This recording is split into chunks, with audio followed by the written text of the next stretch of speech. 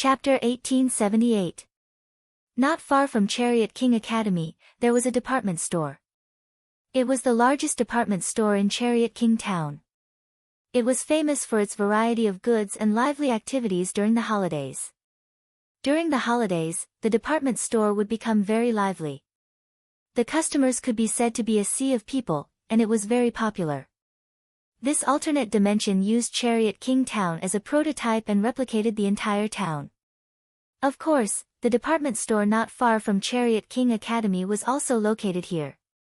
It was almost identical to the department store in Chariot King Town. However, no one would think that this department store was the same as the one in Chariot King Town. Because, no matter the time, the department store would never be as lively as it was now. The surroundings were deserted, and it was so quiet that it was as if there was no sound. It was chilling. However, in front of the entrance of the department store, a few figures slowly appeared. Noah gazed at the department store that was also familiar to him. He turned his head and looked in Lu Fei's direction. Are the members of the Heroes sect really gathered here? Yes. Lu Fei nodded heavily. It's not just the members of the Heroes sect. Sir Noah's companions should also be inside. Is that so? Noah looked at the department store in front of him again and said. By the way, why did you guys come along? Except for Noah, everyone in Wally's team followed. Meow. The black cat tilted its head and said. Don't tell me you plan to go in alone. Hey, you're being a little unkind, Mr. God Slayer, the beautiful monkey shouted. We're all being picked on. If there's a fight, of course we have to fight together, right? We don't mean to hinder you. Arthur pushed the glasses on his face. It's just that, since the Heroes sect attacked us, we have no reason to not fight back. That's it. Wally shrugged. We don't want to compete with you, but since our enemies are all the same, we might as well act together. When we fight, we'll treat it as another matter. You guys really don't know your place. Noah curled his lips. However, since I've been attacked, there's no reason not to fight back. I quite agree with this sentence. After saying that, Noah and all the other members of Wally's team exchanged glances with each other before smiling at the same time. Although they weren't battle maniacs like Wally and the others, at this moment, Noah and the others all had the same thought. That was to teach the hero faction a painful lesson. With such an idea in mind, everyone was just about to step in when Noah suddenly sensed something and subconsciously called out. Wait! Everyone immediately stopped what they were doing. Noah, on the other hand, turned his head and looked in another direction. There, three petite figures slowly walked over as if they were taking a stroll. Seeing the three petite figures, Wally and the others were stunned. Noah's eyes lit up. He took a step forward and hurriedly spoke. Aster. Athena. Orpheus. Impressively, it was the three young girls who had a close relationship with Noah. The three girls also walked over and arrived in front of Noah. I finally found you. Athena, Aster, and Orpheus heaved a sigh of relief. She let out a bitter laugh, which was a rare sight. If you didn't appear, I'm afraid I would have to admit defeat. It seemed that Athena had suffered a lot during the time she spent alone with Aster and Orpheus, these two young girls who didn't know much about the world. It was the first time Noah saw such an expression on Athena's face. For a moment, it was extremely interesting. Master. Aster, on the other hand, held Noah's hand like a child who was about to receive candy. Although his face was still expressionless, his mysterious eyes were fixed on Noah. I have completed my mission very well and have been accompanying the dragon god over there. Is that so? Noah smiled and couldn't help but touch Aster's head. You have done very well, Aster. Master. Aster immediately revealed a comfortable expression and squinted her eyes slightly. Orpheus, on the other hand, looked at Noah for a while before turning his gaze to Varley. Varley also looked at Orpheus and was silent for a moment before speaking. It seems that you have been doing well. Orpheus gazed at Wally, nodded, and replied concisely. Not bad. Is that so? Varley's expression softened a little. He then turned his head away and didn't say anything else. Only Black Song looked at Aster and Athena curiously and tugged at Noah's sleeve. Hey, little brother God Slayer, who are these two little girls to you? They seem a little similar to Bain. Perhaps? Noah smiled. But, to me, they are more important than kittens. Meow. Black Song's eyes spun around, and in the end, this sentence popped out. In other words, they are your toys. I see. The corner of Noah's mouth twitched. In your heart, kittens are no different from toys. Meow haha, Black Song immediately laughed and turned his head away. No matter how one looked at him, he looked guilty. Noah sighed and ignored the cat that only knew how to act cute. He held Aster's hand and looked at Athena. Were you transferred here as well? That's right. Athena nodded. 1 second, we were still in the room. The next second, we were covered by a fog. When we came back to our senses, we were already here. What an interesting ability. That's about what I expected, Noah asked. Before meeting me, did you meet any enemies? It's just a bunch of monsters. It's not worth mentioning, Athena said casually. Also, we met a few people who called themselves heroes. But because the dragon god was also present, they didn't seem to want to fight us. They just asked us to come here, saying that we would meet you there. In other words, Aster, Athena, and Orpheus were all lured here. Moreover, they were sent by the heroes. Is Chow Chow's target really Orpheus? Wally's voice became low. It seems that the heroes are really going to attack Orpheus. What do you mean? Noah asked. Could it be that the heroes are going to harm Orpheus?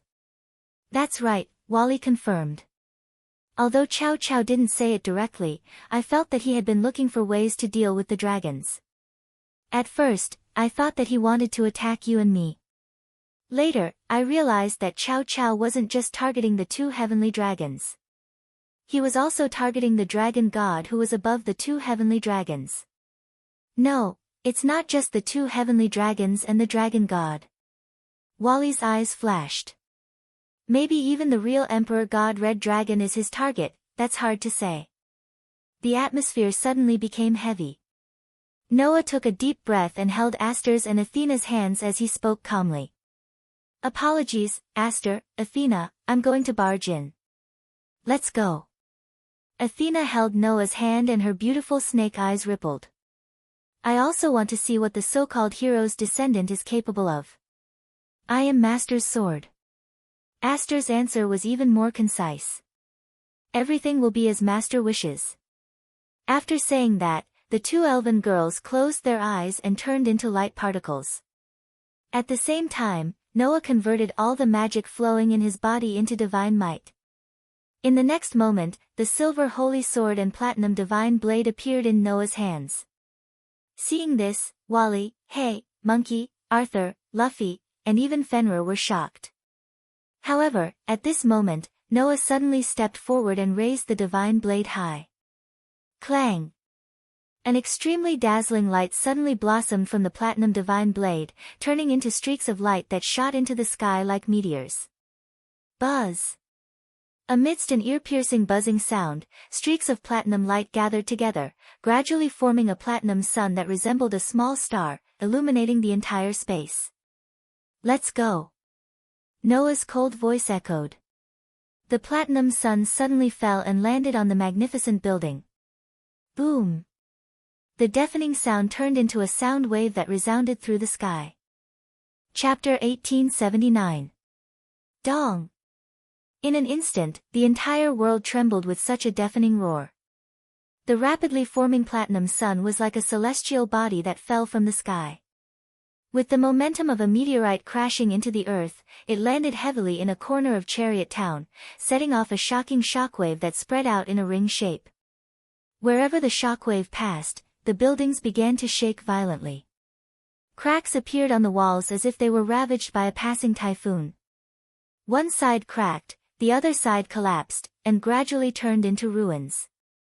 At the center of the shockwave, the small sun that fell from the sky enveloped the department store, causing the skyscraper-like department store to gradually collapse, and be annihilated in the dazzling light.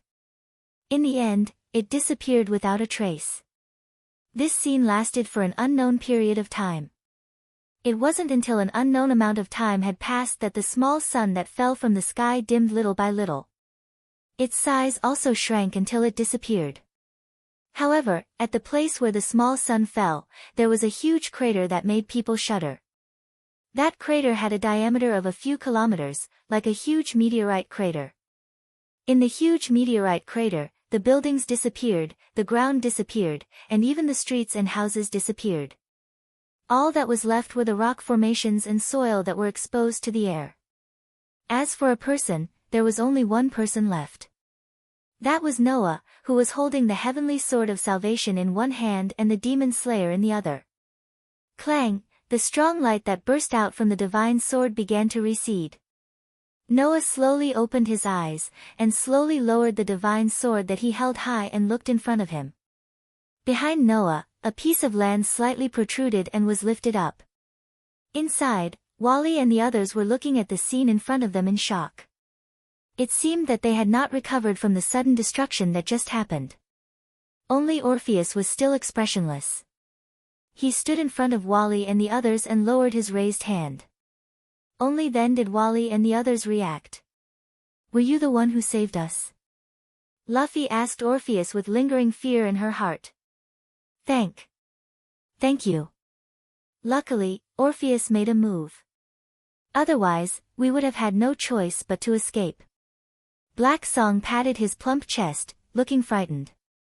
Seriously, what is Mr. Godslayer doing, meow? Isn't this movement a bit too big? The beautiful monkey couldn't help but let out an exaggerated cry. Don't tell me that Godslayer wants to get rid of us as well. The most shocking thing is that sword. Arthur raised his eyes and stared closely at the divine blade in Noah's hand. For the first time, a look of interest appeared in his eyes. That power just now, was it released by that sword? Is that a holy sword? And it's a mythical level tool. That guy is actually hiding such power. Wally's eyes were also fixed on the holy sword and divine blade in Noah's hands. Chow Chow must be very surprised, right? As if he didn't hear the voice behind him, Noah only looked ahead and spoke abruptly. It's time to come out, right? Or are you really only opponents of this level that can be dealt with? As soon as he finished speaking, a teleportation magic array flashed in front of them. With Noah in the lead, everyone turned their eyes to the magic array. Immediately, the magic array opened like a door. From inside, people slowly walked out and appeared in front of Noah and the others. Those people all carried a very powerful aura. Obviously, those people in front of them were not ordinary powerhouses. Only after these people had walked out did the leader of the hero faction appear as though he had arrived late. He walked out of the door-like magic array. Looking at the huge crater that was a few kilometers in diameter, Chow Chow couldn't help but smile bitterly. Isn't it a bit too exaggerated to use such an attack as an opening? Aren't you one of the people who want to see my power? Noah curled his lips and smiled. If it's not at this level, you won't be satisfied, right? This is no longer the level of satisfaction, it's the level of shock. The bitterness on Chow Chow's face intensified.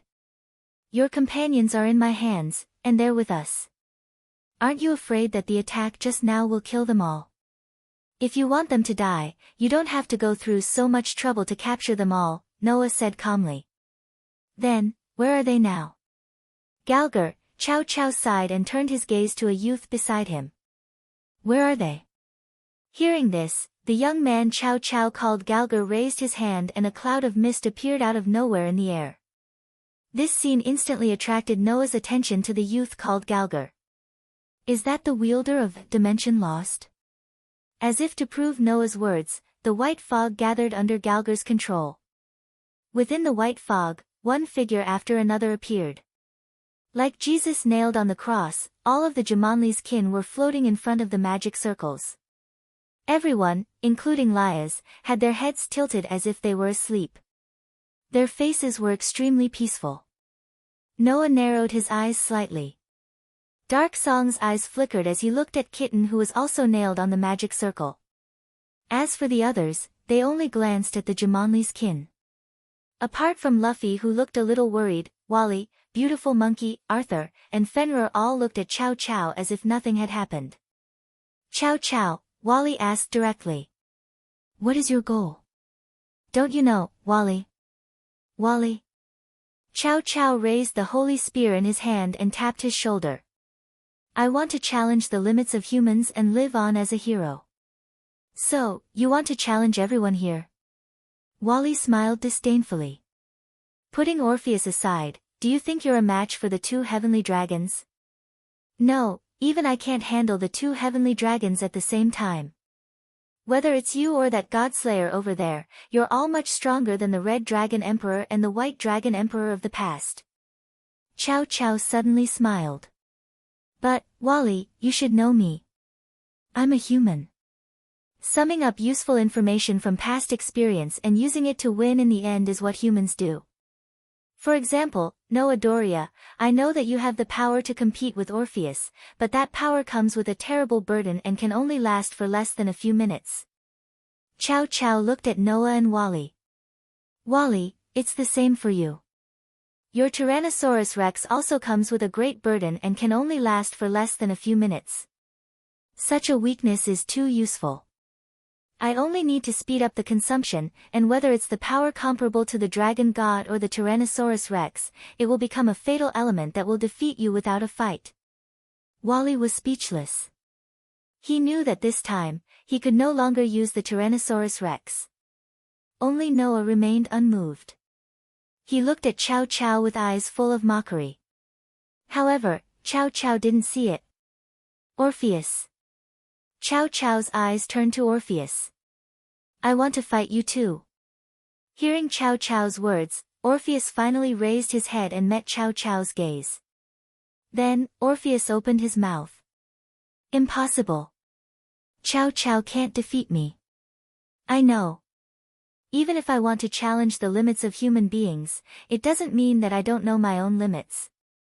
If I were to challenge the strongest dragon god in the world that even the various mythological forces can only fear, I would definitely be killed in an instant. Chow Chow shrugged and immediately changed the topic. There's no other way. I can only borrow a little external force, Galgar. Roger. Galgar stepped forward and his whole body vibrated with magic power. It wasn't the magic power of a demon but the magic power of a sorcerer. Galgar was a sorcerer. In the next moment, a huge magic array appeared on the ground under Galgar.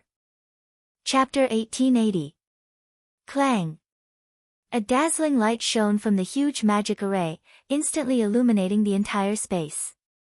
Although the light wasn't as bright as the light of salvation from the divine saber, its scale was extremely large. Under the illumination of the light, everyone, including Noah, couldn't help but raise a hand in front of them, blocking the dazzling light from their palms.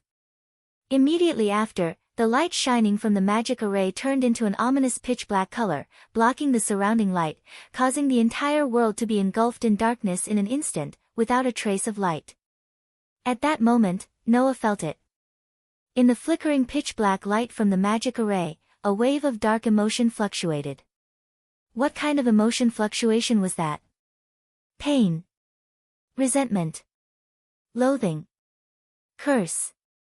It was as if all the negative emotions in the world had appeared at that moment, turning into invisible waves that were continuously transmitted from the magic array. With his superb sensory ability, Noah was affected by the terrifying negative emotions by tens or hundreds of times, causing his heart to fiercely shrink. If it weren't for Noah's firm willpower and strong mental strength, he would have collapsed long ago under the influence of the terrifying negative emotions that were transmitted after being multiplied by dozens or hundreds of times. Although the others didn't have the same sensory ability as Noah, they all became solemn. What's going on? Black Ge's delicate body began to tremble. There's a very strange aura appearing. What kind of aura is that? The beautiful monkey, who could also use immortal techniques, seemed to have felt it as well, and an unprecedentedly ugly expression appeared on his cheerful face. Arthur and Luffy had a solemn expression, while Luffy was somewhat flustered. Even Fenrir began to tighten his body as he growled. As for Varley, his pair of eyes fluctuated violently. What's going on?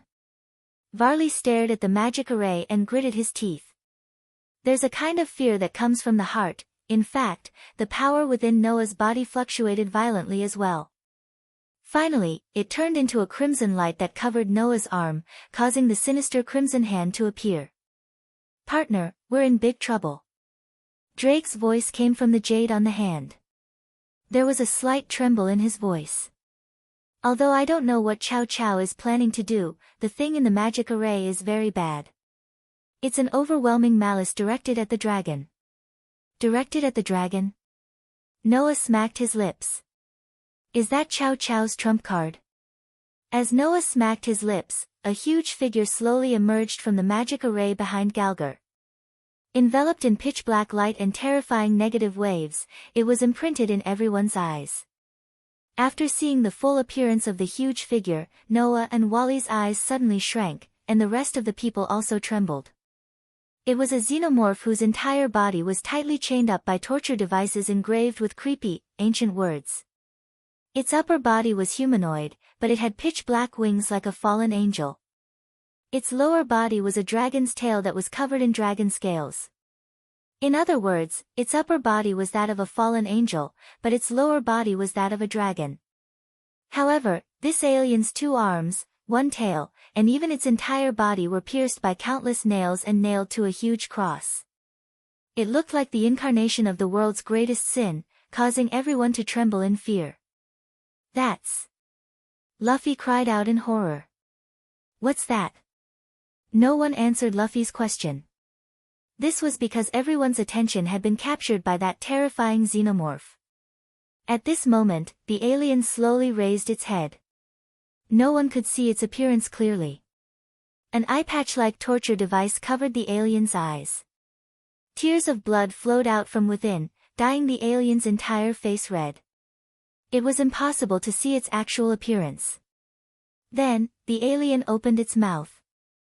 Woo-woo-woo-woo, a sound that sounded like the wail of an evil spirit reverberated in the air. It was the sound of pain, resentment, loathing, cursing, and other negative emotions fused together. That voice made Noah's gauntlet and Wally's light wings tremble fiercely.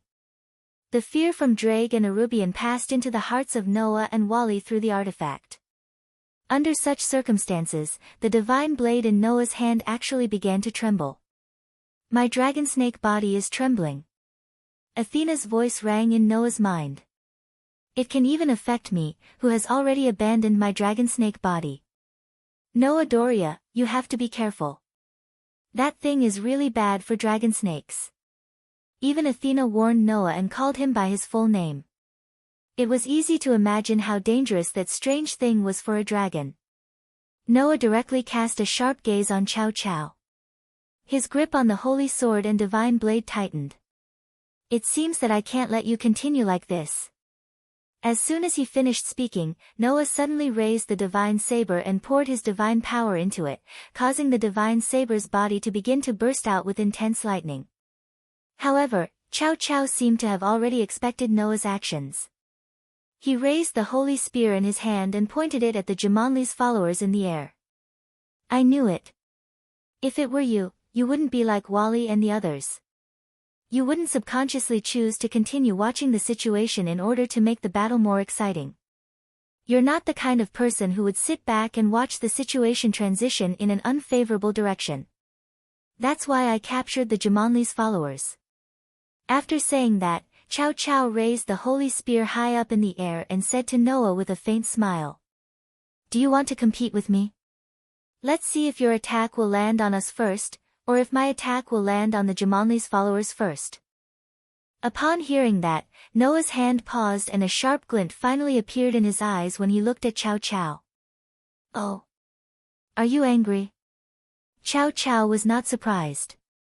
However, the best part is yet to come. After saying that, Chow Chow snapped his fingers. Wang! Orpheus, who had been watching quietly, suddenly emitted a dark mist. Under the tremors in the air, it turned into a dark sphere, and covered Orpheus' petite body. Orpheus! Black Song and Luffy, who were closest to Orpheus, exclaimed. Noah and Wally, who were standing at the front, turned their heads abruptly and looked in Orpheus' direction. They saw a tentacle-like pipe on the pitch-black sphere that covered Orpheus. It directly connected to the xenomorph's body and connected to the mouth of the xenomorph. It was as if the xenomorph had extended its tongue and connected it directly to the pitch-black sphere that covered Orpheus. Moreover, the tongue was like a blood vessel, constantly pulsing as if it was transmitting something. It was continuously transmitting something from the pitch-black sphere to the half-human, half-dragon xenomorph. Obviously, the xenomorph was absorbing something from Orpheus' body. Don't even think about it. Noah and Wally raised their hands almost at the same time.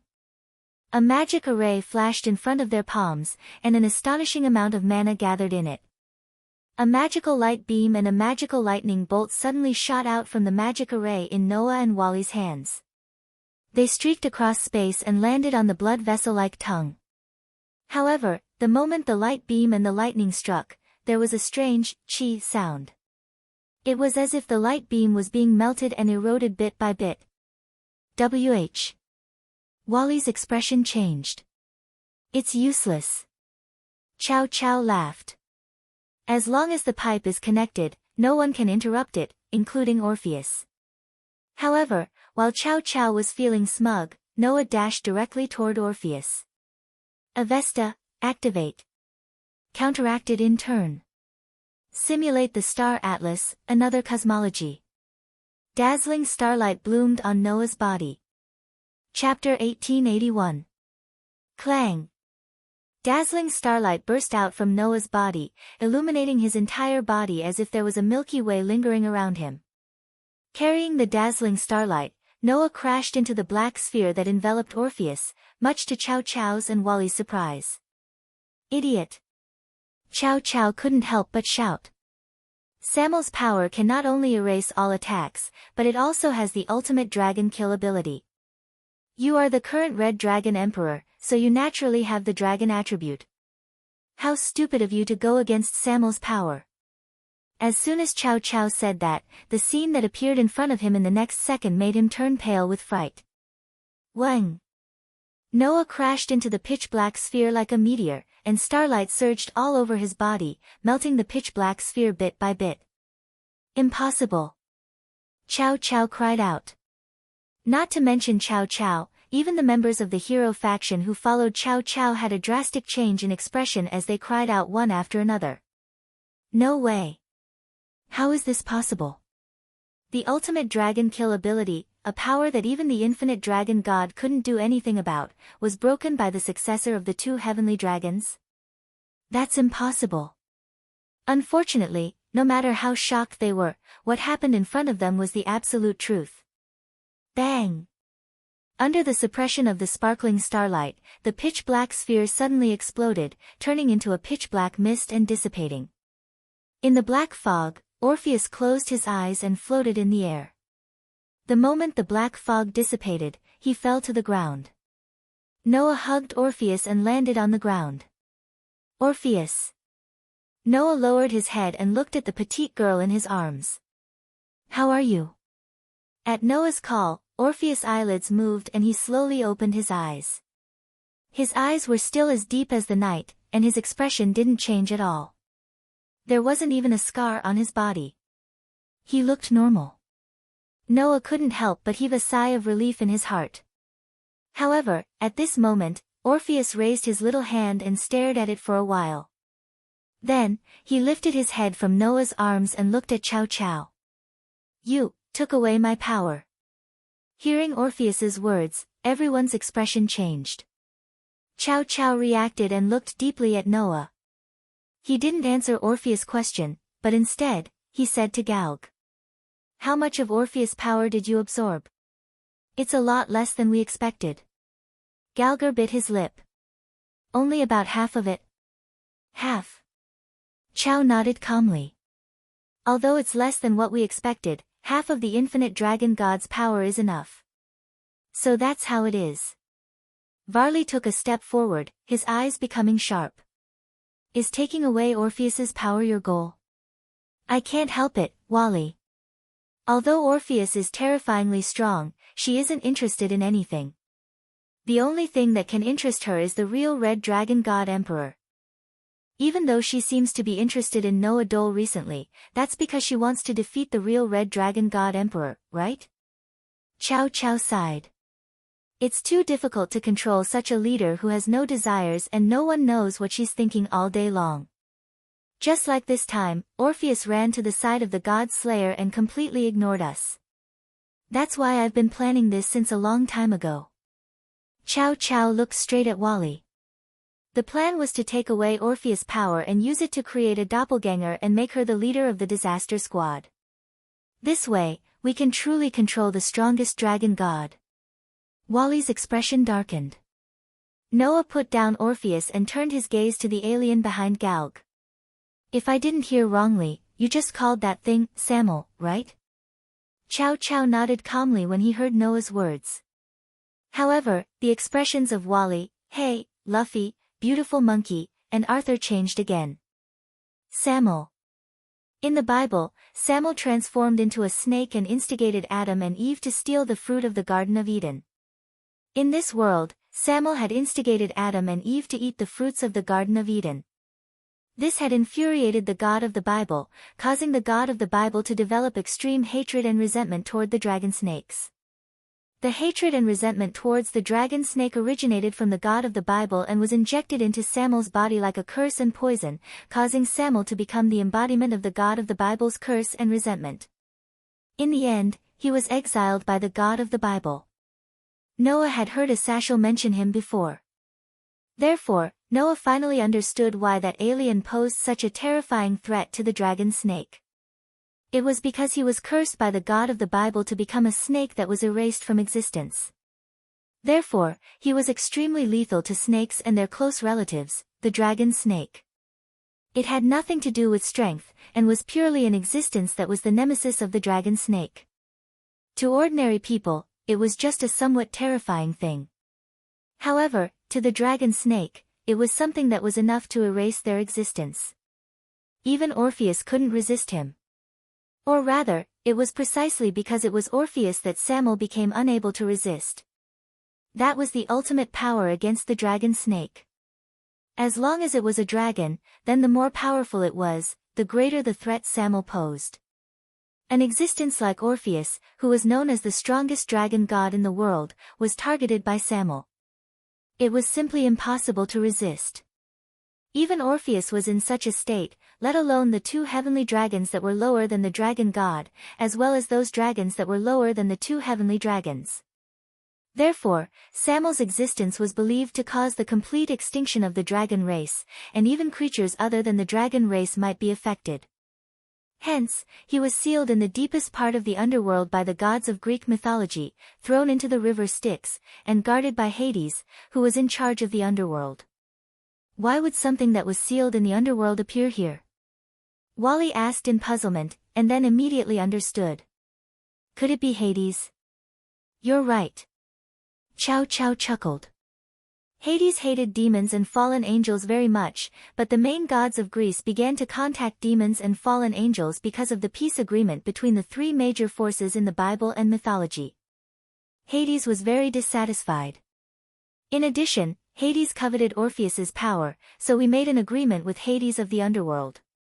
Under the premise of increasing multiple restrictions, we were allowed to summon Samuel once. As Chow Chow's words fell, the xenomorph standing above the massive magic array began to sink into the magic array, slowly disappearing from sight.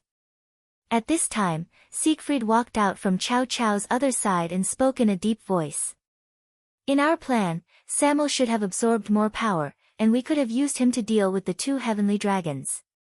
I didn't expect that the power that even Orpheus couldn't resist was neutralized by the God Slayer's mysterious ability. Chow Chow, what should we do next? Our main goal was Orpheus's power. Although we only absorbed half of it, it's considered a success. We can use this power to create a new Orpheus.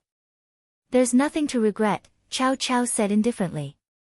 Since the most basic goal has been achieved, it doesn't matter if we retreat here. As soon as he finished speaking. Retreat? Noah raised his head and looked at Chow Chow. Can you retreat? Don't forget, we still have hostages. Chow Chow smiled. Also, we can get more helpers. Leonardo. At Chow Chow's call, a short boy immediately stood out. In an instant, a shadow under the little boy named Leonardo gradually expanded and covered the surrounding ground. Immediately, huge demonic beasts crawled out from the shadow and roared at the sky. Roar! Roar! Roar! The roars of the demonic beasts resounded through the sky. In addition to the demonic beasts, grim reapers wearing black robes and holding scythes emerged from the ground one after another. They floated into the air and instantly filled the entire sky. Looking at the grim reapers flying in the sky, Wally spoke in a deep voice. As expected, Hades has provided help to the hero faction. A great battle was about to break out. Chapter 1882. In this world, the so-called Grim Reapers were the followers of Hades, the god of the underworld. Just like the Norse Valkyrie, the Grim Reapers were equivalent to demigods. They were the same as the Grim Reapers that everyone knew. They were responsible for harvesting the souls of those who were about to die and bringing these souls into the underworld. When they saw the large number of Grim Reapers emerging from the ground, everyone understood. The only person who could send the Grim Reapers was the god of the underworld, Hades. In other words, the information given by Chow Chow was completely correct. Hades had really signed an agreement with the people from the heroes' faction. Not only did he lend Samuel to the heroes' faction, he even brazenly sent the Grim Reapers' army here. His goal was to obtain Orpheus, who had lost most of his power. As for the magical beasts that emerged from the shadow of the little boy named Leonardo, it should be the ability of the Annihilation Maker, right? The little boy named Leonardo from the heroes' faction was the wielder of the Annihilation Maker, one of the 4 highest-level god tools. The Feast of the Grim Reapers and the magical beasts is being held by us, the descendants of the heroes and the brave. Some people would not agree, but this is also to defeat you. Chow Chow raised the holy spear and pointed it forward. Noah Dole, Wally Lucifer, Red Dragon Emperor, White Dragon Emperor, God Slayer, Lucifer. As opponents, they are the best. Before we retreat, let us have a battle of the highest level. As soon as he finished speaking, the Grim Reapers and the roaring magical beasts that filled the sky immediately moved together. The Grim Reapers streaked across the sky, raised the scythes in their hands high, and rushed in the direction of Noah and the others like a storm. The magical beasts shook the earth, carrying a ferocious aura and killing intent. Amidst the deafening roar, they rushed forward like they were covering the sky and earth. The momentum was as if the end of the world had arrived, and the gates of hell had opened in this world. It made people's hearts tremble. However, none of the people present showed a look of fear. Except for Noah and Orpheus, Wally and the others all had a terrifying aura. Wally flapped his wings and soared into the sky before stopping in midair. Balance breaker. A dazzling light burst out from Vale's body and covered his entire body. In the light, Wally's body was gradually covered by a set of silver armor.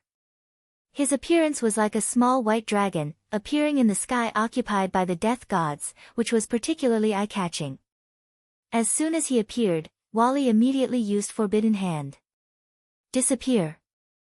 A surge of mana fluctuated on Wally's palm, turning into bolts of lightning that swept in all directions like a berserk lightning pool. As soon as the vanguard of the Grim Reapers came in contact with the violent lightning, they were instantly annihilated by the thick lightning. Not even their bones remained. The power of the strongest White Dragon Emperor in history was on full display here. Somersault Cloud. At the same time, the beautiful monkey formed a hand seal. A golden cloud immediately gathered under his feet and he stepped on it. The beautiful monkey stepped on the somersault cloud and soared into the sky. While Wally's magic attack was still raging, she rushed into it without hesitation and dodged the violent lightning bolts with great agility. Take this. The beautiful monkey, who was nimbly shuttling through the violent lightning attack, waved the cudgel in his hand. The tip of the cudgel vibrated with chi, and in the harsh whistling sound, he swung it at the grim reapers that were not killed by the lightning. Suddenly, the grim reapers that were swung by the cudgel in the beautiful monkey's hand were sent flying like balls. They all fell from the sky like kites with broken strings. It seemed that as the descendant of Sun Wukong, the beautiful monkey's fighting style was almost the same as the great sage, heaven's equal. With the golden cudgel to ensure the attack power, the somersault cloud to ensure the speed, and the ever-changing immortal art, he was simply invincible. As a result, under the joint efforts of Wally and the beautiful monkey, the dense group of grim reapers did not even have the power to resist and were unilaterally crushed. After all, the grim reapers also had ranks. Just like the demons had ranks, the Grim Reapers were also divided into low-level Grim Reapers, mid-level Grim Reapers, high-level Grim Reapers, and top-level Grim Reapers. The Grim Reapers here were basically all mid-level Grim Reapers and low-level Grim Reapers. Their strength was almost the same as mid-level and low-level demons, but the scythe in their hands could hurt the soul. If one paid attention to the scythe, it was not worth mentioning for Wally and the beautiful monkey. The demonic beasts on the ground were blocked by the rest of Wally's team. Haegu was a combination of mana, sorcery, and immortal art. His strength was comparable to that of the top-level demons. In the midst of the stampeding demonic beasts, Haegu used an unknown power to create clones. His clones shuttled among the demonic beasts and launched a mixed attack of mana, sorcery, and immortal art. The demonic beasts that were hit by Haegu's mana, sorcery, and immortal art were either annihilated or sent flying like those Grim Reapers. Their entire bodies shriveled as if all their vitality had been sucked dry, and they died without a burial place. Roar! Occasionally, a ferocious demonic beast suddenly rushed in front of one of Haegu's clones. With a violent roar, it opened its bloody mouth full of sharp teeth and swallowed Haegu. However, at the same time, another Haegu flashed behind that demonic beast. Idiot! That's just a phantom. Haegu sneered and waved his long kimono sleeve. A purple mist immediately spread out and covered that ferocious demonic beast. It was poison. To be more precise, it should be called a sorcery of the poison attribute. Under the shroud of the poisonous mist, the ferocious demonic beast let out a painful cry and then gradually fell to the ground. After struggling for a while, it stopped moving. I have to fight too. Luffy, who was standing at the back, suddenly raised the broom in her hand. She closed her eyes and muttered incantations, causing magic arrays to flash in the space around her. A considerable amount of mana was gathered in those magic arrays. Under the effect of the spells and rituals, the mana turned into pure attribute attacks in the magic arrays. Immediately after, flames, storms, cold air, and lightning swept across the space like a celestial maiden scattering flowers from a celestial maiden. The flames burned the demonic beasts to ashes. The storm blew the huge bodies into the sky. The cold air froze the opponents into ice. The lightning defeated the demonic beasts. As for those lucky fishes that managed to pass through Luffy's large area of effect attribute magic and spells, they were stopped by two figures when they charged towards Luffy. Roar! Fenrir, who was many times smaller than the demonic beasts, rushed out and swept past the bodies of the demonic beasts in an instant. After Fenrir swept past the bodies of the demonic beasts, those demonic beasts suddenly stopped, blood sputtered from their bodies and they fell down. Looking carefully, there were holes on the bodies of those demonic beasts. Those were the marks left behind by Fenrir's fangs. God-killing fangs, if a mere demonic beast was bitten, it would definitely die. As for the other figure, Arthur, who was Luffy's brother, coldly waved the night sword in his hand, causing sword light to suddenly flash and cut through the bodies of those demonic beasts. Every time the sword light flashed, those demonic beasts were directly torn apart. Their bodies were broken into pieces and their death was extremely terrifying. Although I don't really want to wave this holy monarch sword at ordinary demonic beasts, a battle is a battle. There's no other way. Saying such callous words, Arthur's expression didn't change as he brandished his most powerful holy sword and beheaded the magic beasts that were madly charging towards him. In the blink of an eye, a large number of grim reapers and demonic beasts died in the hands of Wally's team. Not only were the members of this team famous, but their strength was also ridiculously strong. Under such circumstances, Noah just held the holy sword and divine blade, looking ahead, stepping on the blood and minced meat on the ground, and walked straight forward. There, Chow Chow carried the holy spear with a joyful expression on his face. Chapter 1883. On the bloody battlefield, Noah and Chow Chow ignored everything around them and looked at each other in the air. However, the two of them behaved completely differently. Noah looked at Chow Chow with cold eyes. Chow Chow's gaze towards Noah was filled with delight. In the next second, Chow Chow's line of sight suddenly moved down and turned to look at the demon slayer and heavenly sword in Noah's hands. He did not hide his curiosity as he asked. He didn't hide his curiosity and asked, "Can you tell me where your swords came from?" Noah did not pay attention to Chow Chow's monologue. His eyes were fixed on Chow Chow. The divine might in his body surged violently and poured into the holy sword and divine blade. Clang! The silver holy sword and the platinum heavenly sword shone brightly. It was as if Noah was holding on to two rays of light. Under the boundless light, he kept walking in the direction of Chow Chow. Noah didn't want to waste any more time talking to Chow Chow. Chow Chow naturally understood this as well. The holy spear on his shoulder lowered slightly. "I thought I had studied you thoroughly, but I didn't expect you to use an unknown powerful weapon. Also, your ability to neutralize Samuel's power is very mysterious. I really don't want to fight you under such circumstances." Despite saying so, the corners of Chow Chow's mouth couldn't help but curl upwards as if he was expressing his true feelings. However, it's human nature to be excited in the face of the unknown. "Let me see how mysterious you are in battle." After that, Chow Chow pointed the holy spear in his hand at Noah. Balance breaker. The holy spear of Godslayer shone. The flash of light turned into a round wheel that emitted holy waves and appeared behind Chow Chow. On the outline of the round wheel, 7 bowling ball-sized spheres appeared abruptly. They surrounded Chow Chow and floated in the air. Noah suddenly stopped in his tracks and his eyes began to ripple. Is that the balance breaker of the most powerful godly destruction tool? Isn't it a little too calm? Whether it was Noah or Wally, when they used the balance breaker, it caused a huge commotion. However, Chow Chow's balance breaker was like the full moon at night, silently rising into the night sky. It was so calm that it felt strange. Noah's intuition told him that balance breaker was definitely not as calm and simple as it looked on the surface. The next moment, his intuition was confirmed.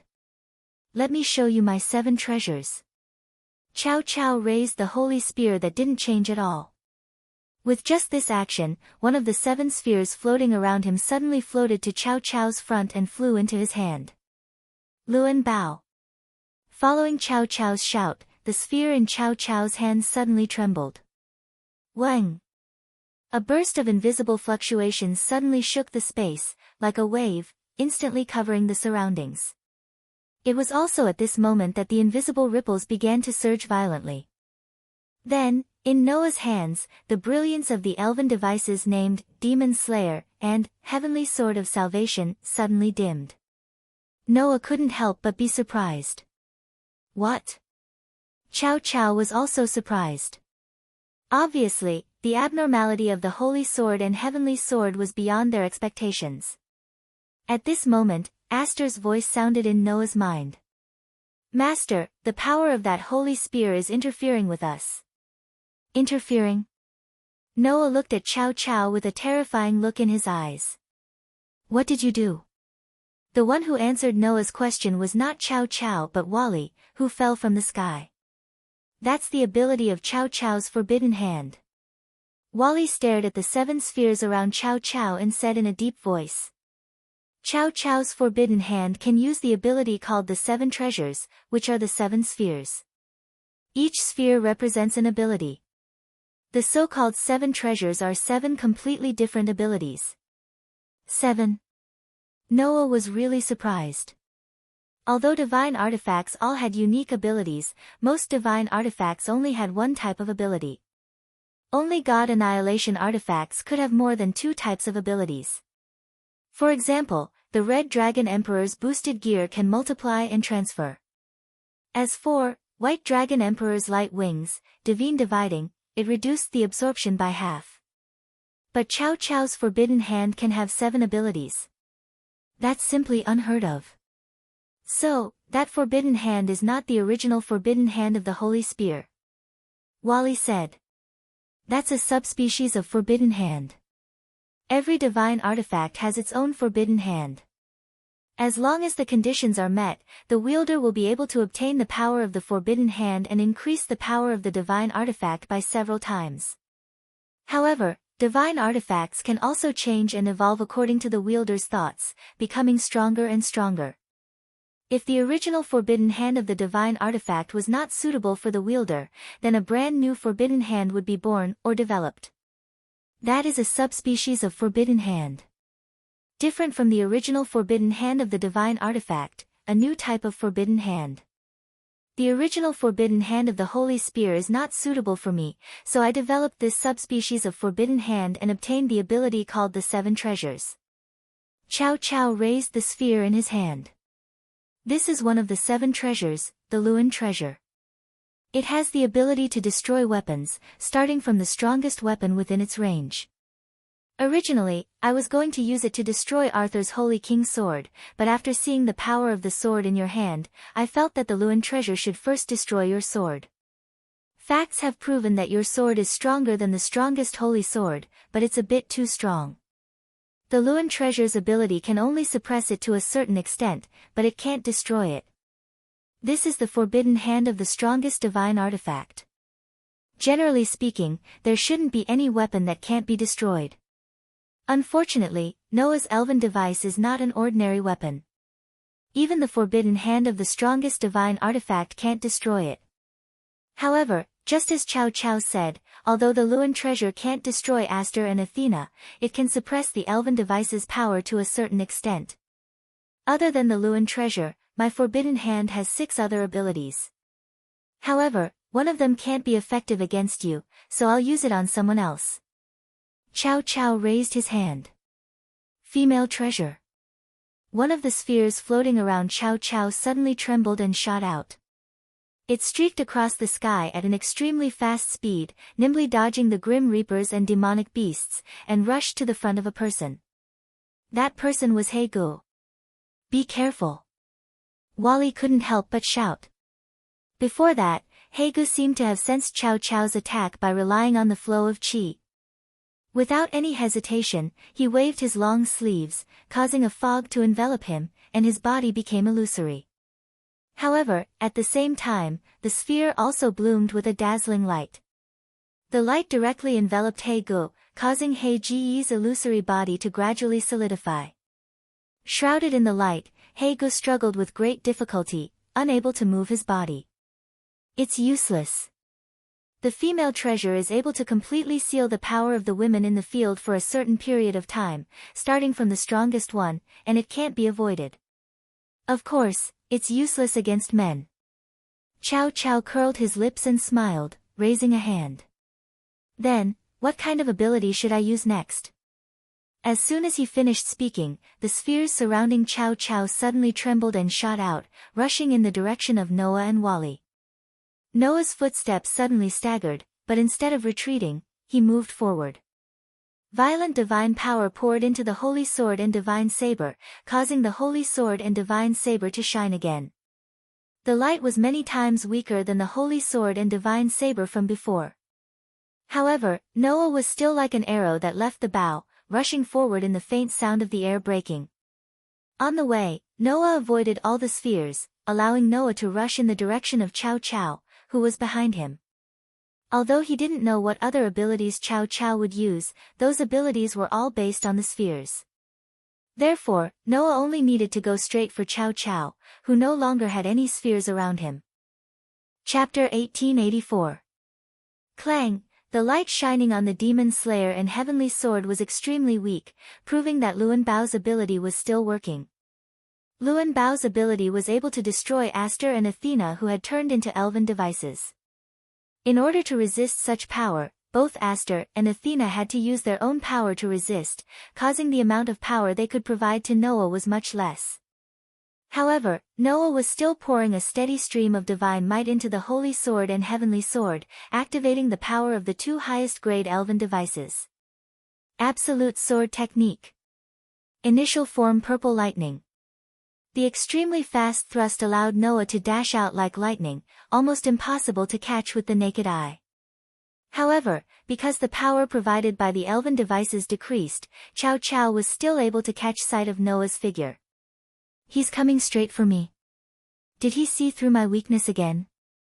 Cao Cao was not surprised but delighted. You are indeed the best human. Noah Dole. Cao Cao, who was shouting, did not dodge Noah's attack. Puchi. In the next moment, the silver holy sword and platinum heavenly sword pierced through Cao Cao's body, causing a clear tearing sound to reverberate in the surroundings.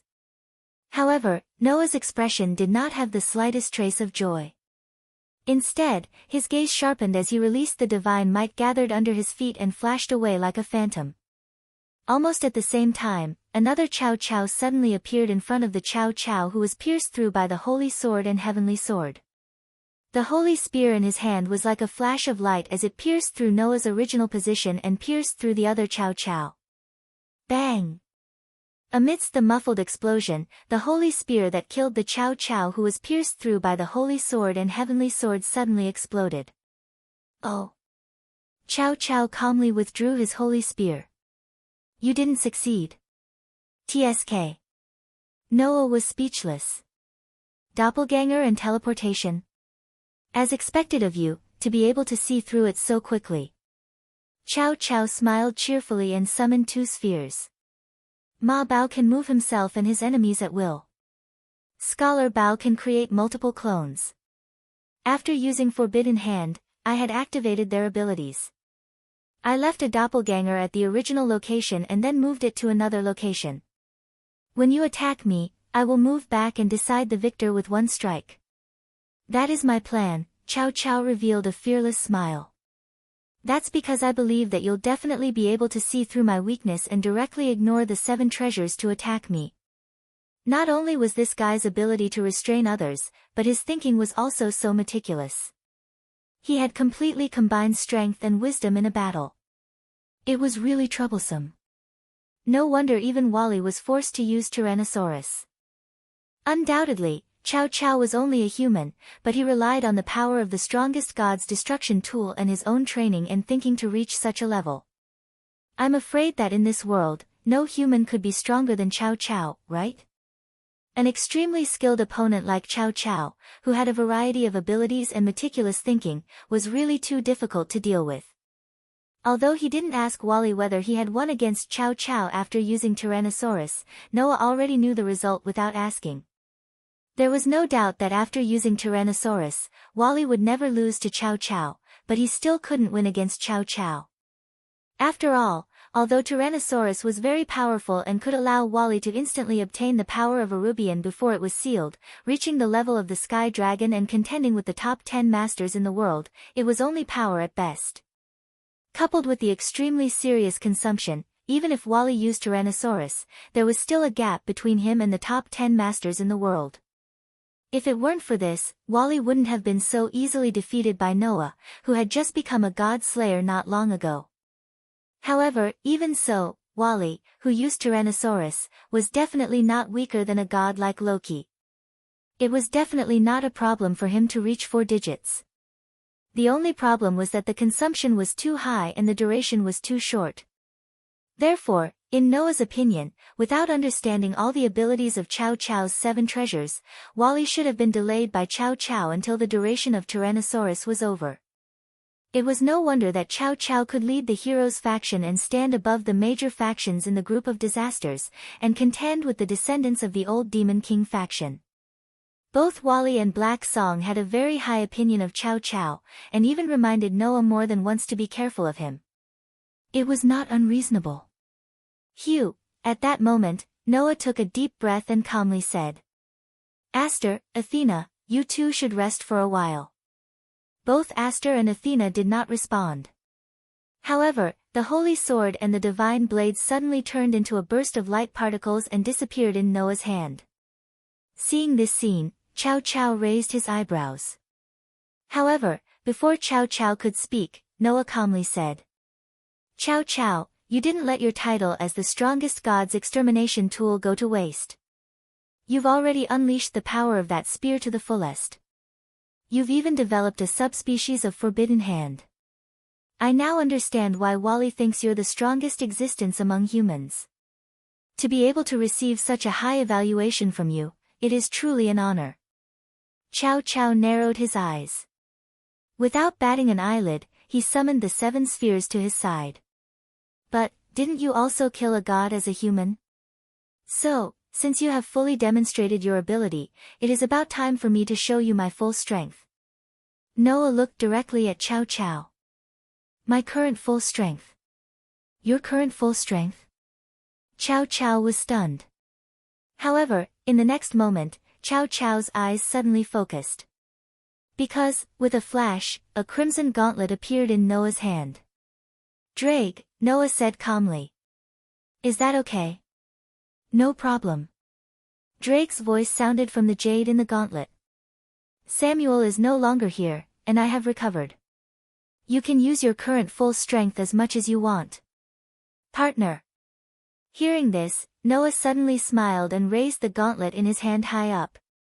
In the next moment, the divine aura running wildly in Noah's body was converted into mana and poured into the crimson gauntlet. Forbidden Hand, Balance Breaker.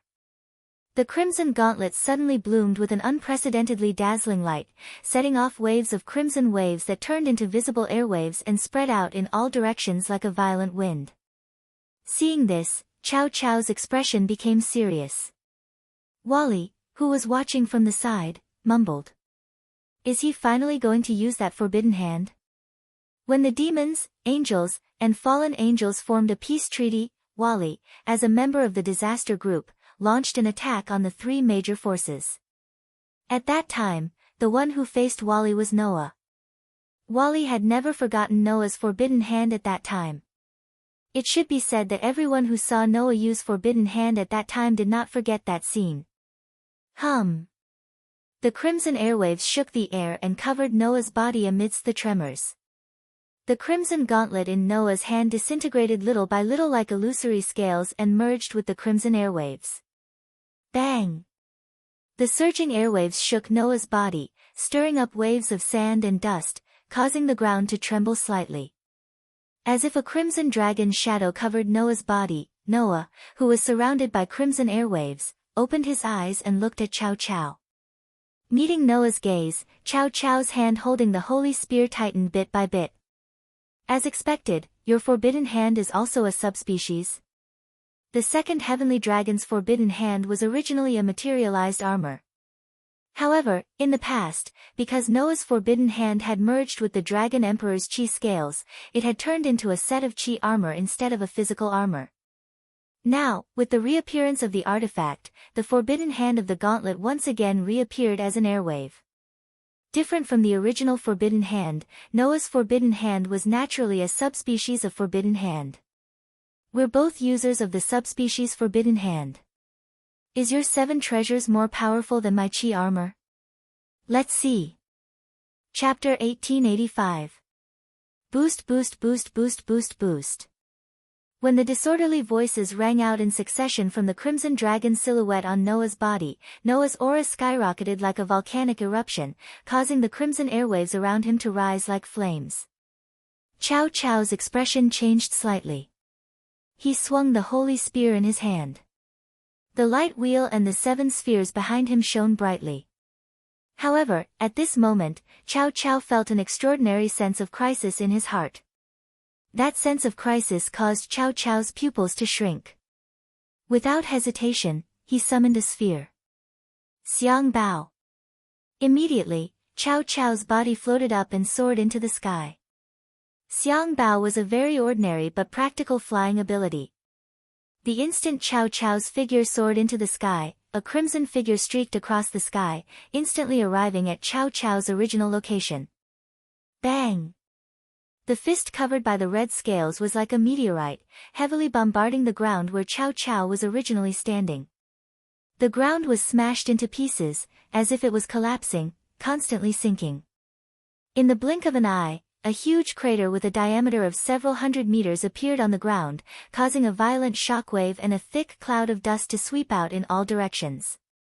The demonic beasts and grim reapers that were affected by the violent impact were all blasted away, like pieces of paper, heavily smashing into the surrounding ground. Immediately, everyone in Wally's team, including Wally, ran away in panic. Meanwhile, Chow Chow, who had flown into the sky, looked down at the scene that resembled a meteor crashing into Earth. Cold sweat trickled down his forehead. However, the sense of crisis in Chow Chow's heart did not decrease but instead increased. Buzz! In an instant, from the crater that was shaking violently and filled with sand and dust, a magical light beam that could pierce through heaven and earth suddenly burst out, shaking the air. Under the trembling of the air, the light beam shot up to the sky and violently shot towards Chow Chow. That magical light beam had obviously undergone a lot of amplification. It was incomparably huge, with a diameter of hundreds of meters. Chow Chow, who was less than 2 meters tall, was like a tiny speck of sand in front of it. His vision was completely filled by that terrifying light beam. Jewel! Chow Chow shouted. A sphere suddenly appeared in front of him. The sphere twisted and turned into a vortex, which continued to expand. The huge light beam that soared into the sky directly fell into the vortex, and was absorbed by the vortex. Jewel, the ability to absorb the enemy's attack and freely reflect the attack. With this ability, Chow Chow could transfer the attack to another place or return it to its owner. At this moment, Chow Chow chose to reflect it. Therefore, in the huge vortex, the magical light beam that had just been absorbed suddenly shot out from the sky. It streaked across the sky at a speed faster than when it came, and directly rushed toward the crater on the ground. Boost, boost, boost, boost, boost, boost, boost. However, in the crater that was still shaking violently and filled with thick sand and dust, a series of disorderly voices rang out once again and entered Chow Chow's ears. Shortly after, Chow Chow's expression changed abruptly. A beam of light that was even larger than the one that was deflected by him blasted away the violent impact and the dense sand and dust. Once again, it soared into the sky and collided with the beam of light that was descending from the sky. Boom! In the deafening roar, the two light beams fiercely collided in mid-air, stirring up an astonishingly strong light and a terrifying impact that surged in all directions like a wave. The aftermath not only scattered the clouds in the sky, but also engulfed the grim reapers and demonic beasts one by one. In the screams and roars of the grim reapers and demonic beasts, they were annihilated one by one, leaving no trace behind. Ha! Chow Chow, who was some distance away from the center of the impact, was also affected. He was fiercely blown away by the violent impact. He could only unfold the jewel sphere in front of him and turn it into a vortex to constantly absorb the impact and avoid being hurt. Chow Chow's strength lay in his endless means, superb skills, and agile and meticulous thinking. In terms of defense, he was a complete mess. If Chow Chow were to be hit by the shockwaves, he would be done for. Chow Chow couldn't help but shudder when he sensed the terrifying shockwaves surging toward him. Is that the power of the combination of the God's Slayer and the God's Destruction gear? Is that the power of the Red Dragon Emperor's boosted gear's subspecies Forbidden Hand? Terrifying. Truly too terrifying. After using Forbidden Hand, Noah's pressure on Chow Chow was no less than Wally using T-Rex. No. Compared to Wally, Noah is undoubtedly more terrifying.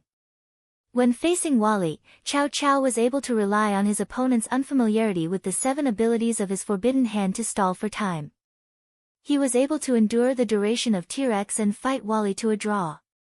However, Noah had only used Forbidden Hand and not Tyrannosaurus.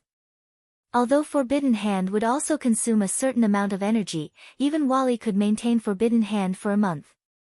Chow Chow believed that Noah's Forbidden Hand could only be longer than Wally's Forbidden Hand. In other words, Chow Chow's current opponent was like Wally using T-Rex with no restrictions and no consumption. Stalling for time was akin to courting death. However, such a powerful forbidden hand must have a certain degree of weakness. Chow Chow's eyes flashed with madness. As long as I can rely on the 7 treasures to stall for time, I will definitely be able to find the weakness of that subspecies forbidden hand. That's right, Noah's forbidden hand does indeed have a weakness. That is, its consumption is frightening. Even if a god were to use it, they would die suddenly. Unfortunately, that weakness had no effect on Noah, who had the 3rd perpetual motion machine, at all. Whoosh! In the next second, with a sharp piercing sound, a crimson figure swept through the entire space like a meteor and shot straight toward Chow Chow's direction. Chow Chow's heart suddenly shook. He quickly summoned Ma Bao's sphere to his side and used his teleportation ability to instantly disappear. However, the crimson meteor that soared into the sky also fiercely changed direction at an astonishing speed. Chow Chow's figure just happened to appear there. The crimson meteor arrived in front of Chow Chow and imprinted Noah's figure into Chow Chow's eyes. The teleportation ability is indeed very powerful. However, as long as I concentrate and sense the movement of the surrounding space, I will be able to find you. Noah's voice clearly entered Chow Chow's ears, causing Chow Chow's heart to tremble violently. Previously, I was distracted by your forbidden hand. However, it does not mean that the same method will work again, Chow Chow. After saying that, a fist carrying a surging crimson airwave and terrifying whistling winds suddenly blasted out. Amidst the ear-piercing explosion, it heavily bombarded Chow Chow. At this moment, an unprecedented strong sense of crisis screamed in Chow Chow's heart. For Chow Chow, whose defense was too weak, Noah's full-strength attack in the forbidden hand state was enough to make him explode instantly. Ma Bao's teleportation ability was useless against Noah. The jewelry's absorption ability was used to absorb the aftermath of the impact. If he used it now, he would only be shocked to death by the aftermath of the impact. Zhu Shibao's doppelganger ability had been seen through by Noah from the beginning. It could not reverse the situation at all. Luan Bao and Woman Bao, which were used against weapons and women, were useless against Noah. Xiang Bao only had the ability to fly. Under such circumstances, Chow Chow could only use the last ability of the Sacred Spear Forbidden Hand. General Bao. This ability represented a powerful destructive power. Apart from that, there was nothing else. Therefore, the pitch-black sphere exploded like thunder and heavily charged toward Noah's direction. Dong! The fist and the sphere suddenly collided, causing an earth-shattering sound. Chapter 1886. Boom! The violent shockwaves exploded in mid-air, forming a circular shockwave that spread out in all directions, causing the entire atmosphere to become chaotic and chaotic. The fist that was covered by the crimson dragon scale-like shockwave collided with the sphere that carried an astonishing power. They were in a stalemate, causing waves of shockwaves to fluctuate, stirring up the entire sky as if it was attacked by a typhoon, becoming extremely chaotic. Chow Chow, who had low defensive power, used the jewel vortex that had been absorbing the shockwave to block in front of him, not daring to touch the violent shockwave at all. Seeing Noah's fist and the general's treasure in a stalemate, Chow Chow's mind quickly turned. It seems that Forbidden Hand is still a forbidden hand after all. No matter how powerful Noah Dole's forbidden hand is, it's still inferior to Tyrannosaurus in terms of strength. If it was Wally's Tyrannosaurus, even if Chow Chow's general's treasure's destructive power was several times greater, it would still be defeated in an instant. After all, in terms of strength, Tyrannosaurus was among the top 10 in the world. It was definitely not something that the Sacred Spear's forbidden hand could block. In terms of strength, Noah's forbidden hand was still weaker than Wally's Tyrannosaurus. However, Tyrannosaurus consumed a lot of energy, but Forbidden Hand didn't have this weakness. In terms of endurance and practicality, Noah Dole's Forbidden Hand was undoubtedly stronger than Wally's Tyrannosaurus. The threat was much greater than Wally's Tyrannosaurus. Before finding its weakness, Chow Chow absolutely couldn't let his guard down. Chow Chow's mind was highly concentrated. However, no matter how concentrated he was, Chow Chow didn't expect the next development. Penetrate. When such a word resounded from Noah's body, a terrifying power suddenly penetrated the general's treasure that was in a stalemate and soared up from Noah's fist. Chow Chow didn't even have time to react. The powerful force fiercely rushed over and heavily landed on his body. Boom! A heavy muffled sound shook Chow Chow's body. Poochie! Chow Chow violently coughed out a mouthful of blood. His entire body was sent flying by the powerful force. Like a kite with a broken string, he heavily smashed into the ground and rolled a few times before coming to a stop. An indescribable pain spread throughout Chow Chow's body. However, Chow Chow couldn't care less about the pain that came from his whole body. His mind was filled with questions that he couldn't understand. What? What happened?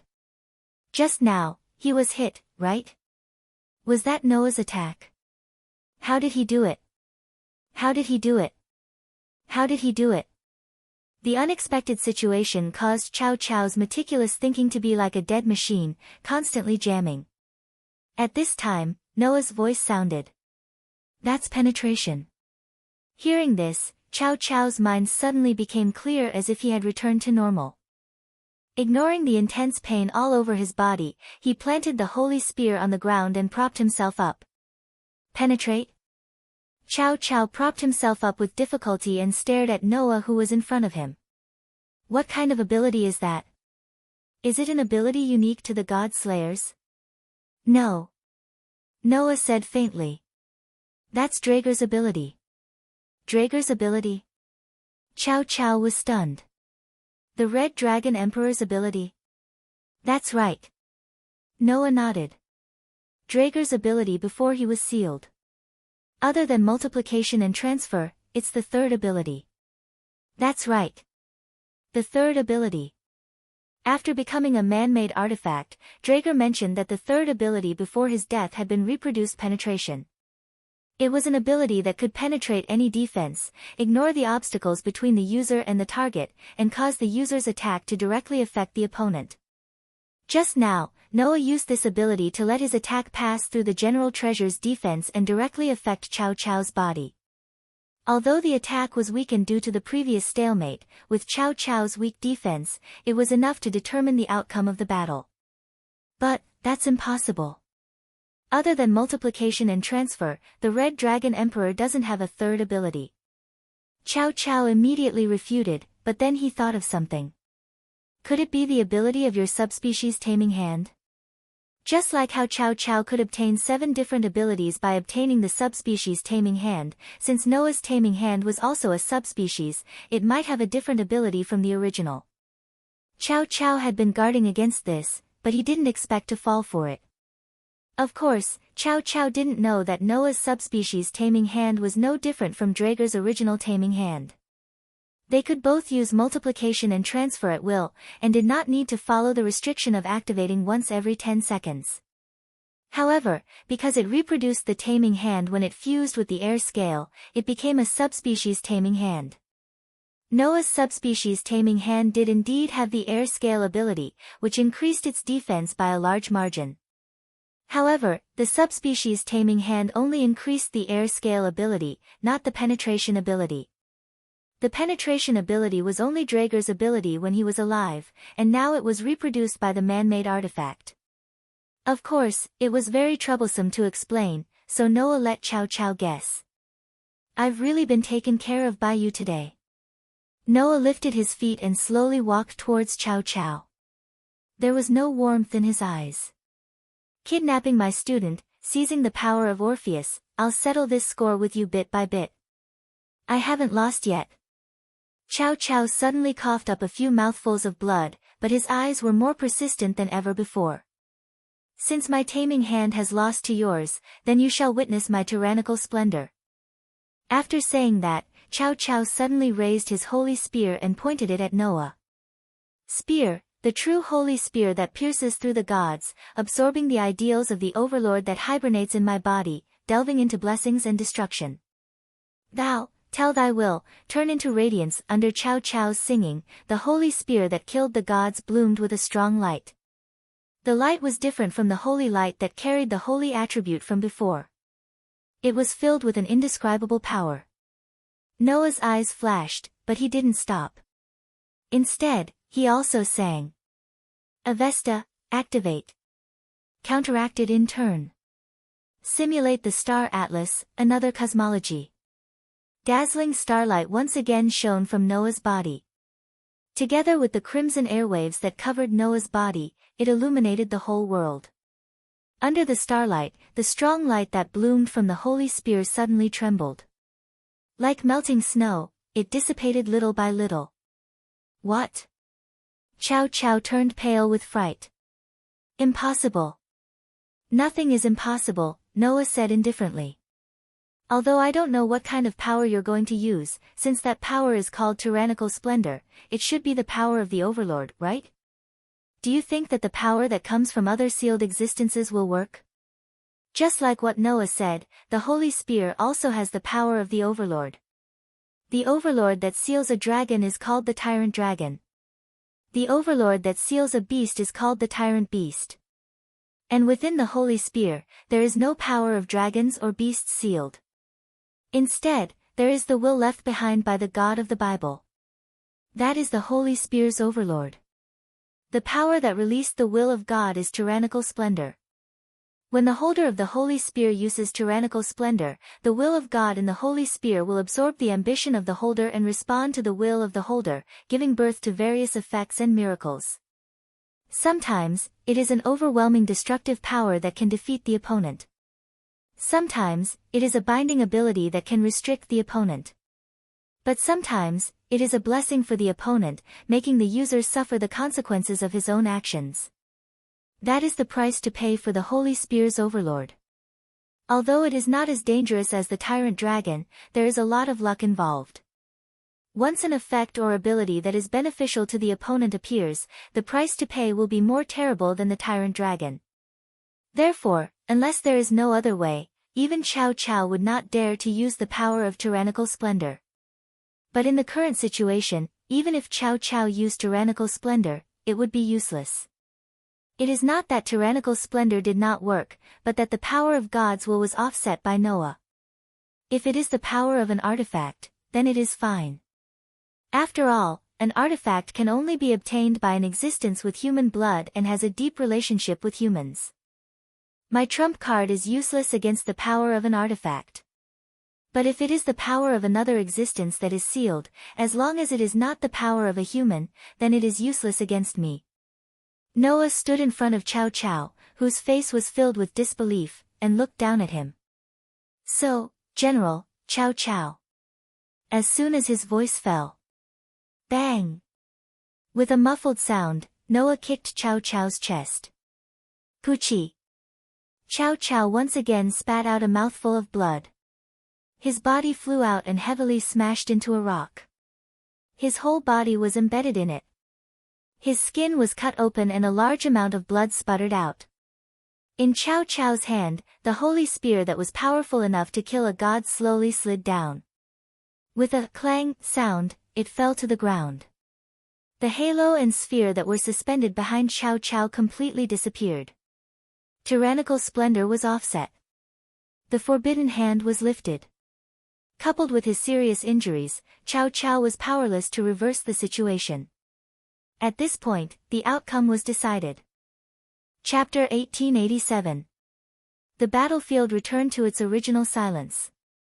The corpses of the Grim Reapers and demonic beasts were piled up, filling up the entire battlefield.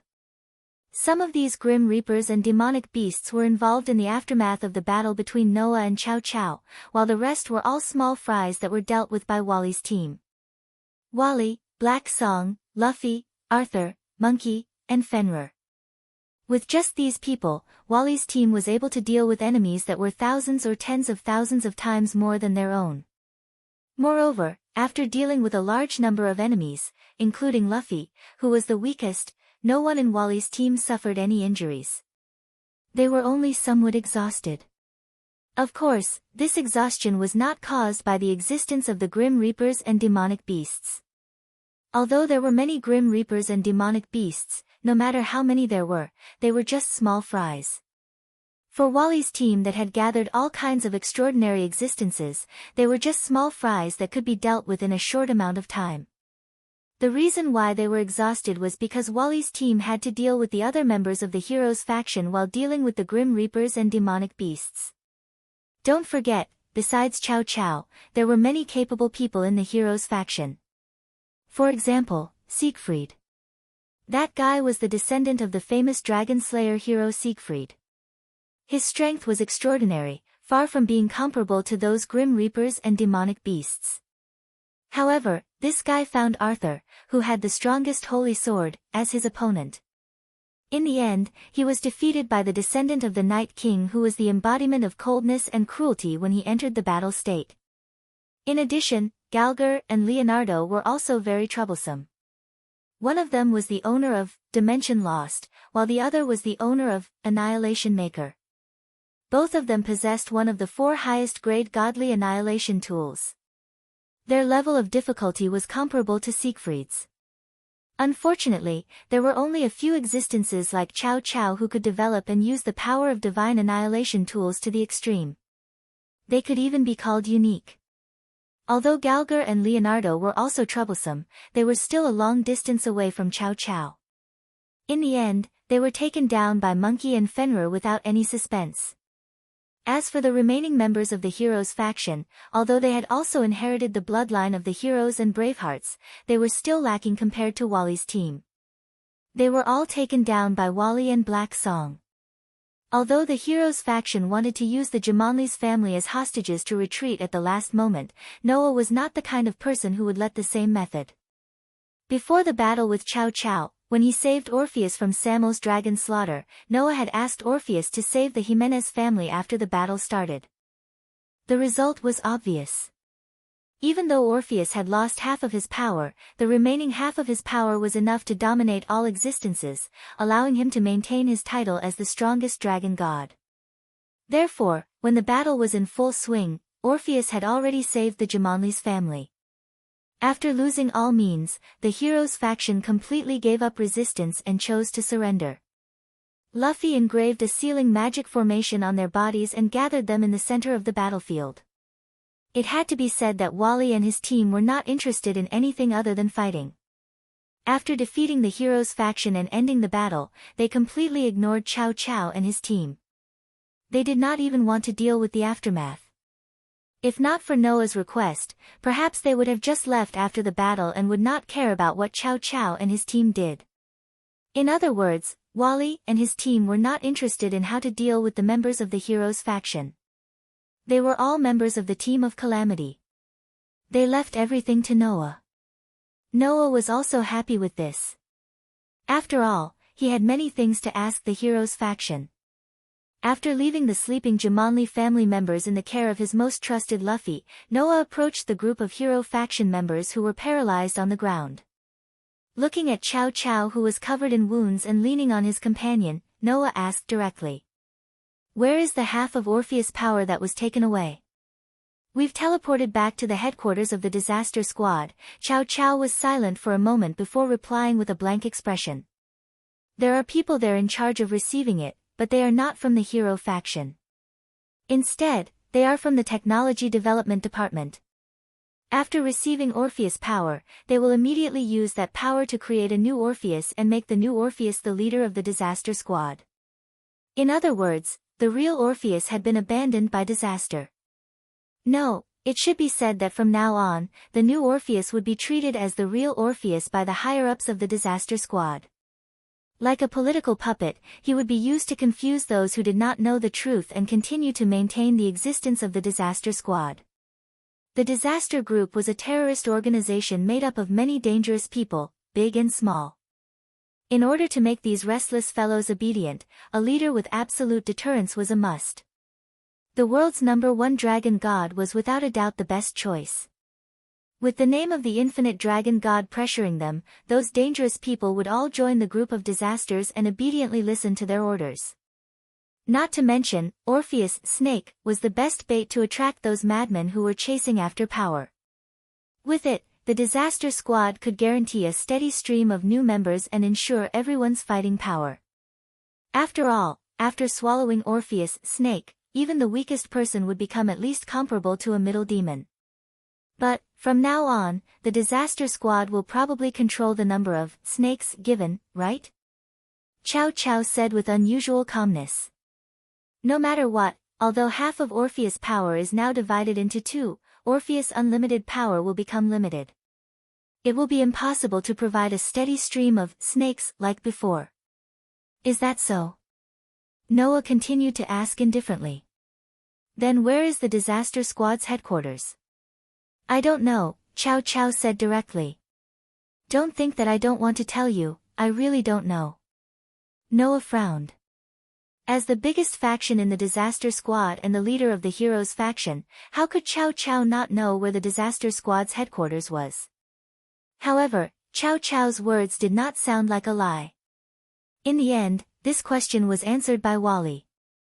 The disaster's main camp is located in a different dimension, and the coordinates of that dimension are constantly changing.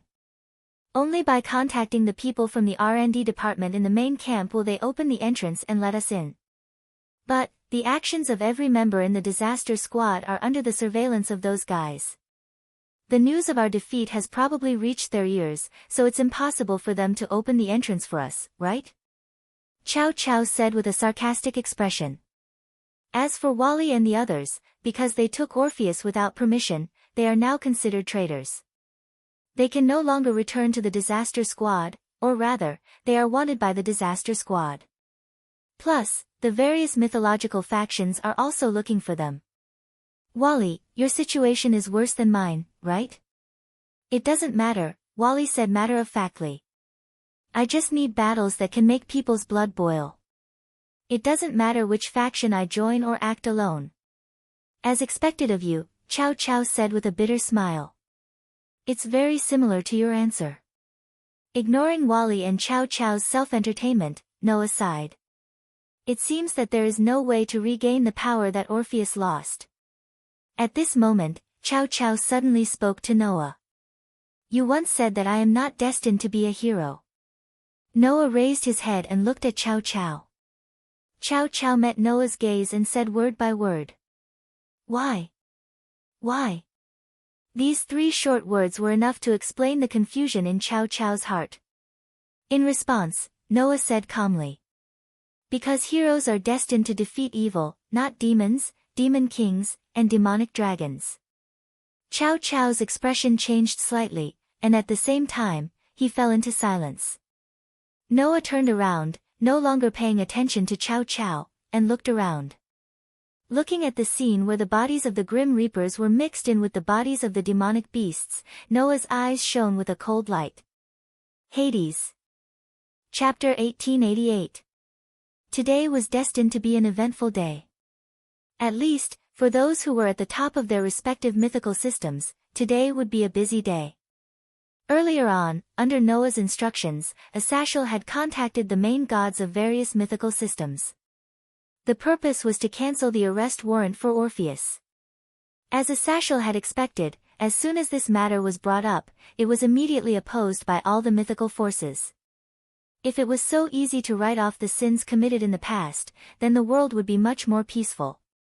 In addition, each mythical force had their own thoughts, so the matter of canceling the arrest warrant for Orpheus was unsurprisingly opposed by everyone. However, Asashel was equally fearless. After bringing up Noah's statement, the reactions of the various mythical forces also appeared as expected. What kind of reaction? Anger. That was to be expected, right? Because, as Asashel had said, Noah's statement was not so much a request, but a threat.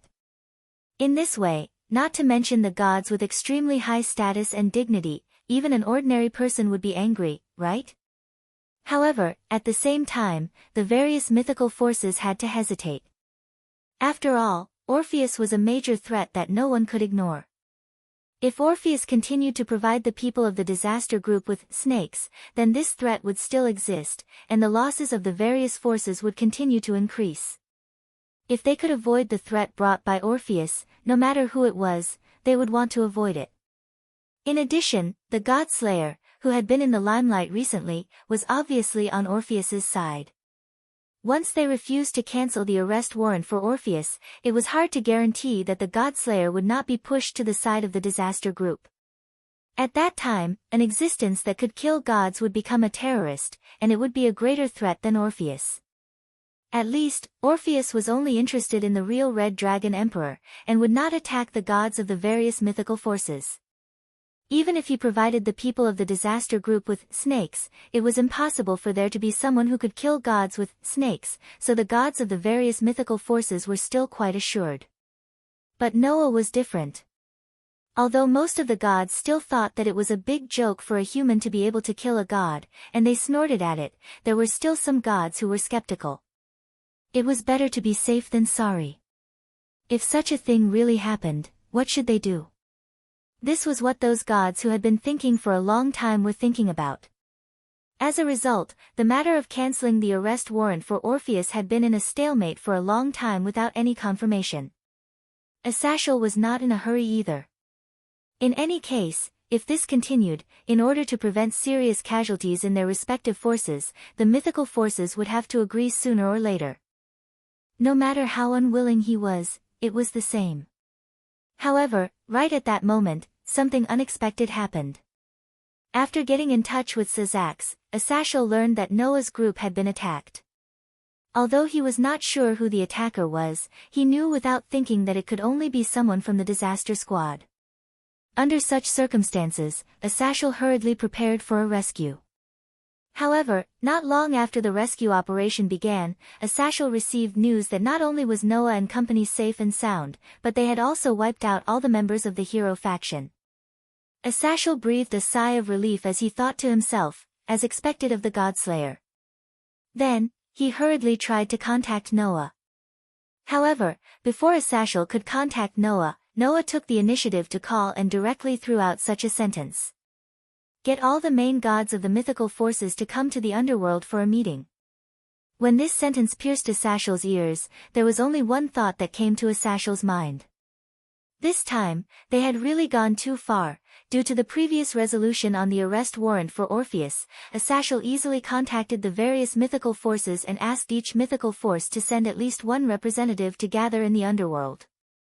Although the various mythical forces were a little stunned and puzzled about this, after learning that the famous God Slayer would also attend the meeting, they immediately decided to come to the meeting one by one. These gods probably had the same idea as Odin previously. They wanted to see with their own eyes if the rumored God Slayer really had the ability to kill gods. Although some extremely xenophobic mythical forces were repulsed by the idea of contacting other mythical forces, in order to confirm this matter, no matter which mythical force it was, they all sent people to attend the meeting. Because they did not know if this meeting was the so-called Hongmen banquet, many mythical forces did not send their main gods in person. There were only 4 main gods who came to attend the meeting in person. One was the main god of Norse mythology Odin. One was the main god of Greek mythology Zeus. One was the god of destruction of the 3 main gods of Hinduism Shiva. The other was the highest ruling god of the 33 heavens of Mount Meru, the holy land that ruled almost all the gods and Buddhas in Buddhism Sakra. The reason why these main gods and gods came in person was that they each had their own ideas. Odin came in person because he had reached an agreement with the demons, angels, and fallen angels, so he did not suspect his allies. Zeus came in person because the Greek mythical forces had been in contact with the demons, angels, and fallen angels for a long time. He was not as vigilant as the other mythical forces, so he came in person. However, he still brought Poseidon and Hades. Shiva and Sakra were bold because of their skills. These 2 gods were, in fact, ranked in the top 10 in the world. The former's ranking was only below Orpheus. The latter had the title of the strongest god of war. One could imagine how powerful they were. Under such circumstances, in the center of Lilith, the capital of the underworld's demon king's territory, representatives of various mythological forces sat around a huge round table in a vast conference room in a magnificent building. With the 4 main gods leading their respective mythological gods as the leaders, the representatives of various mythological forces sat around a huge round table. Among them, the representative of the angels, Michael, and the 4 demon kings, who represented the demons, were also present. As the initiators of the meeting, Noah and Athaziel arrived late. Kacha, with a very soft sound of the door opening, the door of the conference room was opened. Outside the door, Noah and Athaziel walked in one after another, attracting the attention of everyone present. In an instant, an extremely oppressive feeling filled the entire space of the conference room. The gods of various mythical systems all looked in one direction. The pressure was definitely enough to make an ordinary person's spirit collapse. Even Athaziel felt like his heart was being fiercely squeezed, and his expression stiffened for a moment. Only Noah walked into the conference room without changing his expression. Under the gazes of all the gods present and the terrible pressure that filled the entire conference room, he looked around at all the gods, and his eyes stopped on one person. No, it could no longer be called a person. It was a skeleton. A skeleton without any flesh, wearing a luxurious robe like a priest, wearing a priest's hat, and holding a cane inlaid with a pitch-black pearl at the top. The skeleton naturally had no eyes, but a pair of eye sockets flashed with red light. Being stared at by that pair of eyes, even Noah had an illusion that the other party was not looking at him, but at his soul. It was very strange. Therefore, Noah could be sure. This guy was the god of the underworld in Greek mythology, Hades. In other words, the skeleton in front of him had made an agreement with the people of the hero sect and lent Samuel to the hero sect, causing Orpheus to lose half of his power. He was also the culprit who had brazenly sent the god of death, intending to seize Orpheus by force. The main reason why Noah called for this meeting was because of this guy. Come to think of it, Hades should have more or less expected this, but he still came here. He was probably not afraid at all. No matter what, like Shiva and Sakra, Hades was also one of the top 10 gods in the world. Therefore, Hades was not afraid at all. Under such circumstances, Noah calmly withdrew his gaze and followed Athaziel to the main seat of the conference room. Athaziel sat down next to him. Noah, on the other hand, was sitting in the main seat with his head held high. The atmosphere became more oppressive. Chapter 1889. Generally speaking, as the organizer of the conference, it was a matter of course for them to sit at the head of the table. However, it did not mean that just because they hosted a conference, they were qualified to sit at the head of the table. It depended on what kind of occasion it was. What kind of occasion was it now? The main gods and representatives of the various mythical forces that ruled this world were all present, and they sat down, ready to participate in this conference. In the end, a human was sitting at the head of the table, above the gods of all the forces. How could the atmosphere at the scene not become oppressive?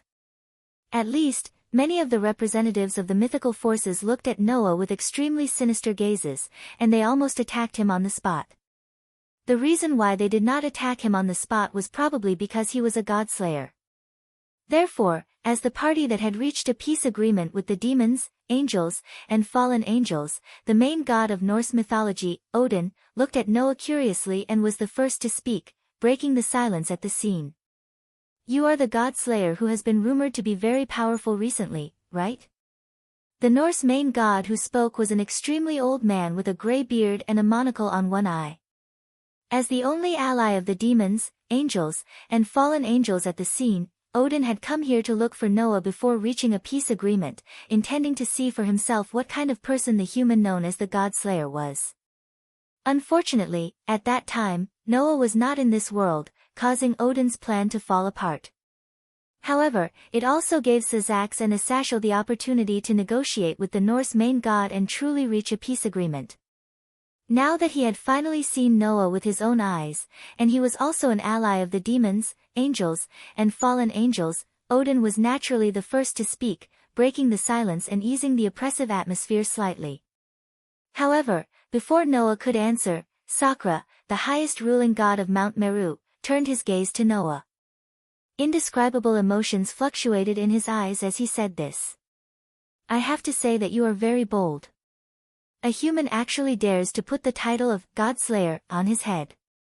Because of this, almost every mythical force has a god who regards you as a thorn in their side.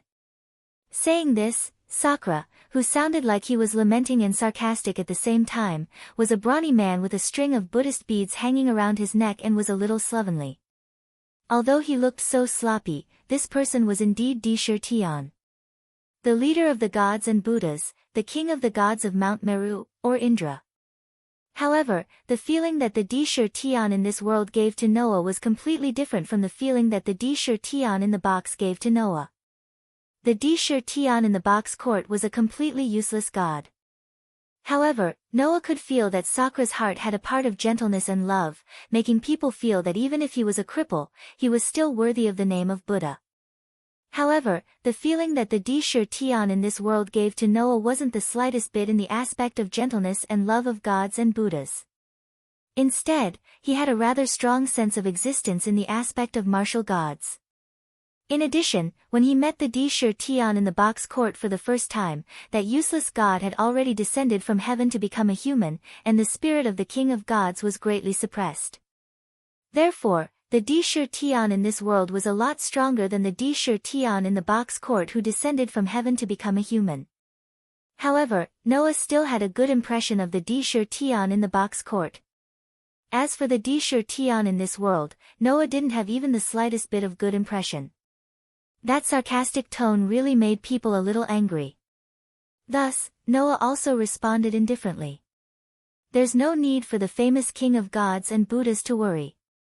Of course, if you want to protect me a little from those gods who see me as a thorn in their flesh, then that's another matter.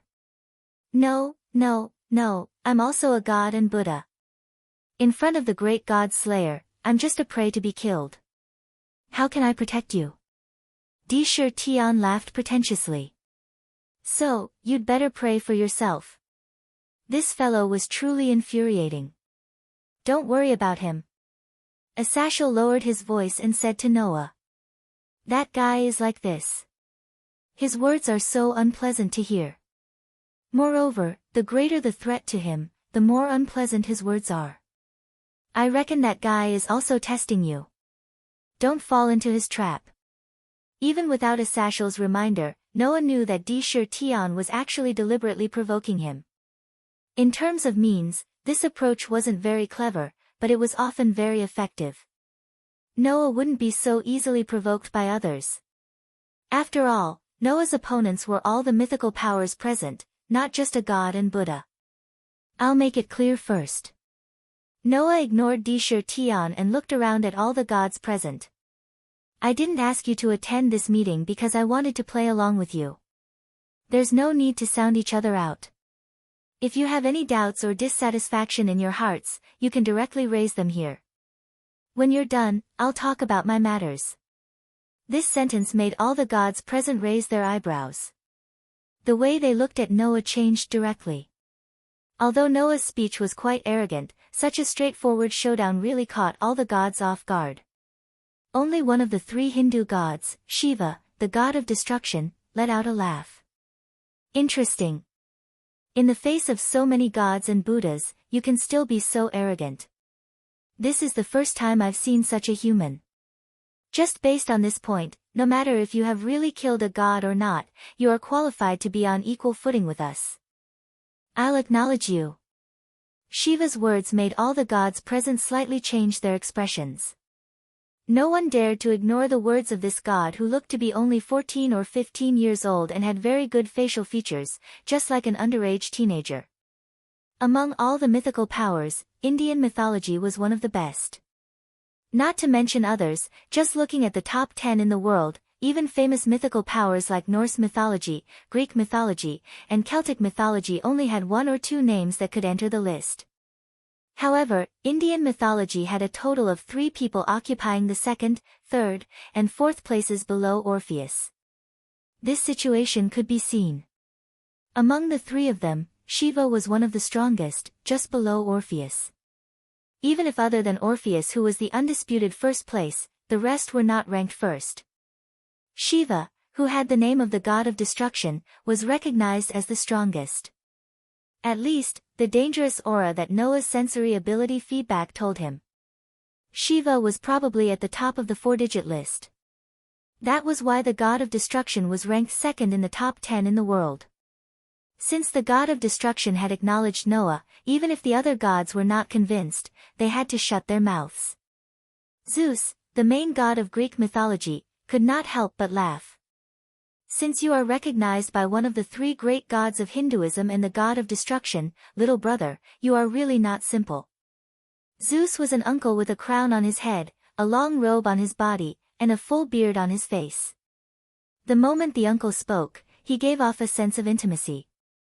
It was as if he was a familiar face, which made people wonder if he was the king of gods in Greek mythology. Noah could even hear Athena's unhappy voice in his mind. Annoying men, no matter which world they are in, are always so annoying. This reminded Noah that Zeus was Athena's enemy.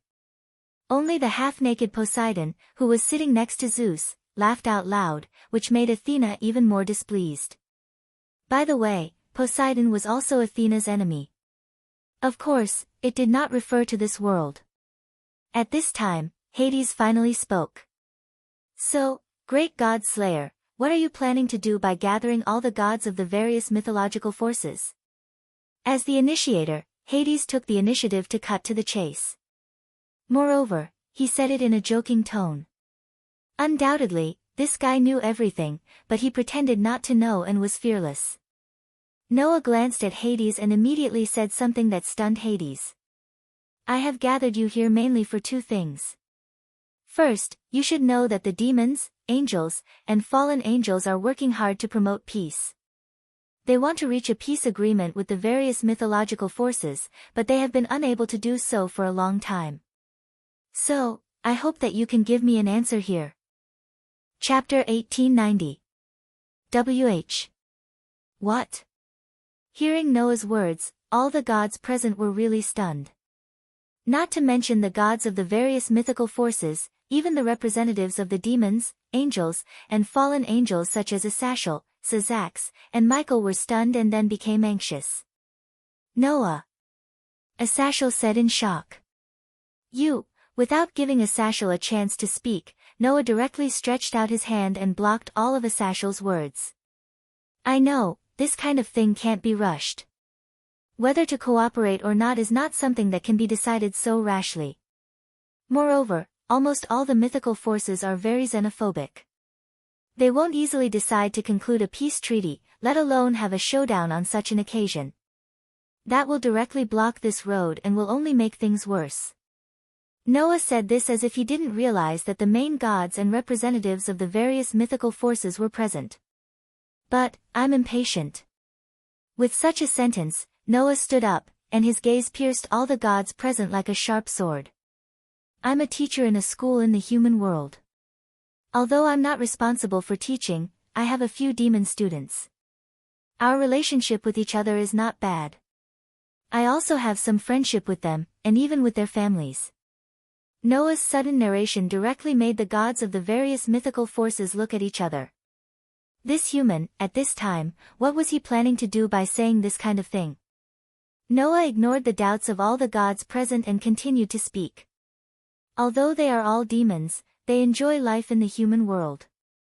Even if they are attacked by terrorist groups like the Disaster Group, they still work hard to maintain this kind of daily life and fight without telling everyone. As a human, this makes me very gratified. Sazax and Seraphil, who knew who Noah was talking about, were silent. This was because the two demon kings' younger sisters were among the students that Noah mentioned. At that moment, Noah's tone changed all of a sudden.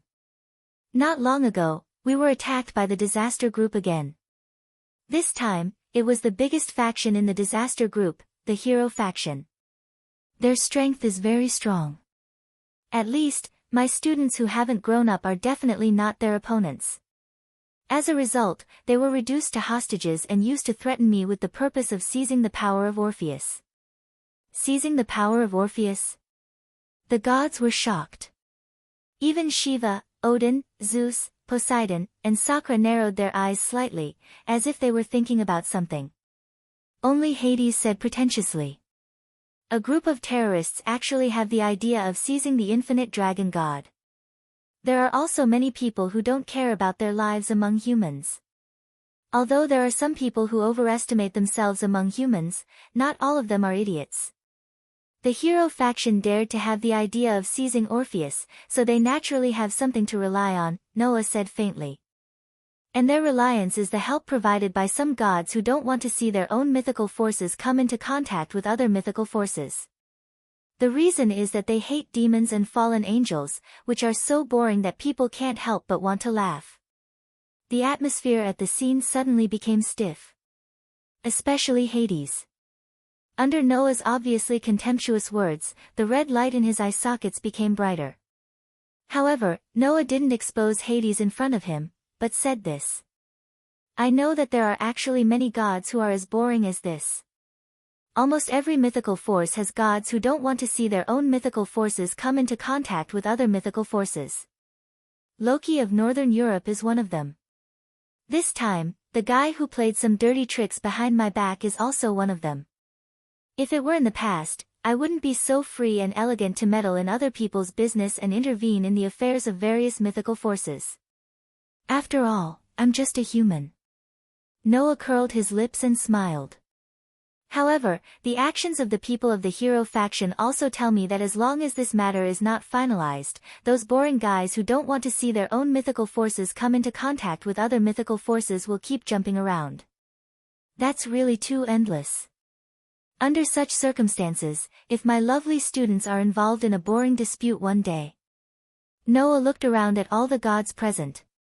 His voice was like a sharp knife, instantly piercing into the hearts of all the gods. I'm afraid that I won't be able to hold back and slaughter all the gods who are jumping around in the dark together with their entire mythical forces. As soon as his voice fell, almost all the gods present suddenly stood up from their seats. Their whole bodies surged with a terrifying aura as they stared at Noah, their eyes full of anger. Even Shiva, Odin, Zeus, Poseidon, and Sakra's faces sank as they slowly stood up. Kid, Sakra said sarcastically. Don't you think that you're a bit too arrogant? Young man, I know that you are very angry about your students being attacked, but some words are destined not to be said carelessly, Odin advised. Otherwise, it will spoil things. Although I admit that you are very courageous, I have to say that as long as they are gods, they can't pretend that they didn't hear your words. Shiva shrugged. Do you think that you alone can deal with all the gods of the mythological forces present here? We can totally understand that. You didn't get it wrong, Noah said indifferently. That's what I think. The atmosphere in the air suddenly became cold. At this moment, all the gods of the mythical forces, except for Odin, who was their ally, cast indifferent, angry, contemptuous, and disdainful looks at Noah. Their expressions were extremely ugly. Ha ha ha ha. Hades couldn't help but laugh. I thought that the legendary god Slayer was so great, but it turns out that he is just an ignorant kid. How ironic. Asashel, Sazax, Seraph, Michael, and the other demons, angels, and fallen angels all showed bitter expressions. Because they knew that things had developed to a point where they couldn't be saved. Under such circumstances, Noah didn't seem to understand the current situation at all and spoke expressionlessly. In short, in order to prevent some rats from jumping around in the dark, I hope that everyone will give an answer here. Do you want to conclude a peace treaty with the demons, angels, and fallen angels? I am willing to be a witness and preside over your peace treaty. In the future, if someone violates the peace treaty, I will personally take action and annihilate him. If you don't want to conclude a peace treaty, in the future, if the gods of the mythical forces you belong to play tricks, I will make that mythical force disappear completely. His unceremonious speech made all the gods furious. Even Odin sighed and shook his head. As for Asashel, Sazax, Michael, and the others, the bitterness on their faces was even stronger. Noah, who would be willing to conclude a peace treaty after hearing what you said? Wouldn't that be tantamount to directly admitting that they were afraid of you? How could this matter still be resolved after offending all the mythical forces? This time, it was really over. However, at this moment, Noah's tone changed again. Of course, everyone can wait for a while before giving an answer. Wait until I resolve the second thing I want to say. With that said, Noah ignored all the gods present and turned to look at Hades. That gaze was no longer as sharp as a sword as before. Instead, it was as cold as ice, incomparably cold. Hades, the god of the underworld, one of the top 10 in the world. In order to obtain Orpheus, you did not hesitate to lend Samuel to the heroes and even brazenly sent out the Grim Reaper. Do you really think that no one dares to do anything to you? The moment Noah said this, a crimson gauntlet appeared in Noah's hand. Balance breaker.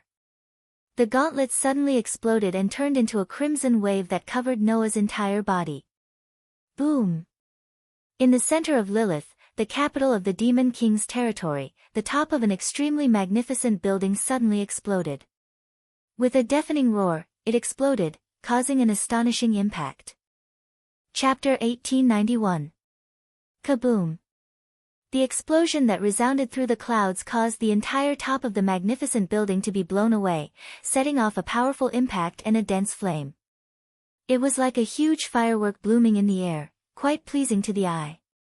Pieces of gravel and rubble fell from the sky in the explosion like scattered flowers, and fell to the ground in a burst of crackling sound. The sudden explosion and movement startled all the demons in Lilith, the capital of the Demon King's territory. What's wrong? What happened? Why did it suddenly explode? Could it be that the group of calamities attacked the underworld? Uproar and panic spread throughout the capital of Lilith. In this aspect, their reaction was no different from that of humans. After all, it could be seen from the scale of the explosion that it was not a scene that ordinary demons could deal with. Without the strength of a superior demon, being affected by the explosion would probably cause one to be smashed into pieces. It was precisely because of their strength that the demons could understand what the explosion meant. Therefore, uproar and panic were inevitable. Until a certain moment, a sharp-eyed demon discovered something and pointed to the sky. Look over there. There's someone there. This involuntary shout immediately attracted the attention of the surrounding demons to the sky. Only then did the group of demons discover something. At the top of the magnificent building that exploded, in the intense flames, a group of people flew out one after another. The first to fly out were two people. Because of the height, even with the demons' eyesight, they could still only see a blurry shadow. However, above the two blurry shadows, one was vibrating with a crimson dragon-shaped airwave all over his body, while the other was fluctuating with a dark shadow of death all over his body. This was clearly seen by the crowd of demons. However, it was precisely because they saw it clearly that the demons in the capital of Lilith all held their breaths. Because, from the two figures, a terrifying pressure that was enough to destroy heaven and earth spread out and shrouded down, causing the faces of the demons to begin to turn pale. What's more, even the shadows that flew out from the center of the explosion carried an extremely terrifying aura, causing the hearts of the demons to begin to tremble. In the sky, Noah and Hades were facing each other with a distance between them. Noah's expression was like an ancient well without any ripples. Hades was just a skeleton without any expression at all, but the red light in his pair of eye sockets was like a burning anger, constantly rising. After that, Hades's deep voice rang out. Do you want to die? Human. That voice was as if it could drill deep into one's soul. It was terrifying. Unfortunately, Noah acted as though he did not feel anything and mocked him. It seems that you really think that even if you attack us and wallow in the mire with those guys from the heroes faction, no one will do anything to you, skeleton. I don't know what you're talking about. Hades' voice was still low, but he began to play dumb. You're saying that I'm wallowing in the mire with the people from the disaster faction? Do you have any evidence? Obviously, Hades had long expected that he would definitely be held responsible. He even prepared an excuse. However, Hades did not expect that Noah would actually interrogate him after attacking him. Moreover, Noah did not fall for Hades's trick at all. Evidence? Don't tell me you've made a mistake. What evidence do I need to show? Noah laughed. Don't tell me you think that I intend to expose your actions and let the various mythological factions convict you? Saying such a sentence, Noah's expression became indifferent. Stop joking. Since I know that you did it, that's enough. Your crime will be judged by me. Convict me. A mere human actually wants to convict a god? Hades laughed angrily. Interesting, it's really interesting. In the past, I've always convicted the dead humans. No human has ever convicted me. God Slayer, you're crazy enough. I'd like to see how you're going to convict me. After saying that, Hades' whole body swelled with thick darkness as if he was shrouded by the shadow of death. It was like a dark flame burning, instantly swallowing the light in the entire space. God Slayer, let me see how you can kill a god. The orb at the top of the staff that Hades held tightly in his hand bloomed with light. Suddenly, the thick darkness that covered the entire space suddenly trembled and boiled like magma. With a tumble, it carried a terrifying wave of death. It was like black water falling from the sky, covering the direction where Noah was. The representatives of the demons, angels, and fallen angels, such as Syzax, Seraph, Asashel, and Michael, who were preparing to stop Noah and Hades, were shocked when they saw this scene. Not good. Syzax shouted. If such an attack falls, all the residents in the city will have their souls taken away and be directly taken into the underworld. That bastard. Asashel was angry. He didn't even consider what would happen to the ordinary residents in the city. It's better to say that he simply intends to use this opportunity to make a scene in the demons' territory. The main reason why Hades helped the heroes was that he didn't want to see his own mythical forces come into contact with the mythical forces of the Bible. This was because Hades hated demons and fallen angels very much. Demons and fallen angels lived in the underworld. The underworld that Hades controlled was located below the underworld. It was as if he was being crushed by a devil and a fallen angel. Therefore, Hades hated demons and fallen angels. If he could make a scene in the underworld and cut off a piece of the demon's flesh, Hades would definitely be happy. After that, he only needed to push the blame to Noah, who took the initiative to attack, and Hades could happily watch Syzax and Asashel swallow their anger. In view of this, Hades did not show any mercy when he attacked. The attack range had already enveloped several cities around the Demon King's territory, including the capital, Lilith.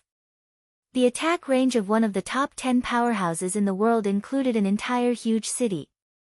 At this moment, all the demons could only watch the darkness pouring down from the sky, and they were all stunned on the spot. Seeing the scene as if the entire dark sky was collapsing, Syzax, Seraph, Asashel, and the others could not help but feel anxious.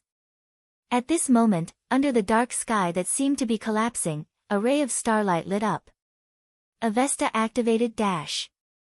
Amidst the starlight, a voice that seemed to echo from the distant horizon rang out. Counteract it one by one. Simulating another cosmology. The bright starlight suddenly turned into a gorgeous Milky Way that soared into the sky. It expanded and surged in all directions like a tide, covering the entire space in an instant. Under the gorgeous starlight, the death power that was like the dark sky was like a flame that touched water. It trembled and quickly disintegrated at a speed visible to the naked eye. Boom! In the end, the disintegrating thick darkness directly exploded and dissipated in the air like scattered black clouds. What? Hades finally got up in shock. At the same time, a crimson figure silently appeared in front of Hades. The moment the crimson light in Hades's eye sockets fluctuated violently, he raised his head and exposed a pair of deep, dark eyes to Hades. Then let me tell you why I killed a god. Amidst the crimson waves of air, a burst of dense darkness suddenly burst forth. The darkness was exactly the same as the death power that Hades controlled. Immediately after, Noah clenched his fist, which was mixed with a red airwave and dense darkness, and like a falling meteorite, he slammed it heavily in front of Hades. Boom! A deafening muffled sound resounded. Chapter 1892. Boom! When the thunder-like sound suddenly appeared in the sky, a circle of shock waves that scattered the clouds high above suddenly shook and spread to the surroundings. The entire atmosphere was suddenly cleared, and there was a temporary vacuum phenomenon. Whoosh!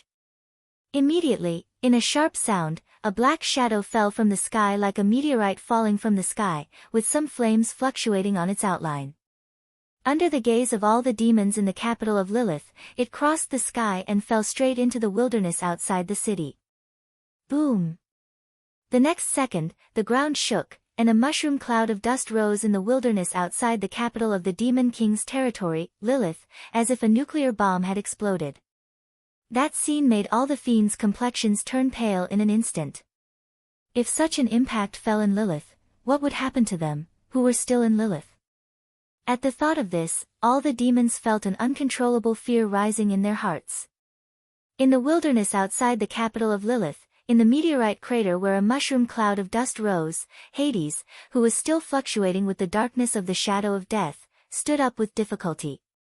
However, Hades didn't notice. Behind him, a figure that was mixed with crimson air waves and dense darkness silently appeared once again. Then, the figure slowly raised a foot, and at the moment when Hades was about to struggle to get up, the figure fell heavily like a heavy mountain. Boom! With a muffled bang, the ground of the entire wilderness suddenly shook and collapsed like an avalanche. It gave rise to a terrifying impact like a storm and dense sand and dust, causing countless rocks and debris to flutter about and scatter in all directions. Ah ah ah ah ah ah! Hades' screams resounded from the huge meteorite crater. The screams made the hearts of the gods and representatives of the various mythical powers, who were flying at high speed, tremble. It wasn't until the violent impact and thick dust that permeated the whole world below slowly dissipated that the situation inside was exposed to everyone's eyes, that the gods saw it. In the center of the meteorite crater, in the center of the ground, where cracks spread like a spider web, Noah, who was fluctuating with red air waves and rich darkness, was standing there. As for Hades, he was lying in front of Noah, screaming and struggling, but he couldn't get up at all.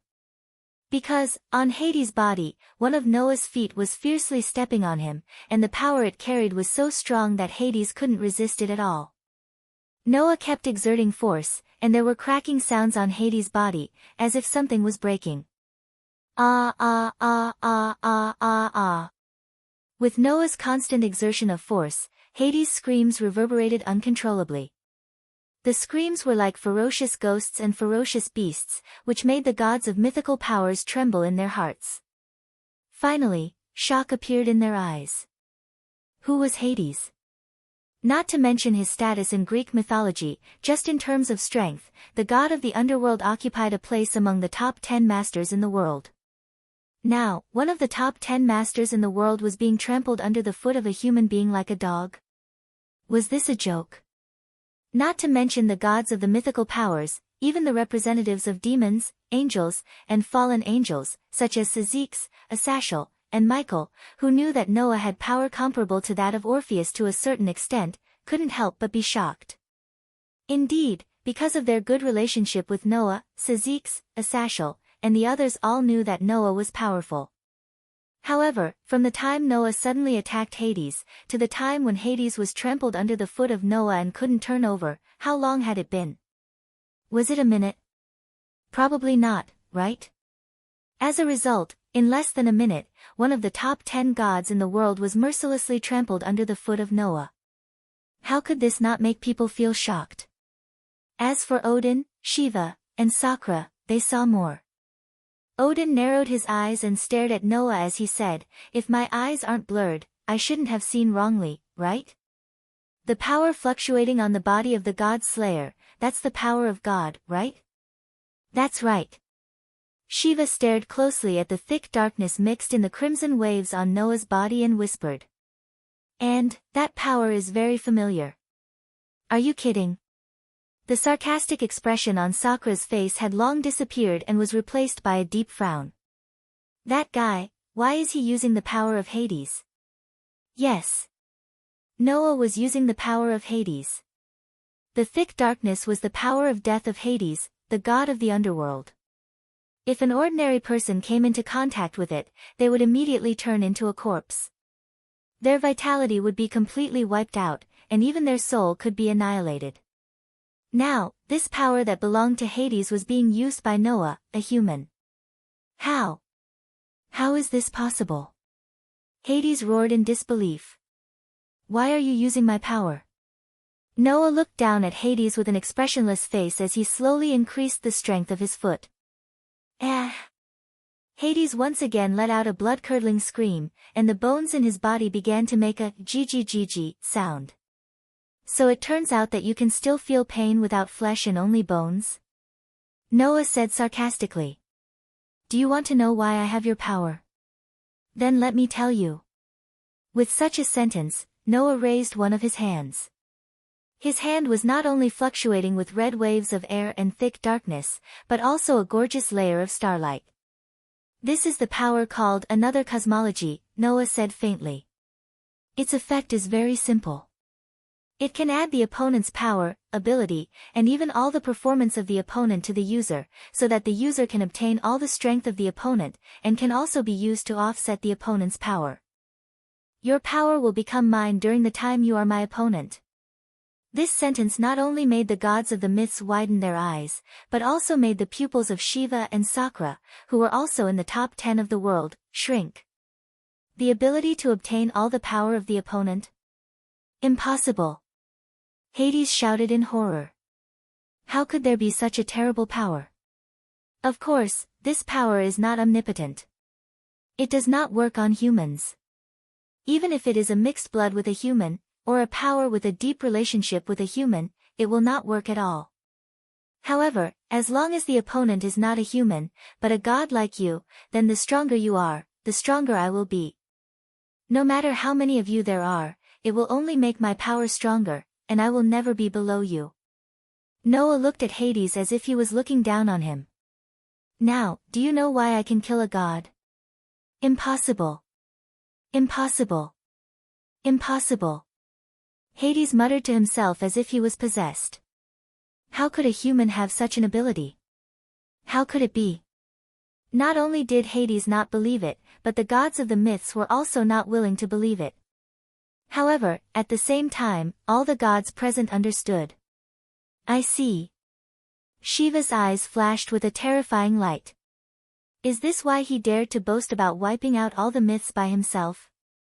As long as that ability existed, then, unless the opponent was a human, there was absolutely no possibility of defeating Noah. Therefore, even if the enemy was all the mythical powers, that human dared to say that he would kill all the gods. Therefore, a mere human dared to call himself a god slayer. Gods were absolutely unable to defeat this human. Understanding this point, all the gods present were alarmed and frightened. Do you understand? Lord God of the underworld. Noah's eyes flashed with a cold light. You should really regret attacking us. After saying this, murderous intent rose from Noah's body. Chapter 1893. The murderous aura that rose from Noah's body directly stimulated Hades, who seemed to be in a trance. You want to kill me? Hades said in disbelief. That was to be expected. Not to mention the consequences of killing Hades, just the fact that he would be killed was something that Hades could not accept. It wasn't that Hades was afraid of death. As the god of the underworld, as the god in charge of death and souls, death was definitely not something to be afraid of for Hades. However, before this, Hades had never thought that he would die. He had lent Samuel to the hero sect and coveted Orpheus. He had even sent the Grim Reaper's army to snatch Orpheus, who had lost half of his strength. Since Hades dared to do these things, he definitely had thought of the consequences of his actions. First of all, Samuel was sealed by the entire Greek mythology and was then handed over to Hades to manage. If Hades released Samuel without authorization and let Samuel's power appear in the world, the gods of Greek mythology would punish Hades for this alone. The heroes were the terrorists of the disaster group and were now the common enemy of all the mythical forces. Not only had Hades lent Samuel out without permission, but he had also lent Samuel to the terrorists of the disaster squad. Not to mention the Greek mythology, all the mythology forces had the right to pursue Hades's responsibility and make him suffer. However, Hades was not afraid. Because there was no evidence, right? Even if this matter was exposed, Hades had a way to avoid it. He believed that under the prestige of the top 10 powerhouses in the world, there were definitely not many who would really want to offend Hades. Therefore, even if the matter was exposed in the end, the excuse he found would be useless. At most, Hades would be punished. It was more likely that the big matter would be reduced to a small matter. In the end, nothing would happen at all. Even if it was the demons who had been sent by the heroes to attack them, considering that it was a critical moment for them to come into contact with Greek mythology and that they needed to fight for an opportunity to conclude a peace treaty, they would choose to swallow their anger. They would not do something as hurtful as holding the heroes accountable, which would not benefit them in any way, right? It was precisely because of these factors that Hades was fearless and not worried at all. But now, Noah's appearance had directly shattered Hades's wishful thinking. How dare he attack Hades so rudely and unreasonably, even intending to kill him?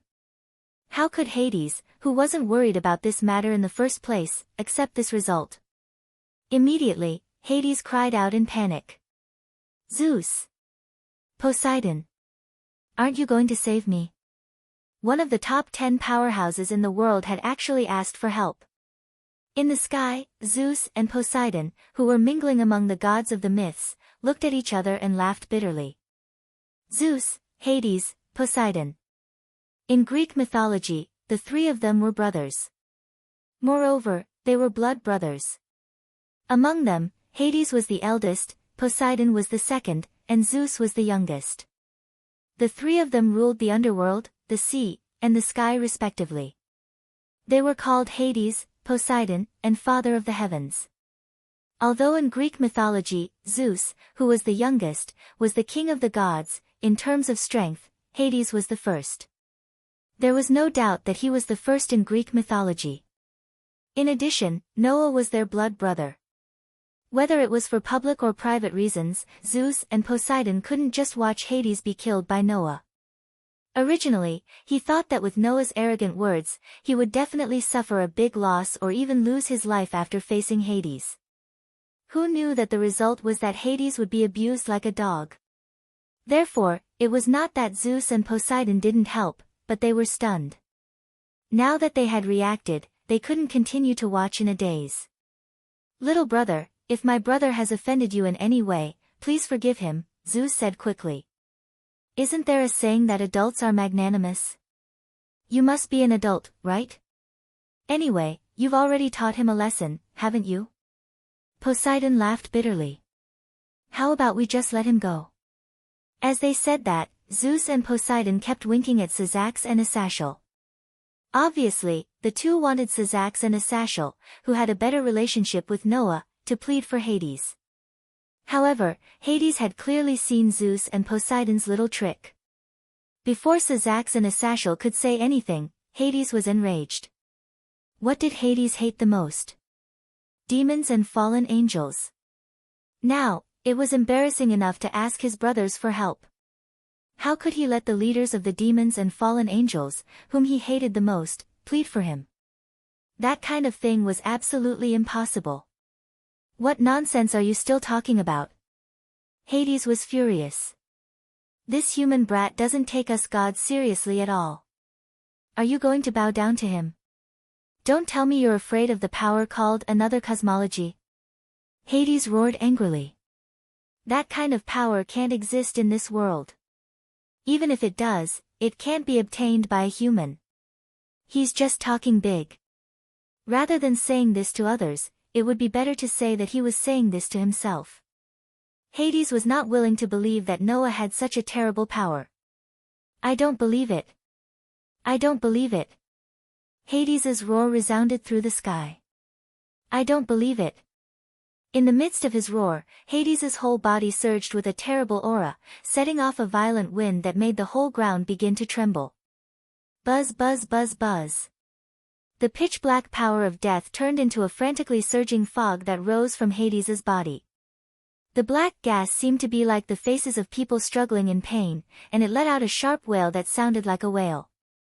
The hair-raising aura and scene made many gods present feel a chill in their hearts. However, Noah only glanced at this scene, and the foot that was stepping on Hades suddenly tightened. Clang! Another cosmology, starlight, named Avesta, shone from Noah's body and surged towards Hades' direction. Chi, chi, chi, Chi. All of a sudden, amidst the strange sounds that sounded like ice melting, the power of death that surged from Hades's body seemed to have been dispelled by the light, vanishing without a trace. Hades, who was emitting a terrifying aura like that of a ghost, instantly returned to his harmless appearance. Kacha! At the next moment, along with a crisp sound, the few bones in front of Hades were crushed by Noah's stomp. Ah! An unprecedentedly strong cry of agony came from Hades's mouth. Stop! Zeus and Poseidon finally couldn't stand it anymore. They rushed out and rushed in Noah's direction. Come on! Noah raised his head and looked at Zeus and Poseidon, who were rushing toward him from midair. His eyes were full of fighting spirit. Let me see just how powerful the three main gods of Greek mythology are. The crimson waves of air that were fluctuating around Noah's body completely disappeared. Noah had cancelled his forbidden hand. However, Zeus and Poseidon's attacks made Avesta regard them as enemies. The starlight of the another cosmology shone on Noah's body. Then, the power of Zeus, Hades, and Poseidon, the three most famous gods in Greek mythology, flowed into Noah's body, making Noah's body surge with a terrifying aura. Ha!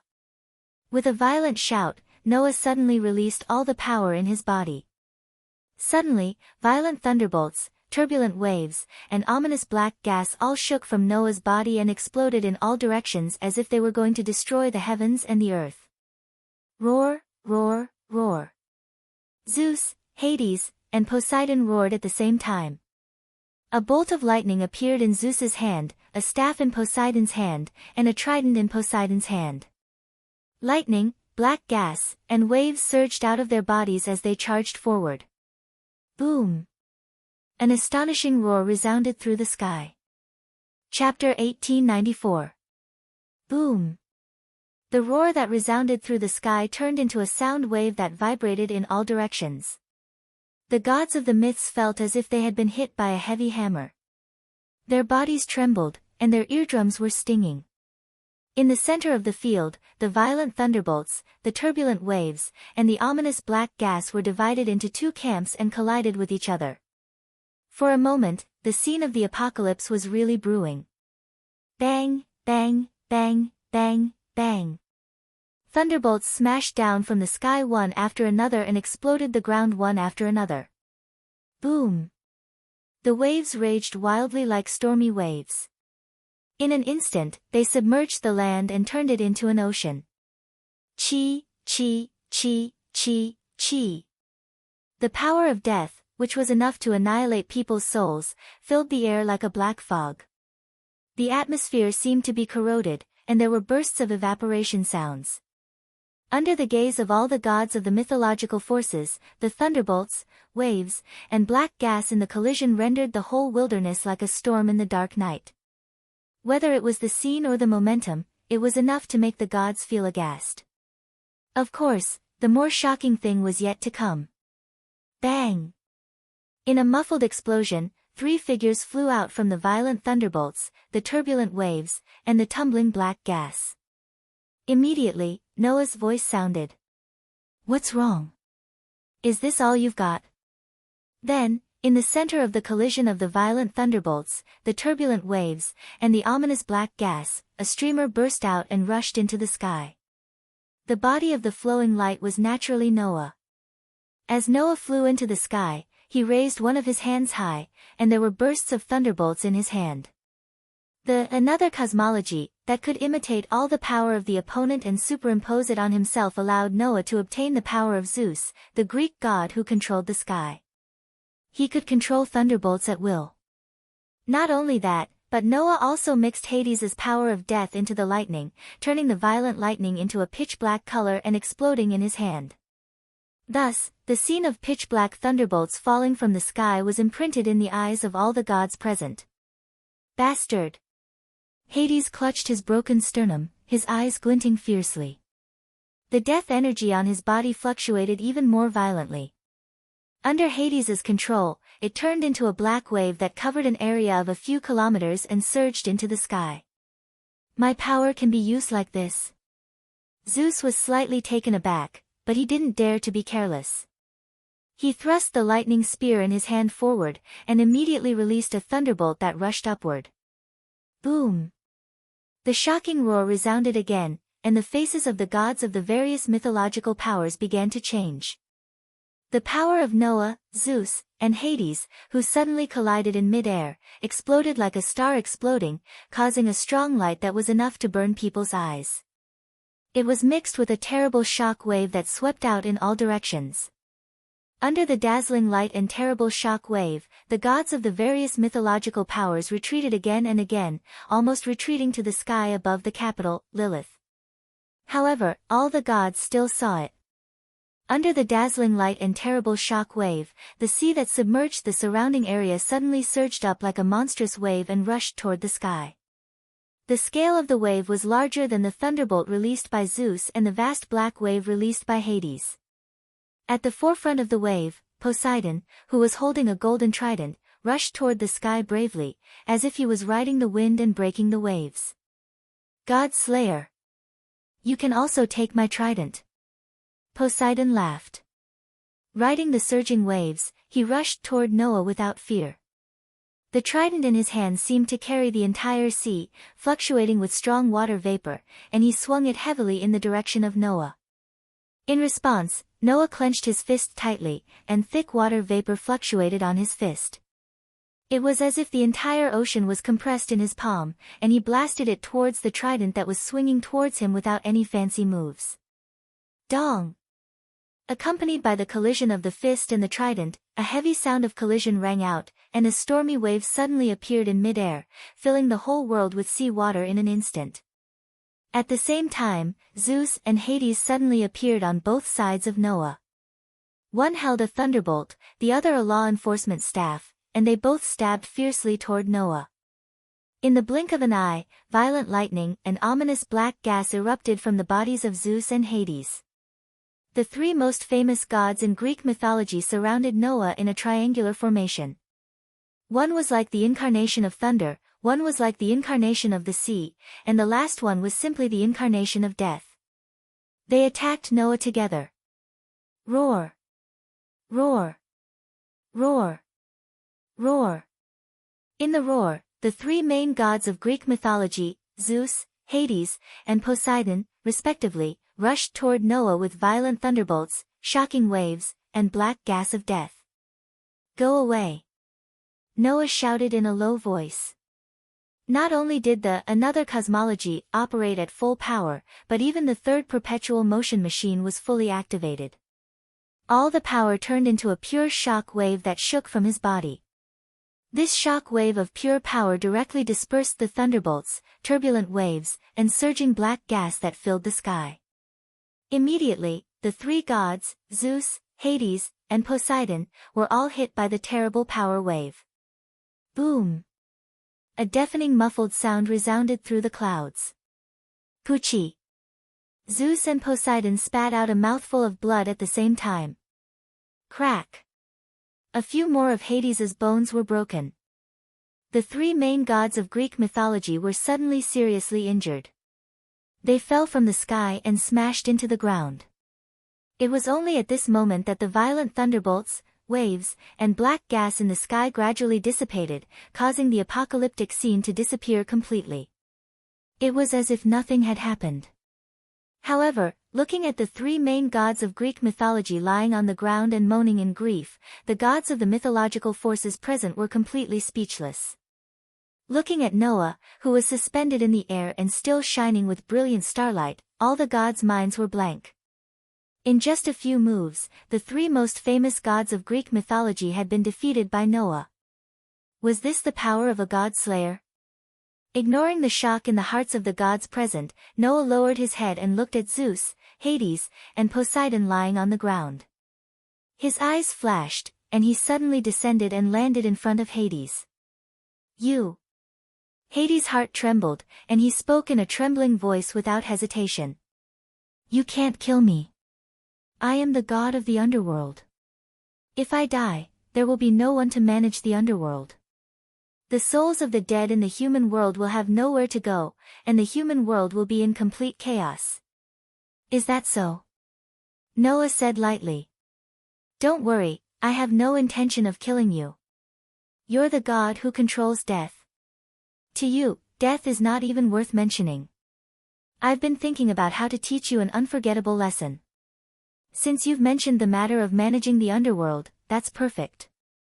I'll seal you in the underworld forever and you'll never be able to take half a step out of it. From now on, you can focus on managing the underworld. What? Hades said in disbelief. You want to seal me? Seal a god? Are you trying to say that I can't do it? Noah curled his lips and smiled. Unfortunately, I don't only have the another cosmology. In addition to the another cosmology that can imitate the power of objects other than humans, I also have another cosmology that can ignore any situation and seal natural gods. The red light in Hades' eye sockets trembled violently. In the next moment, without any hesitation, Hades abruptly turned around and rushed to the other side of the sky. Chapter 1895. It could seal the strongest species other than the pure-blooded dragon species into the fictional world, and it could only exert a having effect on the existence of the strongest species. However, as long as the natural gods and the elves of the planet were the opponents, they could overcome all the differences in strength and win. That was the virtual star Taisui. In the face of the natural gods and the elves of the planet, the absolutely invincible simulated star atlas, another cosmology. This simulated star atlas, another cosmology, had not been used for a long time. After all, except for the box court, in other worlds, there were basically no existences like the gods and the elves. Even in the world of the god Slayer, because the disobedient gods were individuals born from myths and legends, it would be better to say that they were spirits born from the stars of heaven and earth rather than gods. Therefore, the simulated star atlas, another cosmology, named Su Xing Taisui, still could not be put to use. Of course, in addition to the gods and the elves, this simulated star atlas, another cosmology, could also exert a having effect even if it was used on other races. Its ability could not be said to be not powerful. In the beginning, in the box court, Noah relied on this simulated star atlas, another cosmology, to complete the miracle of sealing millions of gods in one fell swoop. It could be imagined how powerful this simulated star atlas, another cosmology, was. Unfortunately, apart from Hakata, in other worlds, there was no such thing as a spirit core. Therefore, the simulated star atlas, another cosmology, called the virtual star Taisui had never been used in the world outside the box court, and it had been sealed by Noah for a long time. However, now it was finally time for this simulated star atlas, another cosmology, to shine again. The gods in this world were not like the gods in the world of the god Slayer. They were like illusory spirits. Instead, they were real gods that were recorded in all kinds of myths. Even though there was still no so-called spiritual personality in this world, let alone the existence of star spirits, the ability of Shushing Taisui's another cosmology to unconditionally seal the innate gods could finally come in handy. Greek mythology was not like Celtic mythology, where most of the mythological forces were postnatal gods. In Greek mythology, the natural gods were the majority of existences. Unfortunately, Hades was a natural-born god. In other words, this god of the underworld was completely within the scope of the illusory star Taisui. Noah murmured in an extremely calm voice as he looked at Hades, whose entire body was wrapped in the power of death. His bones were cracked and broken, but he was shooting in the opposite direction as if he was crazy and was about to leave Noah's sight. Void Star Taisui, activate. Suddenly, the brilliant starlight fluctuating on Noah's body stagnated. Like a galaxy, it converged on Noah's slowly extended palm. Let the universe revolve. Simulated star map, another cosmology. The dazzling starlight that gathered in Noah's hands suddenly shone brightly, illuminating the entire sky. It was like a tide that surged between heaven and earth. Not only was that light dazzling, it was also incomparably dazzling. However, most of the gods of the mythical powers present felt their hearts tremble, and a sense of fear arose from the depths of their hearts towards the dazzling starlight. It was an instinctive reaction.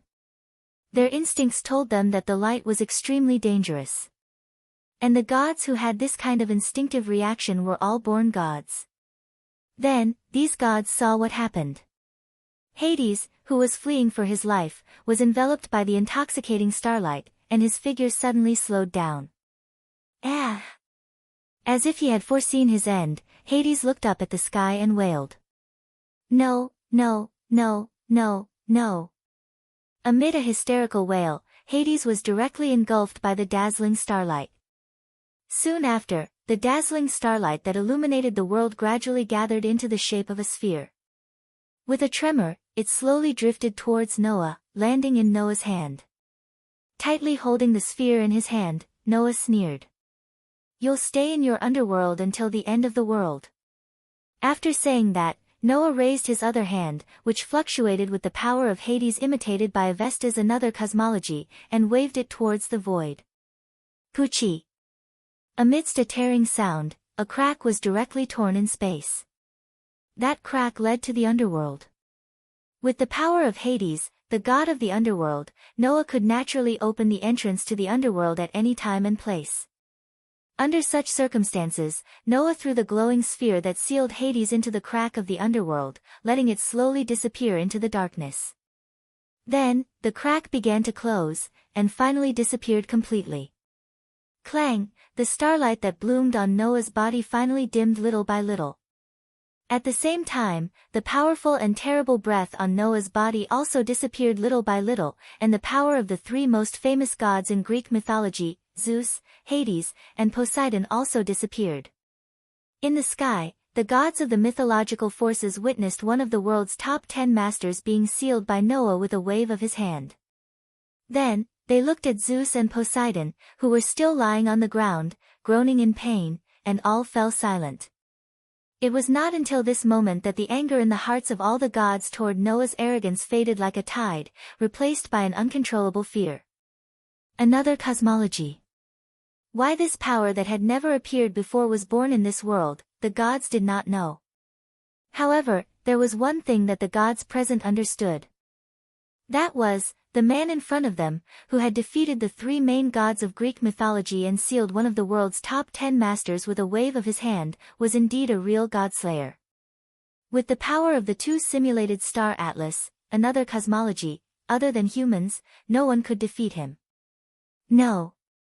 In addition to being a godslayer, that man was also the current Red Dragon Emperor.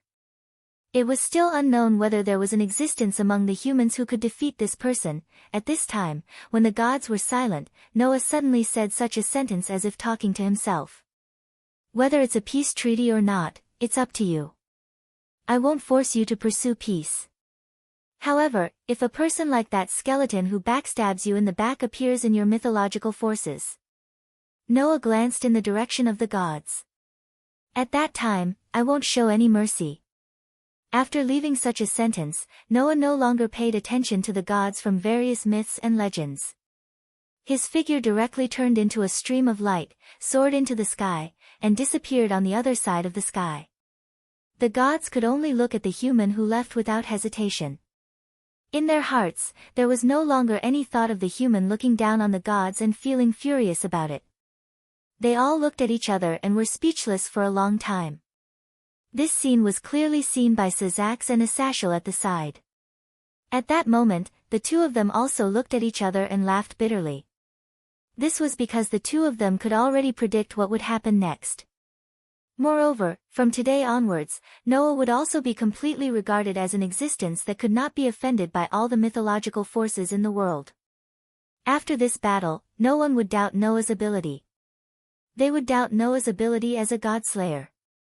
Chapter 1896. Ha ha ha ha. In the living room of the Jumanli's house, Asashel was laughing out loud. Those guys have finally compromised one by one. On a closer look, there were documents on the table in front of Asashel. Next to him, Sazax was holding a few documents in his hand. Looking at the signatures on them, the corners of his mouth slowly curled up. Celtic mythology, Hindu mythology, Egyptian mythology, Mount Meru, and even Greek mythology have submitted a request to conclude a peace treaty. I thought that after the previous incident, Greek mythology would be more difficult to settle. In fact, the first to submit a peace treaty was Greek mythology, Asashel said with a sigh. After all, they were the mythical forces that had the most direct experience of the power of the deicide. With that said, both Sazax and Asashel shifted their gazes and looked to the side. There, Noah was holding a cup of black tea and sipping it as if he had not heard anything. If someone who was not in the know were here and saw this scene, they might think that the fact that the mythical forces had finally agreed to conclude a peace treaty had nothing to do with Noah. But the person who really caused this situation was undoubtedly Noah. "This is your purpose, isn't it?" Asashel said impatiently. "Gather all the mythical forces, and then take the unlucky Hades as an example. Tell all the mythical forces that you, the deicide, have the ability to annihilate all the gods alone. In this way, even if those mythical forces covet our faith, they can only give up obediently. Otherwise, if they really offend you, they'll drag the entire mythical force down with them. In this way, not only will we not have to worry about the covetous eyes of the other mythical forces, but in order to prevent those ignorant gods from offending you and causing the entire mythical force to suffer, those mythical forces can only choose to compromise and conclude a peace treaty with us," Sazax said with a laugh. "With the relationship of the peace treaty, even if there's a chance, as the witness of all the mythical forces concluding a peace treaty, the deicide won't casually annihilate the entire mythical force, right? In the end, this is what we got." Asashel pointed at the documents on the table and couldn't help but laugh. "All the mythical powers have submitted their applications for peace talks. Now, all we need to do is to truly conclude the peace talks. All the mythical powers in the world will gather into one group. True world peace may still be a long way off, but if this continues, we will be able to see some light at the end of the tunnel when the disaster is eliminated. That's something you need to worry about." Noah shrugged. "I'm just a loner. I can't care about the world's peace. It's better for me to be a good school teacher. It's best if no one comes to find trouble with me." "How straightforward." Sazax was exasperated. "Don't forget, you are now the witness of all the mythical forces. This matter is definitely related to you. Like you said, I'm just a witness." Noah curled his lips into a smile. "When someone violates the peace agreement, I will have a job. The rest will be up to you." Sazax and Asashel could only look at Noah speechlessly. They didn't know what to say. "Forget it. Your intervention has saved us a lot of trouble. Originally, only Northern Europe had concluded the peace talks with us. Now that all the mythical powers have agreed to the peace talks, it's already a great gain. We can't ask for more." Asashel scratched his head. "However, you are now one of the top 10 powerhouses in the world.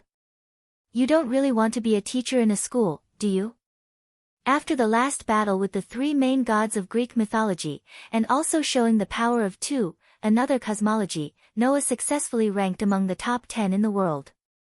Now, the recognized rankings of the various mythical powers were as follows. The infinite dragon god Orpheus. The god slayer Noah Doria. The god of destruction Shiva, one of the three main gods of Hinduism. The god of protection Vishnu, one of the three main gods of Hinduism. The god of creation Brahma, one of the three main gods of Hinduism. The celestial emperor of Mount Meru Sakra. The thunder god in Norse mythology Thor. The god of the underworld in Greek mythology Hades. The sun god in Egyptian mythology Aten. The god of light in Celtic mythology Ruger. In other words, not only did Noah rank among the top 10 in the world, but he also jumped all the way to the second place, just below Orpheus. However, that was to be expected. With the two, another cosmology, of Avesta, and illusory star Taisway, Noah alone was enough to rival all the mythical powers, let alone a single god. Naturally, he would obtain the second place, just below Orpheus. Of course, with the power of Avesta, it was reasonable to say that Orpheus, who was both a dragon and a god, would not be able to defeat Noah. Moreover, half of Orpheus' power was taken away, so it was possible for Noah to directly replace Orpheus' position. Unfortunately, Orpheus' invincibility had already been deeply rooted in people's hearts. Even if Noah showed an almost invincible power, there was still no way to easily replace Orpheus' position and become the strongest existence in the world. Therefore, Noah replaced the position of Fenrir, whose power was greatly weakened because of being enslaved by Wali, and entered the top 10, and jumped to the second place. Coincidentally, if Noah did not appear, originally, the one who replaced Fenrir to enter the top 10 in the world would have been the king of monsters in Greek mythology, Typhon. Typhon was a fire-breathing giant taller than a mountain. He had 100 snake heads, covered with feathers, and had a pair of wings. In Greek mythology, he was a legendary creature that gave birth to many terrifying monsters. When it came to the monsters that he gave birth to, many of them were famous.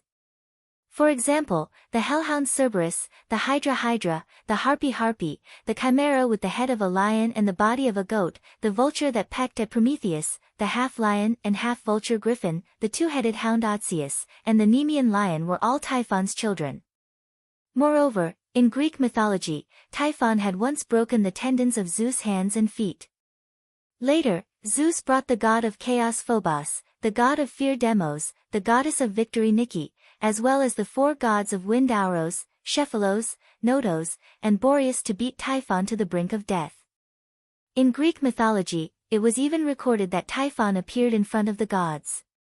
Except for Zeus and Athena, the other gods all turned into animals and fled in panic. From this, it could be seen how powerful this king of monsters was. Typhon was fully qualified to replace Fenrir's position and enter the top 10 in the world. However, Noah's appearance made Typhon lose this qualification. Of course, Noah himself knew that if he did not count the two, another cosmology, in the situation of losing authority, sovereignty, and ability value, even with the power of Aster, Athena, and Drake, he was still much weaker than the world's top existences. In this regard, Noah had some ideas. If these ideas were realized, then by that time, even without the power of another cosmology, Noah would be able to sit firmly in the top 10. Therefore, in response to Asashel's words, Noah just glanced in the direction of Sazax. If you want to talk about the top 10 in the world, there is one more here. It's just that he has been keeping a low profile and doesn't show his strength. I'm already very satisfied with my current position. Sazax smiled indifferently. Moreover, I also have a job as the Demon King. I'm not idle. Aren't you guys just unhappy that I'm too idle? Noah rolled his eyes and put down the black tea in his hand. Say it. What do you want me to do? Sazax and Asashel looked at each other. Actually, at present, there is still a force that doesn't intend to conclude a peace treaty with us, Asashel said. I'm going to make a trip there. I hope you can come with me. Chapter 1897. At this moment, Noah was standing in the middle of a vast training ground. Noah lifted his eyes and looked to the front. He easily saw the figures of the 3 people who were lined up in a row in front of him. Across from Noah, Yudu, Genova, and Irina were standing in a line. Although they were lined up in a straight line, there was actually some distance between the 3 of them, as if they were surrounding someone. Who were they surrounding? Of course, it was Noah. Upon closer inspection, Yudu, Genova, and Irina had serious expressions as they stared at Noah, as if they were facing a great enemy. Each of them had a sword that emitted a strange aura in their hands.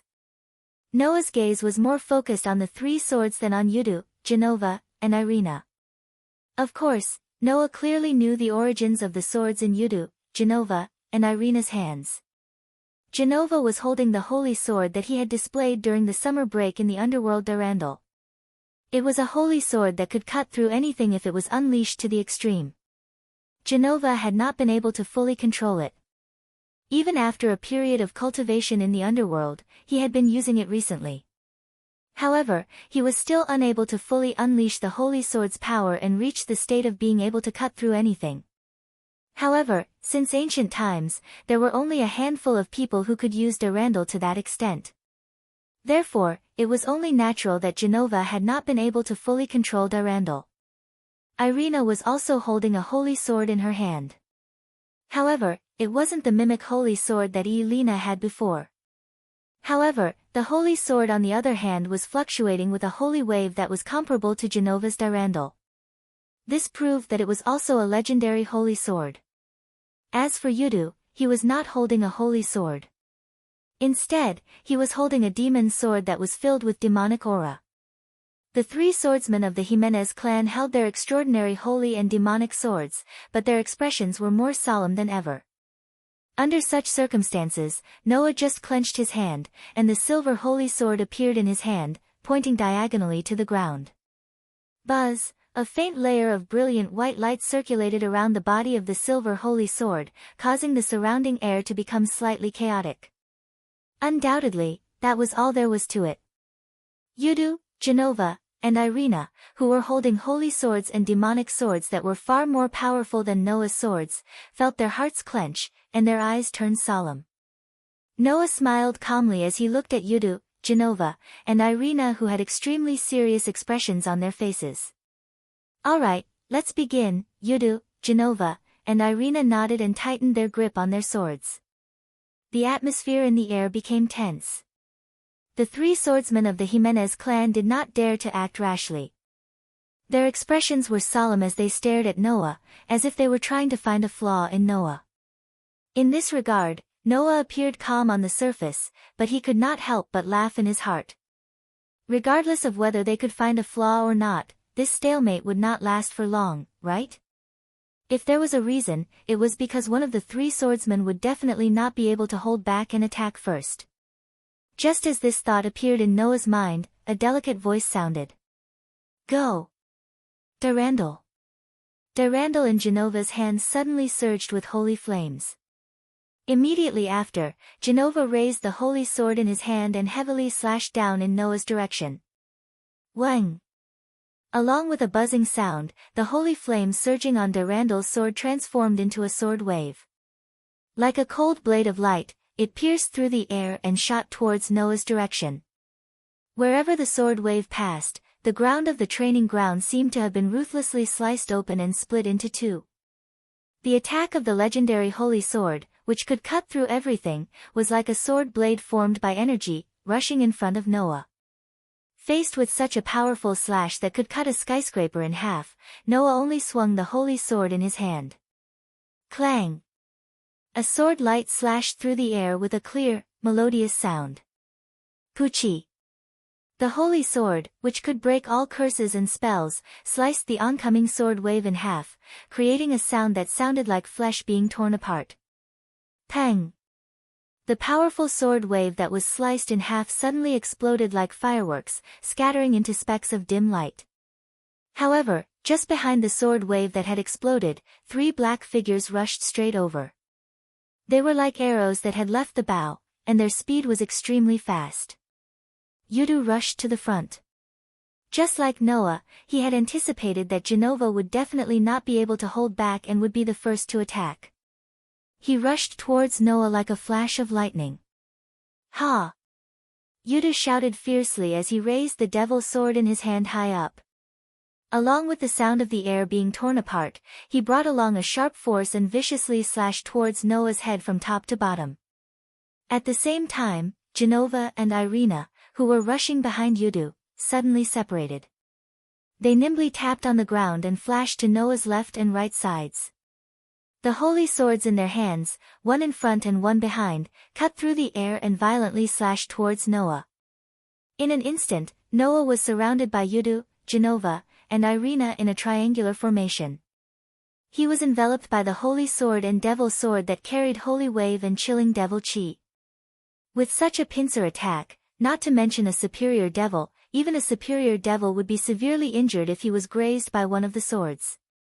After all, the swords in their hands were not ordinary weapons. They were famous even in the legends. However, facing the pincer attack of the three legendary holy swords and devil swords, Noah only slightly raised the silver holy sword in his hand. Ultimate sword skill. Form 3 Shadow Moon Dance. A slash that resembled moonlight suddenly appeared, as if a full moon had suddenly expanded in this space and slashed in all directions. Clank! Along with the sound of metal clashing, the crescent-like slashes landed on the holy and demonic swords in the hands of Yudu, Genova, and Irina at almost the same time. The terrifying force of the slashes sent the three of them flying. Ugh! Ah! Groans and cries of surprise rang out from the mouths of the three Jamanli family swordsmen, but they could not change the fate of their defeat. When Yudu, Genova, and Irina stabilized their bodies and landed on the ground, before they could even raise their heads, a silver holy sword was pointed in front of them. That's the end of it. Noah had appeared in front of the three swordsmen out of nowhere and shrugged his shoulders. It's a pity that this time, you still didn't manage to make 3 moves.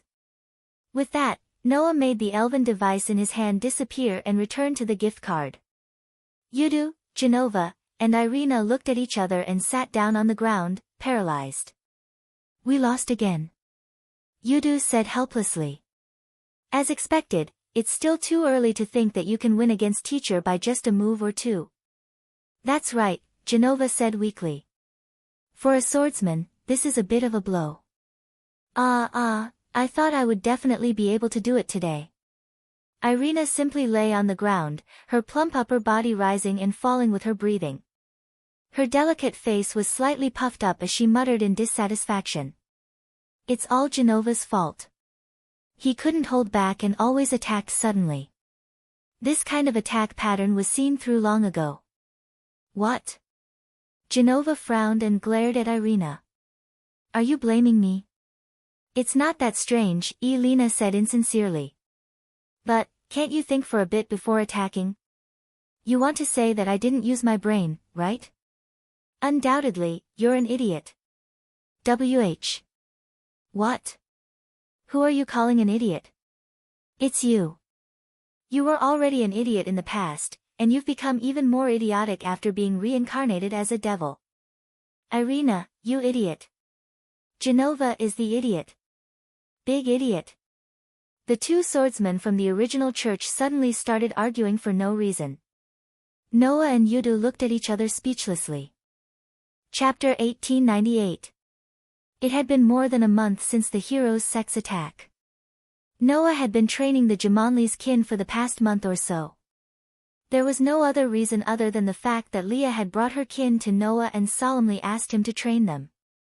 The reason for doing so was very simple. When the hero's sect attacked, not only were the Jamanli's kin of no help, but they were also taken down by the hero's sect as hostages to threaten Noah. In the end, half of Orpheus's power was taken away by the disaster squad. Afterward, when she learned of the matter, she felt extremely regretful and deeply understood the importance of strength. Hence, she personally brought her kin and asked Noah to train them. To be honest, Noah could understand Leah's thoughts. It was not as if Noah had never experienced the regret caused by the lack of strength. It just so happened that Noah also had some strength that he wanted to practice, so he agreed to Leah's request without any hesitation. As a result, Noah had been training the Jamanli's kin for the past month. Sometimes, he was the opponent of Leah and Zhu Nai, engaging in actual combat with the 2 leaders of the Jamanli's kin. Sometimes, he was the guidance of his incarnation, correcting the swordsmanship of the 3 swordsmen, Yudu, Genova, and Irina. Sometimes, he relied on his rich experience traveling between worlds to impart his experience to Kitten, who was good at melee combat, and Aisha, who was good at healing. Sometimes, he expressed his opinions on Label and Lasvias's fire magic and Norse magic, allowing them to understand magic and magic to a higher level. Even Gasper had received Noah's training. Fortunately, Noah had a variety of powers and treasures in the past, and had used a lot of abilities. Coupled with his extraordinary combat talent and powerful combat instincts from the God Slayer, even if the Jamanli's kin were good at different aspects, Noah taught them all. Although it had only been a little more than a month, it had to be said that the Jamanli's subordinates were a group of very talented demons, and their fighting strength had clearly increased. This was especially true for Yudu and Gasper, who had divine artifacts. The 2 of them had improved the most. Under Noah's training, the former had comprehended the forbidden move during a high-pressure battle. The latter's control over the divine artifact that could stop time was getting better and better. Even Noah, who had the curse resistance, had suffered a loss once. The improvement could be said to be great. Of course, apart from this, the Gemengli's subordinates also had their own improvements. Noah looked at Genova and Irina, who were squabbling on the ground, as well as Yudu, who had a helpless look on his face. Noah turned his head and looked in the other direction of the training ground. The training ground was located in an alternate dimension. It was a specialized training ground that Leah had asked her father to build for her. The entire area had been reinforced, and even superior demons would find it difficult to leave traces here. Even if there was damage, it would take less than a day for the damaged area to repair itself to its original state. This showed how advanced the demon realm's technology in creating training grounds was. Moreover, the area was quite vast, and everyone could occupy an empty space for their own training. At the moment, in an empty space not far from Noah, Leah and Zhu Nai were having a magic duel. Every time Liatha's destructive magic hit the ground would explode and blast a crater into the ground.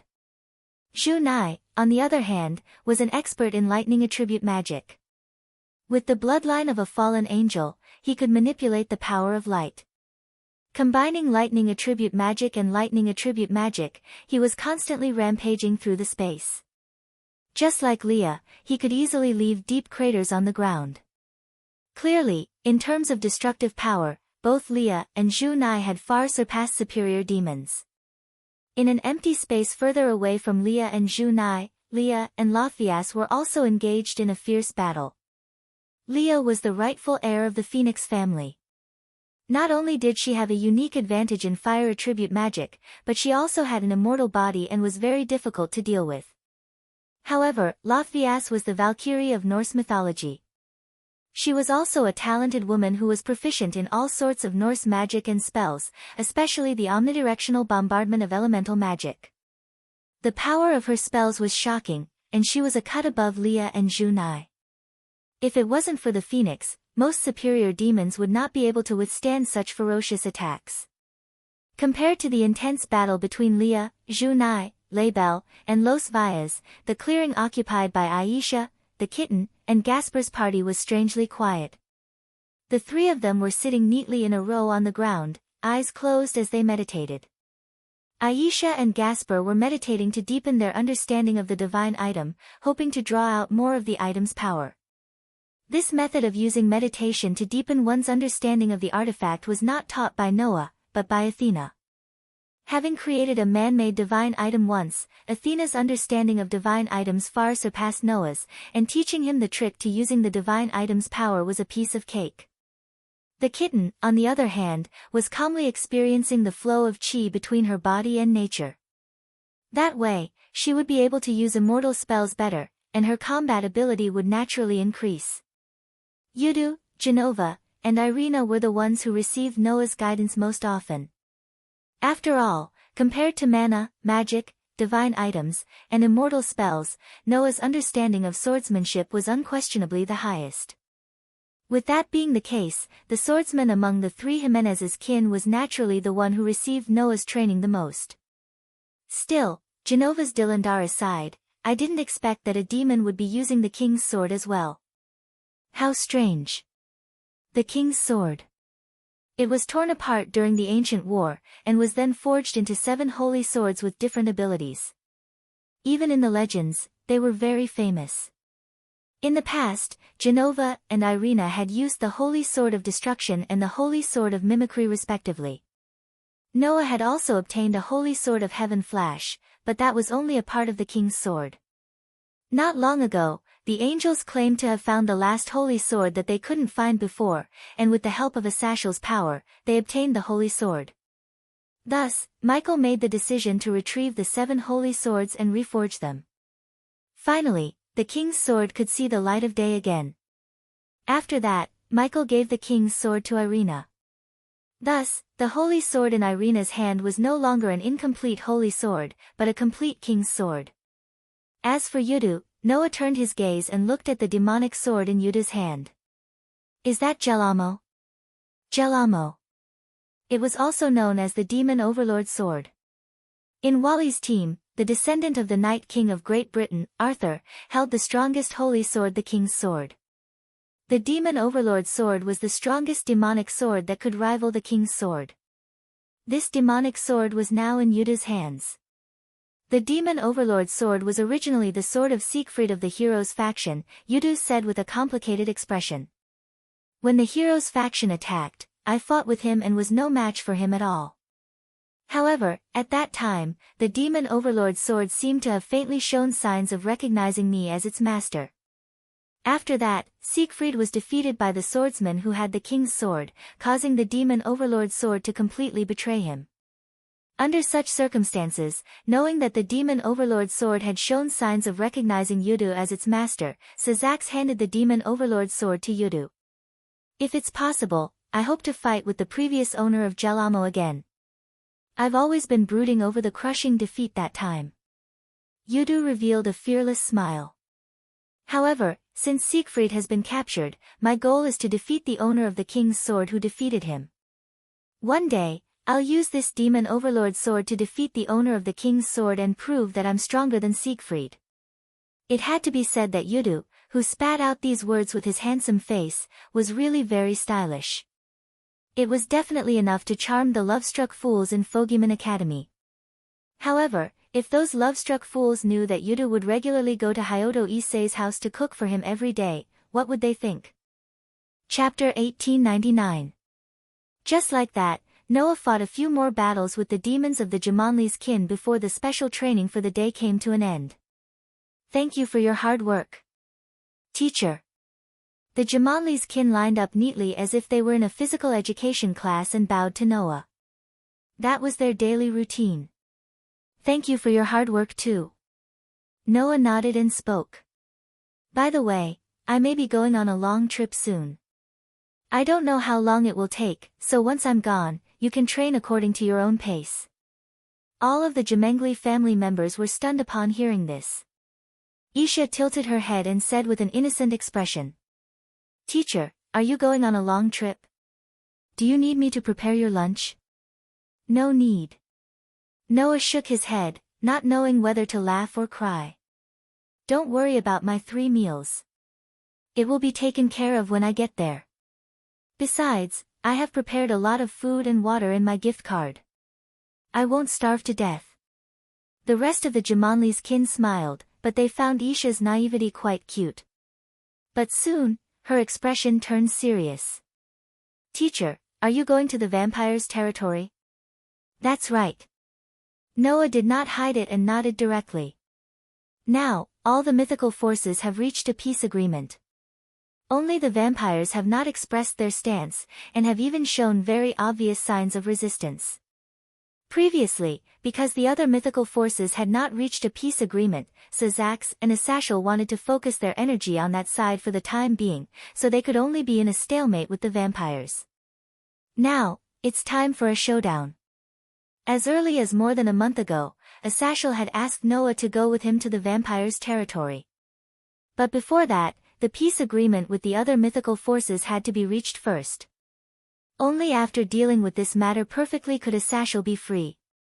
Just yesterday, Asashel contacted Noah. The conclusion of the peace agreement between the various mythical forces had reached the final stage, and the coordination and cooperation in all aspects had been finalized. In the next few days, they should be able to set off for the vampire's territory. I believe that now that all the forces have reached a peace agreement, and only the vampires are left alone, they won't ignore this matter anymore, right? Noah curled his lips.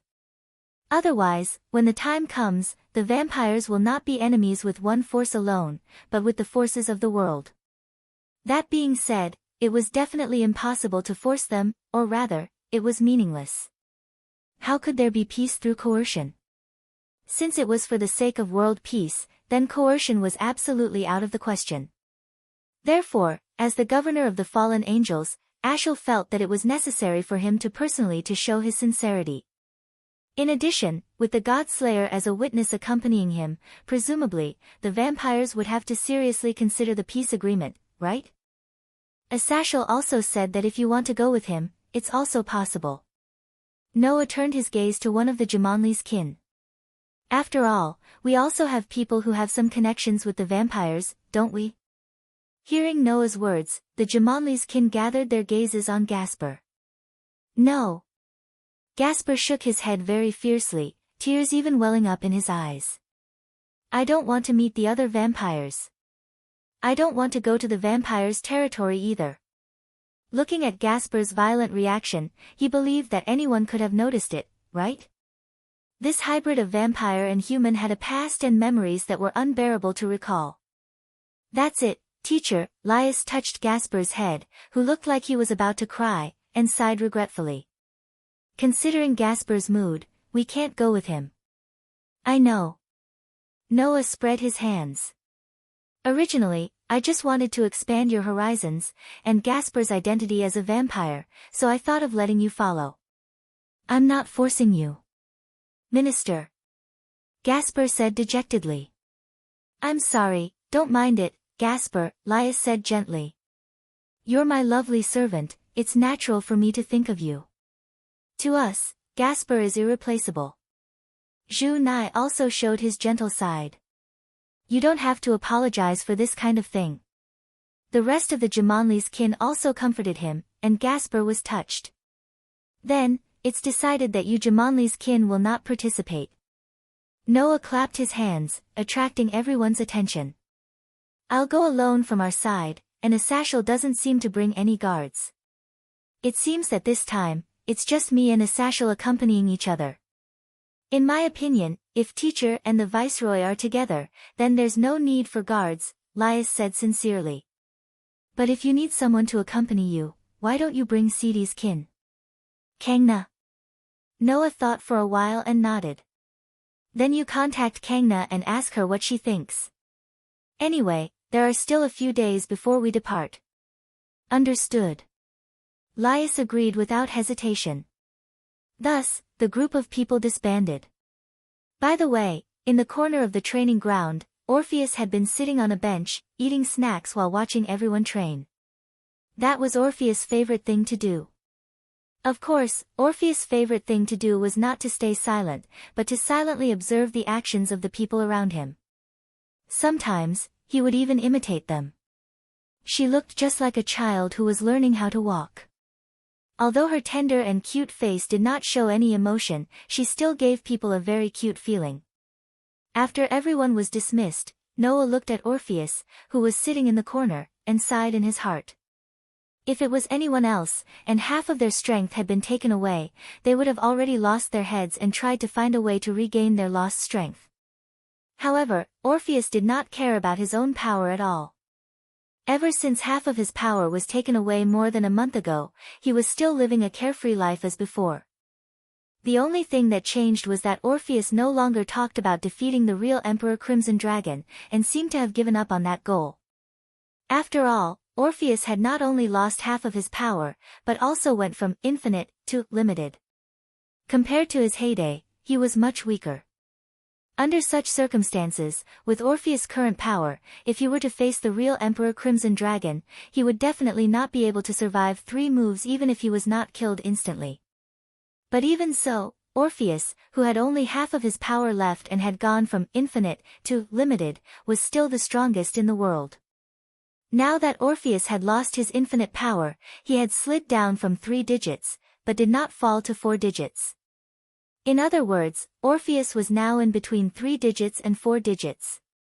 He was weaker than 3 digits, but stronger than 4 digits. It was a very ambiguous realm. In the past, even if the rest of the top 10 in the world joined forces, they would not be able to defeat Orpheus in one move. Now, although Orpheus was still the strongest in the world, the gap between them was not as wide as before. If possible, I should help Orpheus get back his lost power, Noah thought to himself. Even if Orpheus doesn't care, I can't let his power be used by the disaster squad. Moreover, Noah was also very concerned about the half of power that Orpheus had lost. That was because the disaster squad was preparing to use that half of his power to create a clone of Orpheus. Maybe, I'll have to make another Orpheus an enemy in the future, Noah sighed. At this moment, Orpheus, who was sitting quietly in the corner eating snacks, suddenly stopped what he was doing and raised his head to look up. Noah noticed this detail and was stunned for a moment before he walked forward. What's wrong? Orpheus? Orpheus retracted his gaze and turned to Noah. Obviously, to Orpheus, Noah was more important. Then, Orpheus spoke. There's the aura of an evil dragon. Noah narrowed his eyes slightly when he heard that. Chapter 1900. The training space for the Jumanli's family was connected to the Supernatural Research Department's office in Colt King Academy through a fixed teleportation formation. Therefore, when Noah moved out of the training space and arrived at the Paranormal Research Department's office, he came out of the office and arrived at the empty space outside the old school building. His superb sensing ability allowed him to sense an evil presence. The aura was very weak, but it wasn't hidden at all. It seemed like the owner of the aura was quite a distance away from Colt King Academy. However, Noah, who had superb senses, could still sense the aura clearly no matter how difficult it was to detect it. Noah's feeling seemed to have been transmitted to Draeger's body, causing Draeger's voice to sound in Noah's mind. This is the aura of an evil dragon. Evil dragon? Noah was slightly taken aback before he asked. What's that? A type of dragon? Rather than a type of dragon, it's more like a name for a specific type of dragon. Draeger explained. In the dragon clan, those extremely dangerous and uncontrollable creatures are called that. There are also some terrifying existences that appear in various myths and legends. Dragons that appear in various myths and legends? Noah frowned. Seeing this, Draeg explained. For example, Dark Dragon of the New Moon, Kram Kruch, Forbidden Dragon of the Mana Source Az Dahaka, Dark Dragon of the Primordial, Apophis, Violent Dragon of the Great Sin, Grendel, Guardian Dragon of the Precious Tree, Ladin, and so on. They are all very famous evil dragons in various myths and legends. Needless to say, they are extremely dangerous. Especially Kram Kruch, Az Dahaka, and Apophis. One of them killed the king of the gods in Celtic mythology, one of them is an evil god in the Zoroastrianism, and the last one tried to seal the entire world in Egyptian mythology into darkness. There was no need for a detailed explanation. Just by listening to Draeg's explanation, one could tell how dangerous the three evil dragons were. This was especially so for Noah, who was very knowledgeable about all kinds of myths and legends. He knew just how terrifying these three evil dragons were. Of course, that was in myths and legends. In the real world, or rather in this world, it was not enough to know how powerful the evil dragons were. Noah asked. How is the evil dragon's strength compared to you, a heavenly dragon who is ranked among the top 10 in the world? If you're referring to when I was alive, then I'm naturally stronger as a sky dragon. A sky dragon is an existence that surpasses all other dragons and is only below the dragon god, Draeg said as if he was talking about someone else. However, the weakest of the legendary level evil dragons mentioned just now are at least at the Dragon King level. Clone Kuwa, Az Dahaka, and Apophis are all at the top of the Dragon King level, just below the Heavenly Dragon level. If the opponent is just an ordinary god, it should be possible to kill one or two of them, right?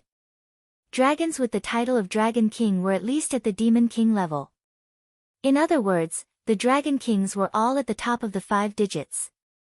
As for the 3 representative evil dragons that Draeg mentioned, there were at least 4 digits of them. After all, these 3 evil dragons were not weaker than the gods in their respective myths and legends.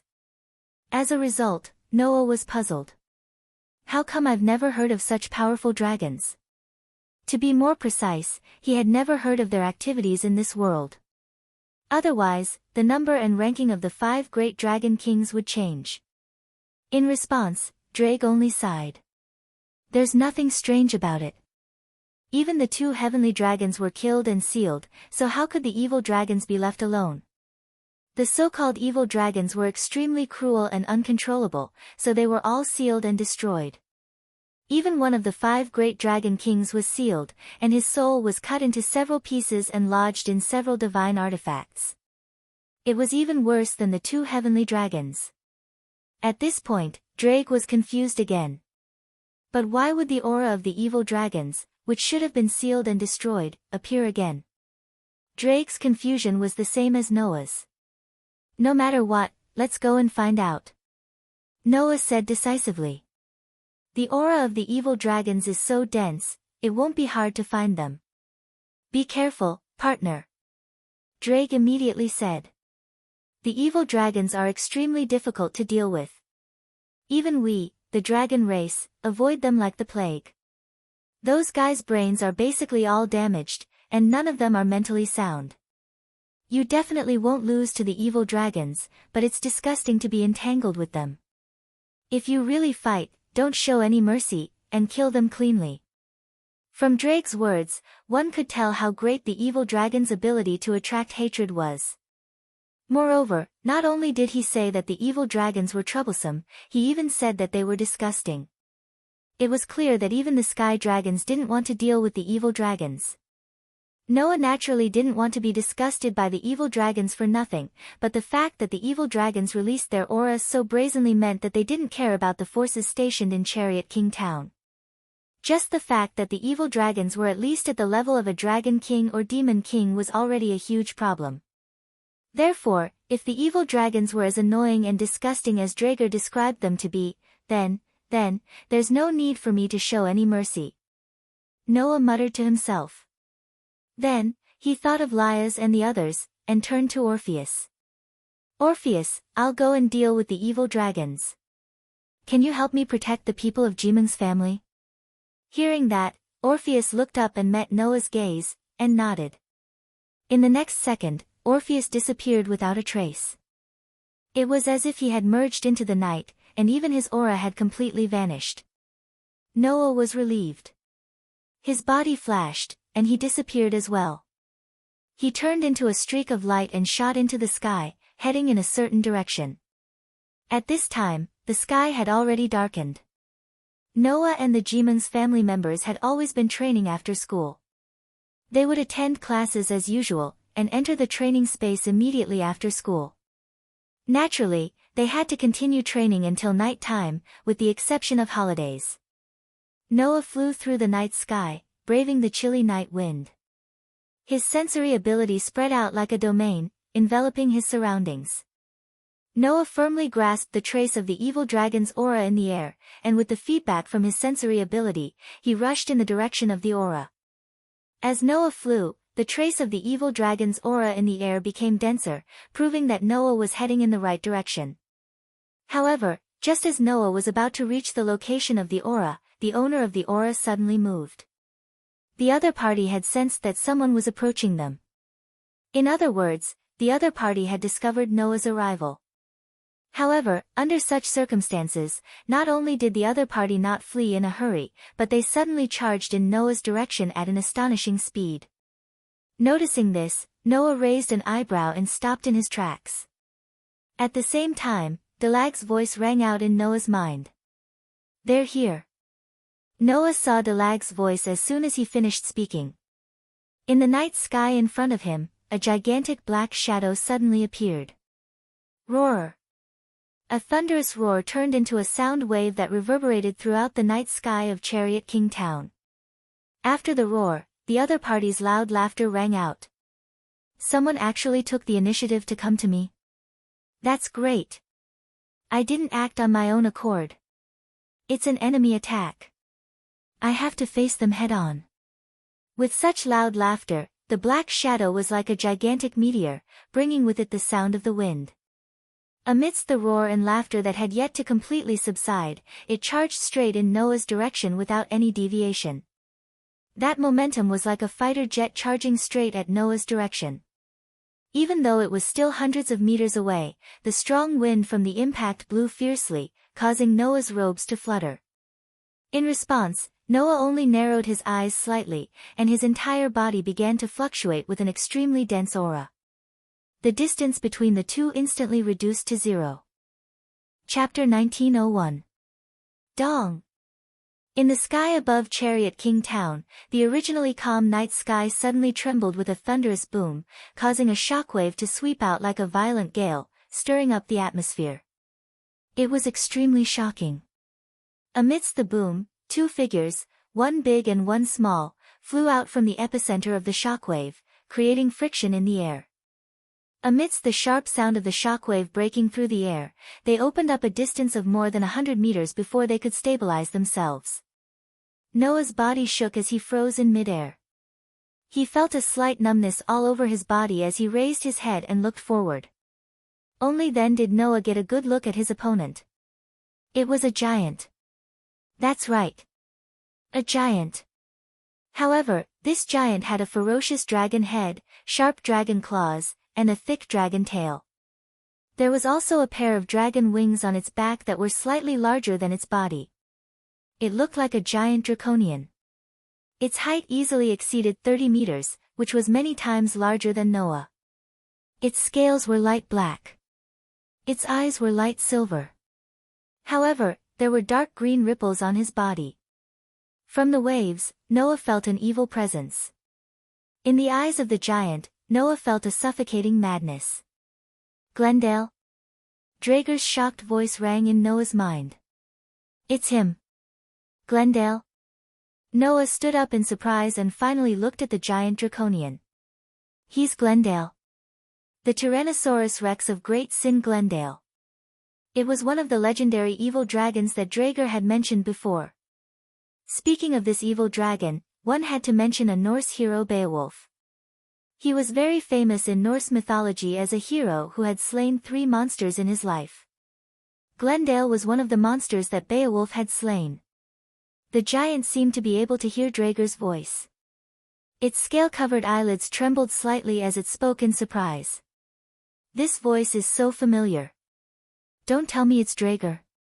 It's me. Draeger's voice began to come from Noah's body. I didn't expect you to remember me. I thought you didn't have anything else in your head other than fighting. What? Does that mean it's really Draeg? Glendale's voice sounded more and more surprised. What's wrong? Why are you hiding in a little guy's body? Are you not going to come out? You're still as rude as before. Draeg's tone was unusually displeased. Undoubtedly, you were killed by the first Beowulf. Why did you suddenly revive? That kind of thing doesn't matter at all. Glendale's silver eyes flashed with ruthlessness. Compared to that, Draeg, since you're already here, hurry up and come out. Let's have a long-awaited battle. Seeing Glendale's aura turning violent, Noah frowned and told Draeger. Are you old acquaintances? It's just that annoying guy back then pestered me and I taught him a lesson. Draeger said. That guy is a lunatic who has nothing in his mind other than fighting. But in terms of strength, I'm afraid that he can surpass more than half of the current 5 great dragon kings. Partner, when you fight with that guy, you don't need to hold back. Otherwise, you will really be entangled by him until you die. From Draeger's constant emphasis on, don't have to be merciful, one could tell how difficult it was to deal with the evil dragon named Glendale. Not in terms of strength, but in terms of spirit. If you don't beat him until he can't stand up, he won't let you go. Draeger's voice was filled with disgust as if he was deeply hurt. That's why you'd better use your forbidden technique and completely crush that guy. Before Noah could react to Draeger's words, Glendale on the other side yelled in agitation. Crush me? Good, good. Come and try. Hurry up and crush me. Hurry up. Along with the laughter, Glendale was the first to lose his patience. After roaring, he flapped his dragon wings, stirring up a strong gust of wind, and shot towards Noah. Undoubtedly, Glendale's speed was faster than a bullet despite his enormous size. The sharp sound of air breaking rang out again. The huge body stirred up waves of air as it charged forward. It rushed in front of Noah with a great momentum and raised one of its dragon hands high up in the air. Immediately after, Glendale clenched his hand into a fist. Unlike ordinary dragons who fought with their sharp dragon claws, Glendale was like a giant. Amidst the whistling sound, Glendale fiercely threw a punch at Noah. Wherever that punch passed, the air was completely squeezed clean. It was accompanied by a shocking sonic boom as it heavily smashed down like a mountain. Under that punch, Noah was simply like an ant. He was pitifully small and couldn't even compare to Glendale's fist. Thus, in Noah's vision, that enormous fist was like a dark patch of sky, falling towards him. Feeling the terrifying might of that simple punch, Noah had reason to believe that even if a mountain was hit, it would crumble into pieces. That was truly a blow that could split a mountain. A blow from a legendary evil dragon was so terrifying. However, in the face of such a blow, Noah's eyes didn't waver in the slightest. Instead, he raised his own fist and viciously punched out. He didn't use magic. He didn't use magic. After losing his ability value, Noah's body had regressed to the level of a human. Under the situation where he didn't use any magic, he used an ordinary punch to welcome the blow of the dragon that was as heavy as a mountain and as powerful as a meteor. In the next second, the two fists of different sizes, one big and one small, collided with a loud bang. Dong! A thunderous sound echoed through the night sky, penetrating through the horizon. The surging shockwave shook the entire heaven and earth. Then, just like at the beginning, the center of the shockwave, one big and one small figure flew out like they were struck by lightning. The sharp sound of breaking through the air echoed, stirring up the atmosphere. Once again, they pulled apart a few hundred meters before coming to a stop. They were evenly matched. Glendale looked at Noah's direction in astonishment. Of course, Noah was unharmed from head to toe. He wasn't at a disadvantage in the slightest. Is this for real? Glendale asked in a daze. A human's fist is actually evenly matched with mine? As he muttered to himself, Glendale's enormous body started to tremble. It wasn't because of trembling, but because of excitement. Is this for real? Is this for real? Is this for real? Glendale was so excited that he started to talk like a madman. Is that still a human? Is that still a human? Even that bastard Beowulf wouldn't dare to take my fist head on, right? What? What? There's actually such a great human. Bastard. Bastard. If those who knew about Noah's situation saw this scene, they would be equally shocked. It would have been fine if Noah had used his enhanced magic, but without enhanced magic and without enhanced magic, Noah's body that had reverted back to the human realm should have been smashed into minced meat by Glendale's punch. In the end, Noah was able to take the legendary evil dragon's fist head on, and he wasn't at a disadvantage. This was Noah's harvest after more than a month. Gazing at Glendale, who was laughing maniacally, Noah slowly clenched his numb fists. His brows slightly furrowed as he muttered to himself. So hard, it was indeed very hard. With Noah's current arm strength, his fist didn't even break Glendale's scales. Instead, his palm felt numb. This was enough to prove the toughness of Glendale's scales. Glendale's scales are famous for their toughness. It's the toughest among all dragons. Back then, I was only able to shatter his scales after increasing my strength. Drake said. I told you to use Forbidden Hand. Otherwise, you'll only be entangled by that madman. Forbidden Hand is the highest level of divine equipment. Wouldn't it be too cheap to use it casually? Noah's eyes flickered. Why don't you let me try out my new strength? Chapter 1902. In fact, Noah had wanted to solve the drawbacks of strengthening magic for a long time. At the beginning, Noah became a god slayer. Because of his physique, it led to the mutation of his authority. Even the magic he mastered was no longer attached to the root of the world of the shaped moon. It no longer needed to be connected to the magic base plate and became independent from the magic of the shaped moon world. Under such circumstances, Noah's magic was no longer limited by the root of the shaped moon world and could develop independently. Under the stimulation of the infinite magic brought by the third perpetual smart personality, it had the amazing effect of strengthening the user's physical ability to the 5-digit peak level. It could be regarded as a miracle. However, there was a drawback of this strengthening magic. No, that's not right. There was no drawback of strengthening magic itself. It's just that when using this magic, if Noah wanted to get the power comparable to the 5-digit peak, then he needed to use all the magic he could control to strengthen it. Once there was less magic support, the degree of strengthening would also decrease. The result was that once Noah used strengthening magic, there was no way to use the other powers that needed to be stimulated. For example, the elven device. When Noah used the elven device, he needed to convert his own energy into divine might. Therefore, once the elven device was used, the strengthening magic that needed magic support could not be used. Of course, that referred to the situation when Noah fully stimulated the power of the elven device. Noah could convert his own energy into magic and divine might at the same time, and use magic and the elven device at the same time. However, it was said before that controlling one type of energy alone was undoubtedly more convenient than controlling two types of energy at the same time. If the difficulty was reduced, the more energy could be used, and the stronger the power that Noah could exert.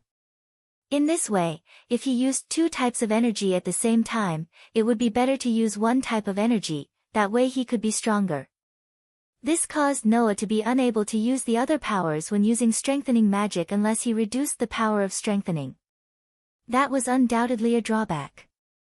Therefore, when Noah used the elven device, he used the body enhancement effect of the absolute sword skill to enhance his physical abilities instead of using it together with magic enhancement.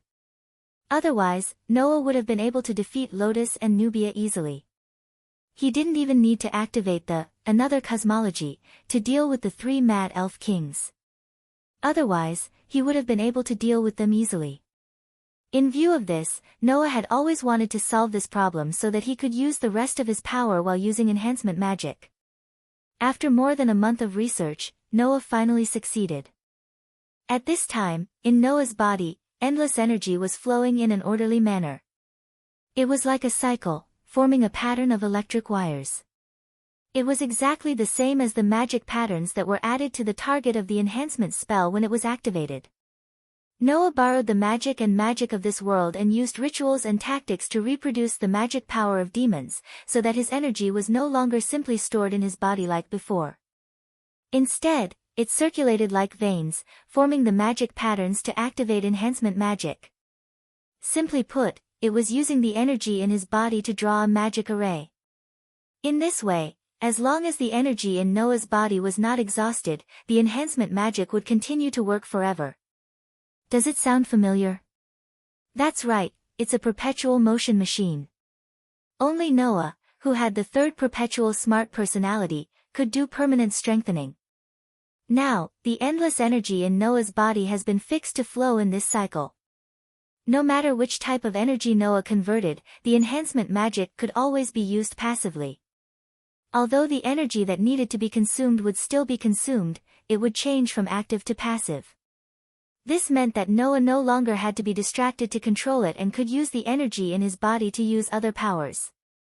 In addition, the energy in Noah's body also had the characteristic of being converted at any time. Not only could it convert into magic power, divine power, and even divine might at will, but it could also convert any energy in Noah's memory. Because it could only convert energy, Noah did not pay much attention to this characteristic in the past. However, after returning to this world, Noah realized that he was wasting God's gift. Because the magic power of demons and the light power of angels were also a type of energy. However, the magic power of demons could be added to their attributes through imagination, turning into storms, flames, lightning, and other attacks. The light power of angels had the characteristic of shaping, condensing into various shapes such as sabers, swords, spears, halberds, and so on. If Noah converted the energy into the magic power of demons and the light power of angels, would he have these two powers? The answer, yes. However, on this basis, Noah made some adjustments. Looking at Glendale's ecstatic appearance of wanting to rush over again, Noah's mind moved, and the energy flowing in his body instantly transformed. What did it transform into? Divine power. Ever since his authority had entered a state of upgrade, he could no longer use divine power. A resplendent golden shockwave suddenly vibrated from Noah's body, spreading out in all directions like a hurricane. Shortly after, within that resplendent golden shockwave, a spear of light suddenly condensed, flashing with dazzling radiance. Like a military formation, it filled the entire space around Noah. It was not a spear of light condensed from the power of light, but a spear of light condensed from divine power. Fallen angels were the form of angels after they fell. Angels were life forms created by God using divine power. In other words, the source of light power was the power of God. Noah's divine power also came from God, and in terms of grade and rank, it was definitely higher than light power. Therefore, Noah added the shape-shifting characteristic of the power of light to his divine power, allowing his divine power to also possess the shape-shifting characteristic. What was the difference between a spear of light condensed from divine power that was one level higher than light power, compared to the spears of light of angels and fallen angels? The answer could be seen from the huge spears of light that filled the space around Noah, as well as Glendale's abrupt laughter that stopped abruptly. The next moment, the spears of light that were far larger than Glendale's body were like flashes of light, piercing through the vast sky and shooting towards Glendale's direction. Glendale's face was filled with shock, feeling the power contained in the huge spears of light. Without thinking, he raised his arms in front of him and made a defensive posture. Bang bang bang bang bang. The huge spears of light that covered the sky and earth crashed onto Glendale's huge body, triggering a series of explosions that shook the space. Flames and strong light appeared in mid-air and gradually expanded. Oh! Glendale's anguished howls resounded in the midst of the flames and strong light. Then, an astonishing shock wave blasted out from the center of the explosion, dispersing the intense flames and dazzling light. Glendale seemed to have fallen into a berserk state as he frantically swung his fists, smashing away the huge spears of light that were attacking him. Upon closer inspection, the scales on Glendale's body were actually oozing with blood. This proved that Glendale wasn't able to completely withstand the wave of spears of light with the hardness of his scales. So, Glendale switched from defense to offense. As he punched away the incoming spears of light, he flapped the dragon wings on his back and charged toward Noah at an astonishing speed, bringing with him a frightening aura of malice and evil. You actually broke through my scales. Undoubtedly, you're just a lowly human. Again. His injuries didn't enrage Glendale, instead, he became more and more ecstatic. He roared loudly as he swung his fist, ignoring the scales on his fist that were gradually cracking.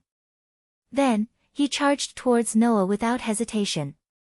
Seeing this, Noah only sneered and raised his hand. The divine power that surged from Noah's body immediately surged and turned into chains of light. Like pythons, they suddenly shot out and met Glendale. Chapter 1903. In the blink of an eye. Just as Glendale was about to strike Noah with all his might, the nimble python-like chains of light formed from divine power cut through the air and arrived in front of Glendale. Drake had said that the evil dragon's mind was filled with nothing but battle. It was a complete lunatic. No one would want to be entangled by such a lunatic. However, in Noah's opinion, this lunatic was the easiest to deal with. This was because Noah was certain that Glendale would only rely on his instincts and impulses in battle. He definitely wouldn't use his brain. That was why Noah had predicted that Glendale would charge straight at him. Just like that, while Glendale was still swinging his fists and smashing away the gigantic light spears, the chains of light silently swept past him. Before Glendale could react, a series of thick chains of light wrapped around the evil dragon's gigantic body and bound it tightly in the air. Tisk! Glendale smacked his lips in disdain. What's the use of this thing? While spitting out such arrogant words, Glendale exerted strength all over his body. All the muscles under his scales bulged and his veins popped out one after another. Roar, roar, roar. Amidst the roar, Glendale burst out in rage, tugging at the chains of light that wrapped around his body. The chains rattled loudly, and even the sound of steel cracking could be heard. However, under such circumstances, not only did the thick chains of light not break, they even tightened around Glendale's gigantic body without showing any signs of breaking. What? Glendale was finally shocked. You can't tear it apart. Tear it apart. Noah laughed sarcastically. If it was just the ordinary power of light, perhaps with your strength, you could even tear apart the light of Asashel and Michael. Unfortunately, I am not using the power of light. I am using a divine power of a higher level than that. You? It's impossible to tear it apart. After saying that, Noah slowly raised his hand. Wang! The surging divine power gathered in Noah's hand and gradually formed a bow of light. Noah's deep, dark eyes stared straight at Glendale, who was struggling to break free from the shackles of the chains of light. With a calm expression, he pulled the bowstring. The surging divine power once again converged. As Noah drew the bow, it formed an extremely dazzling arrow of light. Your scales seem to be the hardest scales of the dragon clan, right? Noah said faintly. Then let me see if your scales are harder than my arrow of light. As soon as he finished speaking. Whoosh! The dazzling arrow of light was like a resplendent meteor, streaking across the deep night sky, dragging a long tail of light behind it. Amidst the sharp sound of breaking through the air, it disappeared in a flash. Roar! Roar! Roar! Roar! Glendale roared angrily. Under Glendale's furious roar, the dazzling arrow of light swept over and landed heavily on the dragon's body. Dong! In that instant, in the pitch-black moonlit night, a burst of strong light suddenly appeared. It was as if a full moon had exploded in mid-air, triggering a loud sound and violent impact that swept through the clouds of Chariot King Town. The clouds were extremely fragile and scattered. The atmosphere was cleanly and neatly disrupted. Even the space was like the surface of a lake that had a huge rock thrown into it. Under the violent impact and intense sound waves, circles of ripples appeared and there were slight distortions. That scene was like the explosion of a star. With such a huge commotion, even the residents of Chariot King Town were startled awake. They thought that a storm was coming and thunder was rumbling. Each of them had lingering fears. Only the demons, angels, and fallen angels who stayed behind to guard Chariot King Town noticed that something was wrong and began to stir. After the demons, angels, and fallen angels left behind to guard Chariot King Town, the huge commotion in the sky gradually subsided. The bow of light in Noah's hand gradually dissipated. The sturdy chains of light also turned into halos and disappeared. Raising his eyes, Noah stared ahead and muttered to himself, "That's right. It's really quite tough." Taking a closer look, in front of Noah, at the location of the explosion, Glendale's figure reappeared in the air. However, the scales on the gigantic evil dragon's body were almost completely shattered. Large amounts of blood spurted out from the skin underneath and dripped down continuously. Under the direct attack of the arrow of light, Glendale was heavily injured. However, Noah had already used all the divine power he could control in that attack. Logically speaking, even the Demon King and Dragon King wouldn't be able to withstand such an attack. Yet, Glendale did. However, that evil dragon was already fatally injured. It would be difficult for it to even stand, right? Just as Noah was thinking, the heavily injured Glendale slowly raised its drooping head. What? The scales on the evil dragon's face were all shattered and covered in green blood. However, it didn't seem to feel anything. The corner of its mouth twitched and revealed an extremely sinister and joyful smile. "Aren't you quite capable? Human brat." Glendale ignored the injuries all over its body and twisted its neck with a joyful expression. Noah couldn't help but be stunned when he saw that. "Didn't I say so?" Drake's voice became heavy. "That guy is a lunatic. If we don't beat him to a pulp, no matter how serious his injuries are, he will stand up as if nothing happened. In his mind, pain is not a problem at all. It is like a stimulant, making his emotions more and more excited." That was why Glendale was an evil dragon. An evil dragon with an abnormal mind that only thought about fighting. No one would dare to let it cause trouble. That was why Glendale had long been dismembered and destroyed. However, Glendale didn't seem to care about Drake's words. "I already said that it doesn't matter. What's important is to continue the fight. Beat him viciously. That's the most important thing. Are you trying to crush me to pieces?" Glendale laughed. "Then hurry up and do it." Noah finally understood why Drake hated Glendale so much. It wasn't just because Glendale was a lunatic. It was also because this guy was annoying and troublesome. Thus, Noah's eyes flashed with a sharp light. Do you really want to be smashed to pieces? Then I'll fulfill your wish. The divine power that was circulating in an orderly manner in Noah's body suddenly turned into magic power. Clang! A huge magic formation unfolded in front of Noah. An astonishing amount of magic power surged into the magic formation like a tidal wave, causing it to emit a blinding light. Bang! Like the sound of a cannon, a beam of magic power shot out from the magic formation like an arrow piercing through the night sky, heading straight for Glendale. You're playing this trick again. Bastard! Use your fists. What I want is to kill. Kill! Glendale roared with extreme dissatisfaction. He didn't even try to dodge. Instead, he raised his fist and punched out a punch that could shatter mountains and rivers towards the gigantic magic beam that was shooting towards him. In the next second, the huge beam of magic power and the huge fist collided. However, the collision didn't cause any strange sounds. The instant Glendale's fist came into contact with the magical beam, it was as though it was neatly sliced apart. Lines extended out from it. Wah! Glendale was shocked. Unfortunately, it was too late for him to be shocked.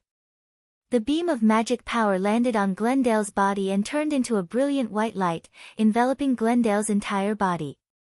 Amidst the radiance, Glendale's gigantic body was sliced apart. Lines extended out and divided into neatly arranged cubes. Bang! A muffled explosion sounded. Just like the declaration just now, Glendale's body shattered into pieces, and his whole body exploded. Fresh blood splattered onto the ground. Chapter 1904. Thud.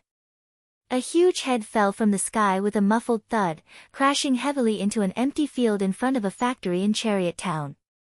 Soon after, pieces of neatly arranged flesh fell from the sky along with a large amount of blood, stirring up a thick cloud of dust. Noah slowly descended from the sky and landed on the opposite side of the cloud of dust. He looked ahead, his body still rippling with powerful mana. Raising a hand, Noah slowly opened and closed his palm. As Noah moved, the mana in his hand turned into a dazzling white light, burning slowly like a flame. Noah smiled at the sight. Looks like the reappearance of Shatter has stabilized. There won't be any more problems. Shatter. It was a high-level destructive spell. It was also the mystery that Noah first obtained in his life. After becoming a god slayer, this spell was fused into Noah's authority, becoming one of the incarnations of Noah's authority. And now, Noah had reappeared it. With mana. The source of a demon's mana was imagination. Only by infusing it with imagined mana would it become a physical power. If one imagined fire, mana would become fire. If one imagined water, mana would become water. If one imagined wind, mana would become wind. If one imagined lightning, mana would become lightning. Demons could only unleash their power through all kinds of imagination, allowing their mana to materialize what they imagined. But that did not mean that they could materialize their power through imagination alone. Otherwise, demons would have become synonymous with having their wishes come true. Putting aside the fact that the more powerful a spell was, the more mana it would need to consume, just imagine whether one could smoothly inject mana, what aspect of mana one was good at, one's talent in mana, and so on.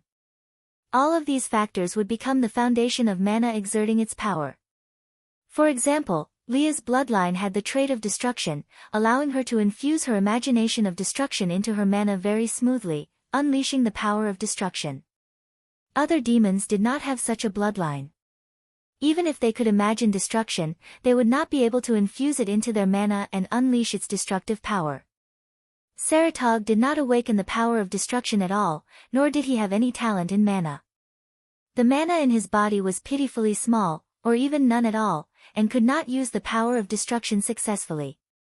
It was clear that in terms of destruction, it was not just bloodline, but talent was also a decisive factor.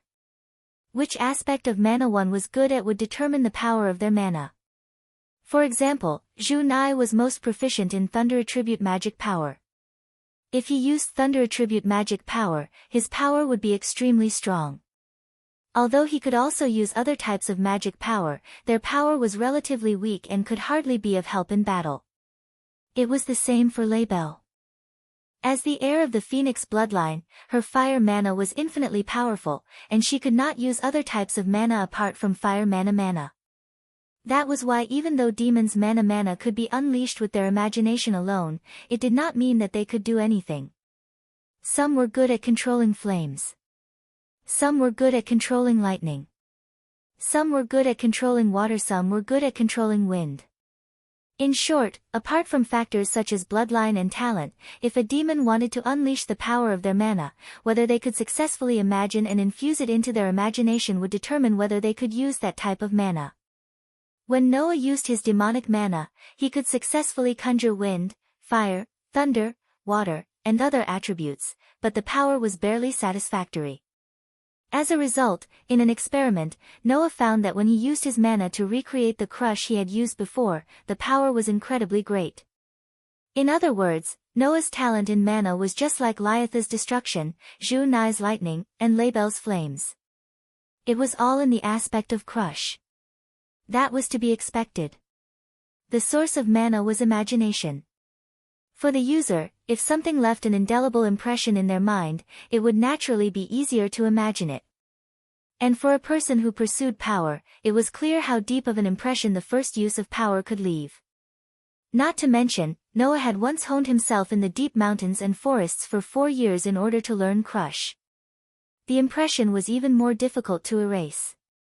Hence, the embodiment of Noah's magic power was completely in the aspect of shattering. However, the power to crush everything was already the same as Liatha's destruction. It belonged to the domain that only demons with special bloodlines could use. Therefore, after the first recreation, Noah could no longer use crush successfully with his demonic mana. In this case, Noah simply added the characteristics of the demon's magic power to his own magic power, just like how he added the characteristics of the power of light to his divine power. He used his magic power to imagine, recreate, and shatter it. As a result, he succeeded in one fell swoop. Perhaps it was also because Noah had used his own mana to cast crush in the past, so he was very clear about how to use it. That was why he was able to succeed. Let divine power have the characteristics of the power of light and be able to be shaped. Let his own mana have the characteristics of the demon's mana and recreate crush.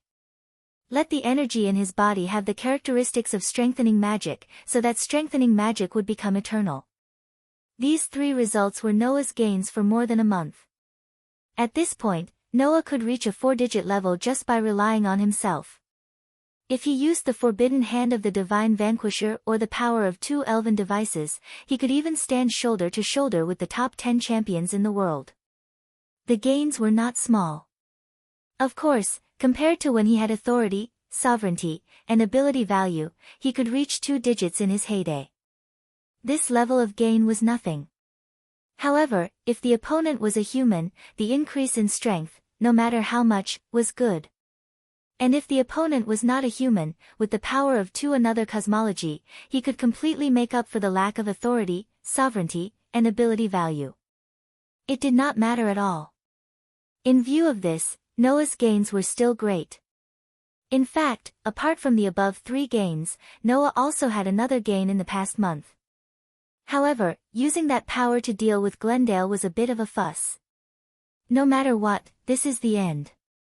Noah retracted his mana and glanced at the scene in the dust that was gradually settling down. Looking at the neatly cut pieces of the evil dragon's body into cubes by the power of crush, he smirked. As you wish, I've crushed your bones. I hope you're satisfied. Saying so, Noah was about to turn around and leave, when a burst of disgusting laughter sounded again. You actually did it. Undoubtedly, it's just a human. Not bad. Noah's figure suddenly froze, and he couldn't help but show a stunned expression on his face. In front of him, in the pile of minced meat, Glendale, who only had a head left, acted as if nothing had happened. He vomited blood and laughed loudly. I want to fight again. I want to fight again. But I can't do anything without a body. Forget it. Anyway, as long as my soul is fine, I can always make a new body.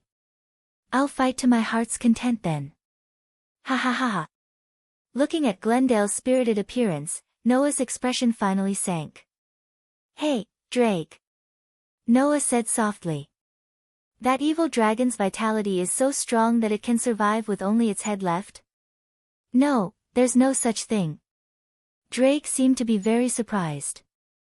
Even if it doesn't take the pain seriously, it's already more than that. The previous Glendale didn't have such vitality. Noah's brows furrowed, and his frown deepened. At this moment, a magic circle appeared beside Glendale's shattered body. Inside the magic array, a man in a black robe slowly walked out of the magic array. It was impossible to see his face clearly. The sudden appearance of the black-robed person caused Noah to turn his gaze to the other party, his eyes gradually narrowing. Although he couldn't see the other party's appearance clearly, and the other party's aura was very unfamiliar, Noah felt a magical power from the other party. The magical power of a demon. The black-robed person in front of him was undoubtedly a demon. Chapter 1905. As expected, the black-robed figure slowly walked out of the magic circle and saw Glendale's shattered body. He sighed. I knew it. With such a huge commotion, it must be you who went on a rampage. Hey, you can't blame me for this, Glendale continued to laugh. I just noticed an enemy attack, so I came out to face them. It was obvious that Glendale was in cahoots with the mysterious devil. However, the black-robed man spoke in a tone as if he was talking to himself about something. Don't use that kind of excuse anymore. It's not smart and not convincing at all. After all, you are just an evil dragon with an empty mind. You don't think about anything other than fighting. What's wrong with fighting? Glendale laughed sinisterly. Only the passion of battle can prove that I'm alive. But if you go overboard, it won't do us any good, the black-robed figure said calmly. Our mission is to investigate the God Slayer who is said to be living in this town. That person is the only variable in our plan, so we have to investigate thoroughly. Hearing the black-robed figure's words, Noah's eyes suddenly shone. I see. Are these guys here for me as well? Unfortunately, they didn't seem to know that the person they were investigating was right in front of them. Perhaps the black-robed figure didn't put a human in his eyes and ignored Noah's existence. That was why he was talking to himself without a care in the world. As for Glendale, that guy wouldn't think about anything other than fighting. He probably didn't even think about who Noah was. As long as he could enjoy himself, it didn't matter. With that thought in mind, Noah looked at the black-robed figure and spoke. You are from the disaster squad, right? When Noah spoke, the black-robed figure seemed to have finally noticed Noah's existence. He turned around and looked at Noah with interest. You are the one who turned Glendale into this? You are a human, right? Aren't you going to answer with a question? Noah said with a half-smile. But even if you don't say anything, we can basically guess your identity. It's useless to deny it. Now, other than the disaster squad, no one will come to this town to do anything sneaky. Sorry, we didn't do anything shameful. We just want to say hello to the God Slayer in this town, the black-robed figure said. But you're right. Now, all the mythical forces have started to cooperate and reached an agreement to not invade each other, except for the vampires. But the vampires are also considered to be neutral. Only the disaster squad is clearly standing on the opposite side of all the forces. It's not difficult to guess who we are. In other words, the black-robed figure was. What a surprise. Noah laughed in spite of himself. Originally, I thought that after losing the two biggest factions, the Demon King faction and the Hero faction, the group of Calamity would be greatly weakened and wouldn't dare to be so arrogant for a short period of time. I didn't expect that after only a month, you can't wait to take action again. Are you that keen on working as terrorists? Losing the Demon King faction and the Hero faction has indeed caused a serious loss to the Disaster Squad, but if it's just combat power, it can be replenished at any time. The black-robed figure shrugged. Just like the evil dragon you see now, we have successfully resurrected him. Next, we only need to resurrect the evil dragons that have been destroyed in the past one by one. The vacancy of the Demon King faction and the Hero faction can be completely filled. There is no impact at all. How did you do it? Noah stared at the black-robed figure closely. The Disaster Squad already has the technology to resurrect the dead. As long as the soul is still there, it's not difficult to do things like resurrection. Basically, every mythical power has more or less mastered some resurrection techniques. After all, they all have gods. The black-robed man spoke with assurance. However, no matter which faction it is, they can't completely resurrect the dead. For example, the God of the Bible and the 4 old demon kings are examples that can't be resurrected. But we did it, although we are still adjusting it. Hearing that, before Noah could speak, Glendale grumbled in a disgruntled manner. I told you. Don't worry about that kind of thing. Hurry up and make me another body. I want to beat that human up.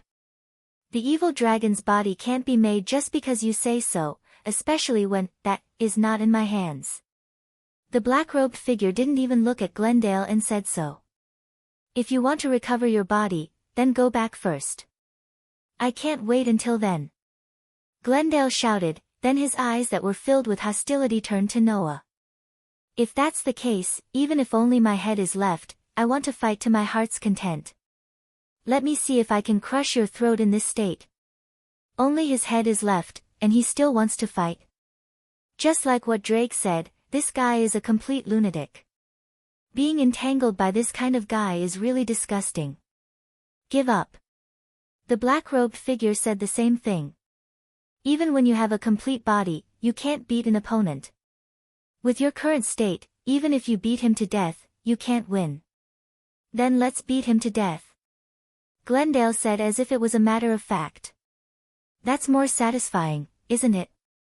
If that's what you want to do, then I won't stop you. The black-robed figure glanced at Glendale, and his tone became cold. But I hope you don't forget that you are still in the adjustment stage.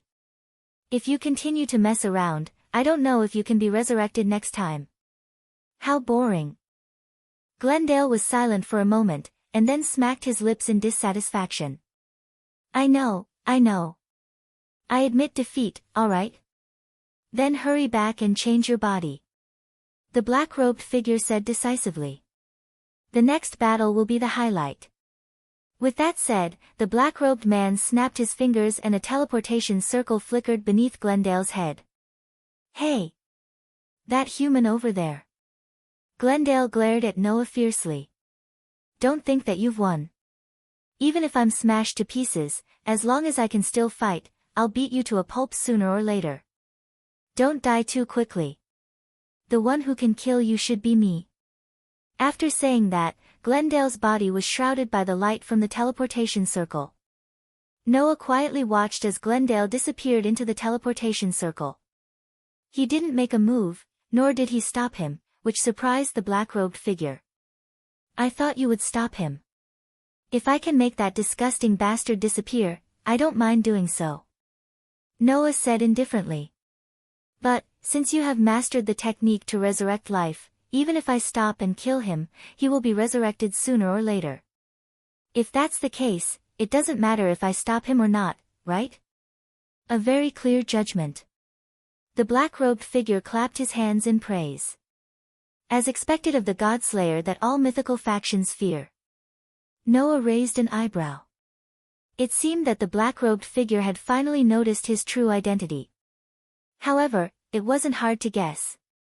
To be able to crush a Dragon King-class evil dragon with a wave of his hand, and to be a human, in this town, only the Godslayer could fulfill these conditions. At this moment, the black-robed figure slowly took off his hood. A young man appeared under the hood.